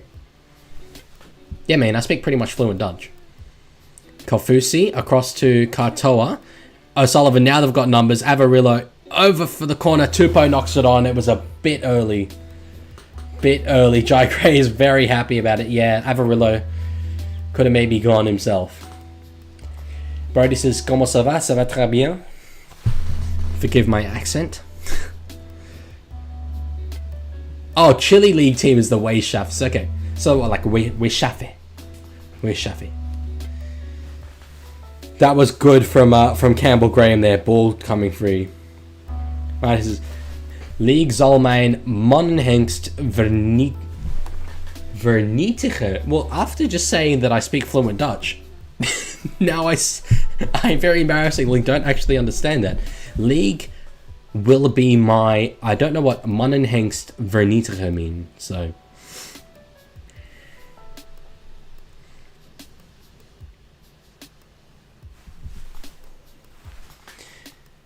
So Hubner, after making that error, I love how none of the chat's in English now. After making that error, makes a solid run. Now Tallis Duncan. I need Maine to tell me what mannenhengst vernietigen means. Sean Kepi up to near halfway. So Dolphins really did get away with one there. But still, plenty of time left to go in this game. Land vooruit. Gekoloniseerd. Walker puts the ball up. I should stop speaking in Dutch because it's very much a one-on-one conversation with one of the current viewers. You just play music in the background of stream. Am I not doing that? Can you guys not hear the music? It's certainly supposed to be music playing. Here we go. I think Astronomy's hit Google Translate here. Ik hou van je kanaal. We moeten je naar 10k krijgen. That means I love your channel. We need to get you to 10k. And I've got to agree. Dolphins making good ground here, though. I cannot put Kanye on. He'll claim me. On the 5th. Is Campbell Graham... Yeah, of course he's on the wing because Tyrone Munro's not there. So that's getting it up to the 20. Now Jaden Sullivan on the short side. We nearly had should have had a setup for a 2-point field goal in the last game. Isako can definitely do it though on this one. That's true actually. I did tell Maine who I support. He's the only one who I've told. But he knows the secret. Ja, ik kan helaas zeggen dat ik Google Translate gebruik. Ik ben niet zo slim. That means, yes, I can unfortunately say I use Google Translate. I'm not so clever. You are clever, Astronomy. You are. Probably. I don't know you. But I would assume. I have no basis upon which I'm making that comment. Anyway, stop trying to distract me from the game. Isako's dropped the ball. Is this play on? It's going to be real play on from Adam G. We've got to try here. Okay, no, not quite.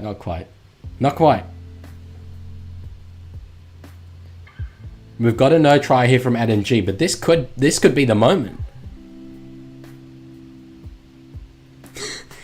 Now, I understand Maine there. Ik zal Leaguie verslaan in een boxenwedstrijd. That means I would beat Leaguie in a boxing fight. New rule. You can only speak Dutch in the chat if you're commenting about the game, because there's 5 minutes left in this match and there's 2 points in it. So I need to focus, people. It's a watch-along stream. Until your team of Exolites doen, reveal your team or I will do something. That is ominous as hell. But no, I don't negotiate with terrorists. Greg Alexander says loose carry on that, which would mean try. Let's see. This is huge.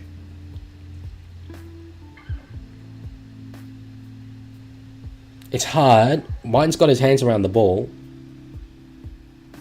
Supporting the on-field decision. I don't mind them supporting the on-field decision. It is hard to judge intent. But it's lucky from the Dolphins. Hopefully no try because I'll hopefully try because I have Kia on my team. Yeah, I did, and I no longer do. How do you say Rabbitoh in Dutch? I have absolutely no idea because Rabbitoh is obviously not the same word as rabbit. Howler IMO. It's not a howler. That's not a howler. It's a... You're judging intent of stripping. You cannot have a howler in that instance.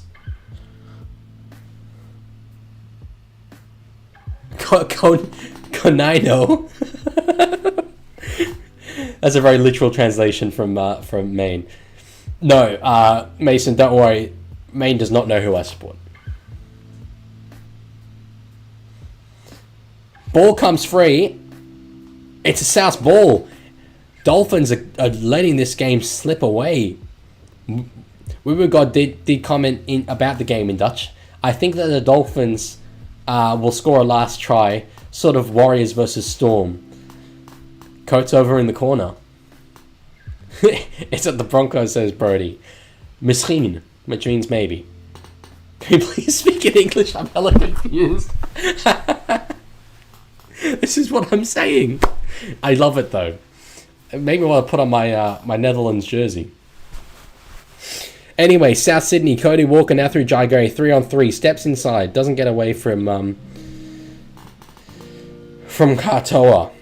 Time ticking down for Dolphins. They go short side, Whiten, not a bad idea at all, because that is where you want to be turning it over with 4 minutes to go. They need something special here. We need a hammer line break for the Dolphins.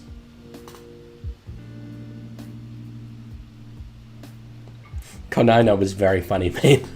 Is that, I take it like you've just translated rabbit and then added O at the end, right? That's not the actual translation. They're spreading it now, the Dolphins, making good ground. They sort of have to chance their arm a bit here. Now I have Arillo, but tracked well there by number 14 for South Sydney. Ball comes free again. It's knocked backwards. Herbie Farnworth getting away from a couple. It's the actual translation? Wow.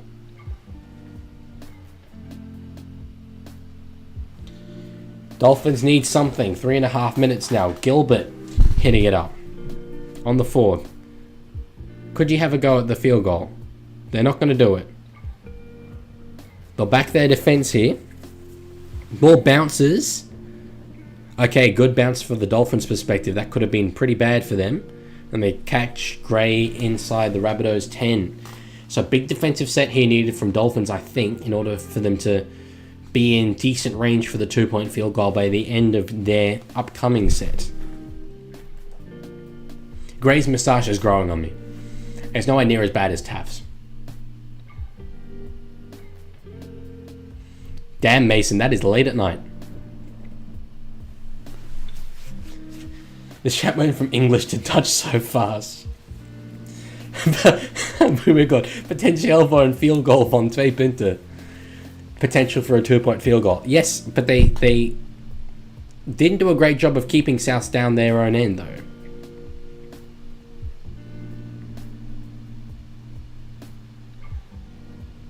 Humphreys with a kick down into the corner. Isako, geez, he went to go the pass. That would have been Sean Kenny Dowell versus the Broncos in 2015? 14? Can't remember. Mayan is going to go have a shower and eat some bread. He's leaving. See ya, man. Tossies.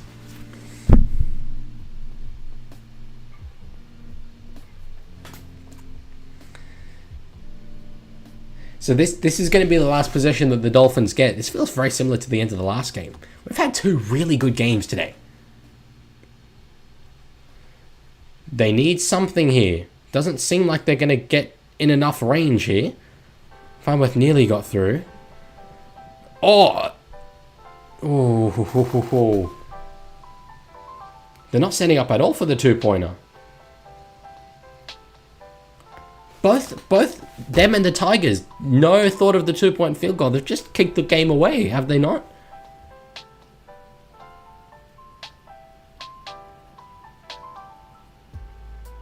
I find it a completely fair criticism of the Tigers as well, who did not set up whatsoever for the 2-pointer. Astronomy says this is one of the best chats on a live that I've ever been in. And to think it's all in Dutch. Te denken dat het allemaal in Nederlands is. So South Sydney will get the win here, you would think. I mean, there might be a couple of plays for the Dolphins, but barely anything. Oh, Kalamatangi is down for the count. Oh no. Daarom is het zo goed, says Astronomy. That's why it's so good. Would have gone out on the... That's disastrous. It would have gone out on the full. They would have actually had a play to set up for the 2-point field goal. Oh, Jermaine Asako, what have you done? That's shocking. Kick it to the corner. Jeez, running through. South have won. South have won the game. Wow. Dolphins had a couple of moments there where they could have had it. But what a Friday night. Two absolutely grindy games. I've said so much that I miss games like this. We don't see games that finish 16 points to 14. But God, they're good. God, they're good when we get them. Aussie, I'm very sorry. I am very sorry. But what a game we just saw. Google Translate's my new best friend, says Brody. This is what I like about Dutch. You could read Brody's comment, not speaking Dutch, only understand English, and probably figure out what it means. Blijf je nou in the chat? Will I stay in the chat? I mean, it's late at night, and I certainly want to sleep, and so do my lovely family, but I can stay for a little bit. Mason says, would it be racist if I said that a black man looked like the shadow under my bed? I feel thoroughly unqualified to answer this question. Absolutely unqualified. But, maybe? Oh no, I don't want to say it. Chico, GG, South. Yeah, were you a South fan, Chico? I can't remember, but that was a good game. Bedtime for the best deal, or bedtime for the best boy. Yeah. It's true. I still actually have some things to do. But, yeah. Jake did say South were going to win. Look, it was never really in the bag, brother, but I'm 0 for 2 on today's tipping. Mason, I didn't say anything. I said nothing, bro. NRL head's the one saying he's not racist. Anyway. Okay, NRL head says, I love black cheese and putting it on something with water and... Brother, what in the ever-living hell are you talking about? I think that's a sign, ladies and gentlemen, that we've reached the end of our tether with this live stream. 4 hours and 12 minutes. Surely that's enough, Leaguie. Surely even the most absolute vehement Leaguie fans are like, we've had enough of this fella for the time being. Jack, you've got here, but you've got here right at the end. I am going to go. So thank you guys for watching. Always a lot of fun, as yeah, it always is. I'll try and stream next week, but as I say, I'll be in a hotel room. Oh, Mason has a question. Sorry, guys. I'll put it up. I will wait. Let's wait here. We'll put it on pause. I'll stay. Mason's got a question. Let's hold up. Just 4 more hours. No. What's Mason got to say? I get the sense maybe he doesn't have anything to say. Alex, that's a great comment. Great game. I like the part where Wayne said it's Wayne time and Wayne all over everyone.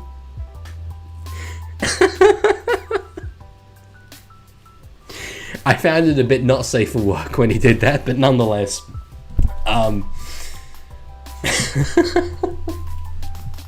Outrageous comment. Mason, have you got anything to say? I was doing my outro, bro. I feel like he's had me on. NRL has deleted all of his stuff. I mean, I have absolutely no idea what that says. Okay, I'll start doing my outro again. Oh, AJ, good to see. Wow, I've got all the Khalils here. We've had Delilah and Josh and AJ. I'm going to do my outro now. And we'll see if Mason freaks out again. Let's try it. Okay. So, I will try and stream next week, but I'll be in a hotel room in Melbourne, so we'll see. I'll try though. Well, if the Wi-Fi is good enough, I promise you I will. Brody has something. Mason's back. No, I'm not buying it, you guys. I'm not buying it. You have time to type wait, and you don't have time to ask the question. I have a question. I didn't put you in timeout, Mason. Maybe someone did. I didn't do it. NRL head, don't delete his things. This stream is hinging on him saying his piece. Did you time him out again? Oh my god. Okay, I guess I need to wait another minute so Krishan can talk again.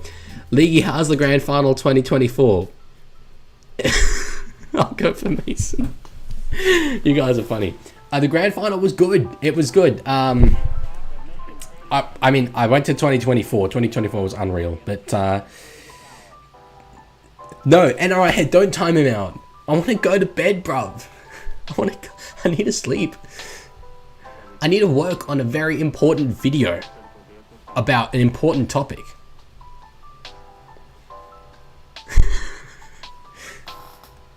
I'm going to do my outro now. Oh, okay. I'll wait for Mason. This is chaos. At least I know you guys are actually here for... Oh, okay. Mason says put your hands in the air so I know you won't give me a timeout. I can't do that because I didn't give you a timeout. It wasn't me. Here. Look. It wasn't me. I didn't do it. I wouldn't do that to you, Mason. Put your hands in the air. The typos, the full caps. Okay. You've got me. What do you want to say? What should my next... What should... Mason... I've waited the last 5 minutes and you've asked, what should my next video be? NRL head, stop deleting his stuff. Make a video on whatever you want. Make a video reacting to Ben Hunt 2024 highlights. I don't know. I my hands are in the air. Okay, he's timed out. Good. I see this as an opportunity. I'm gonna do my outro. I'll try and stream next week. You'll be able to see it announced on YouTube. Anyway, I guess I probably need to make a tipping comp. Someone said that. I might do that. I might not. Anyway, thank you guys for watching. Thank you guys for hanging out. Peace out. I'll see you later. There we go.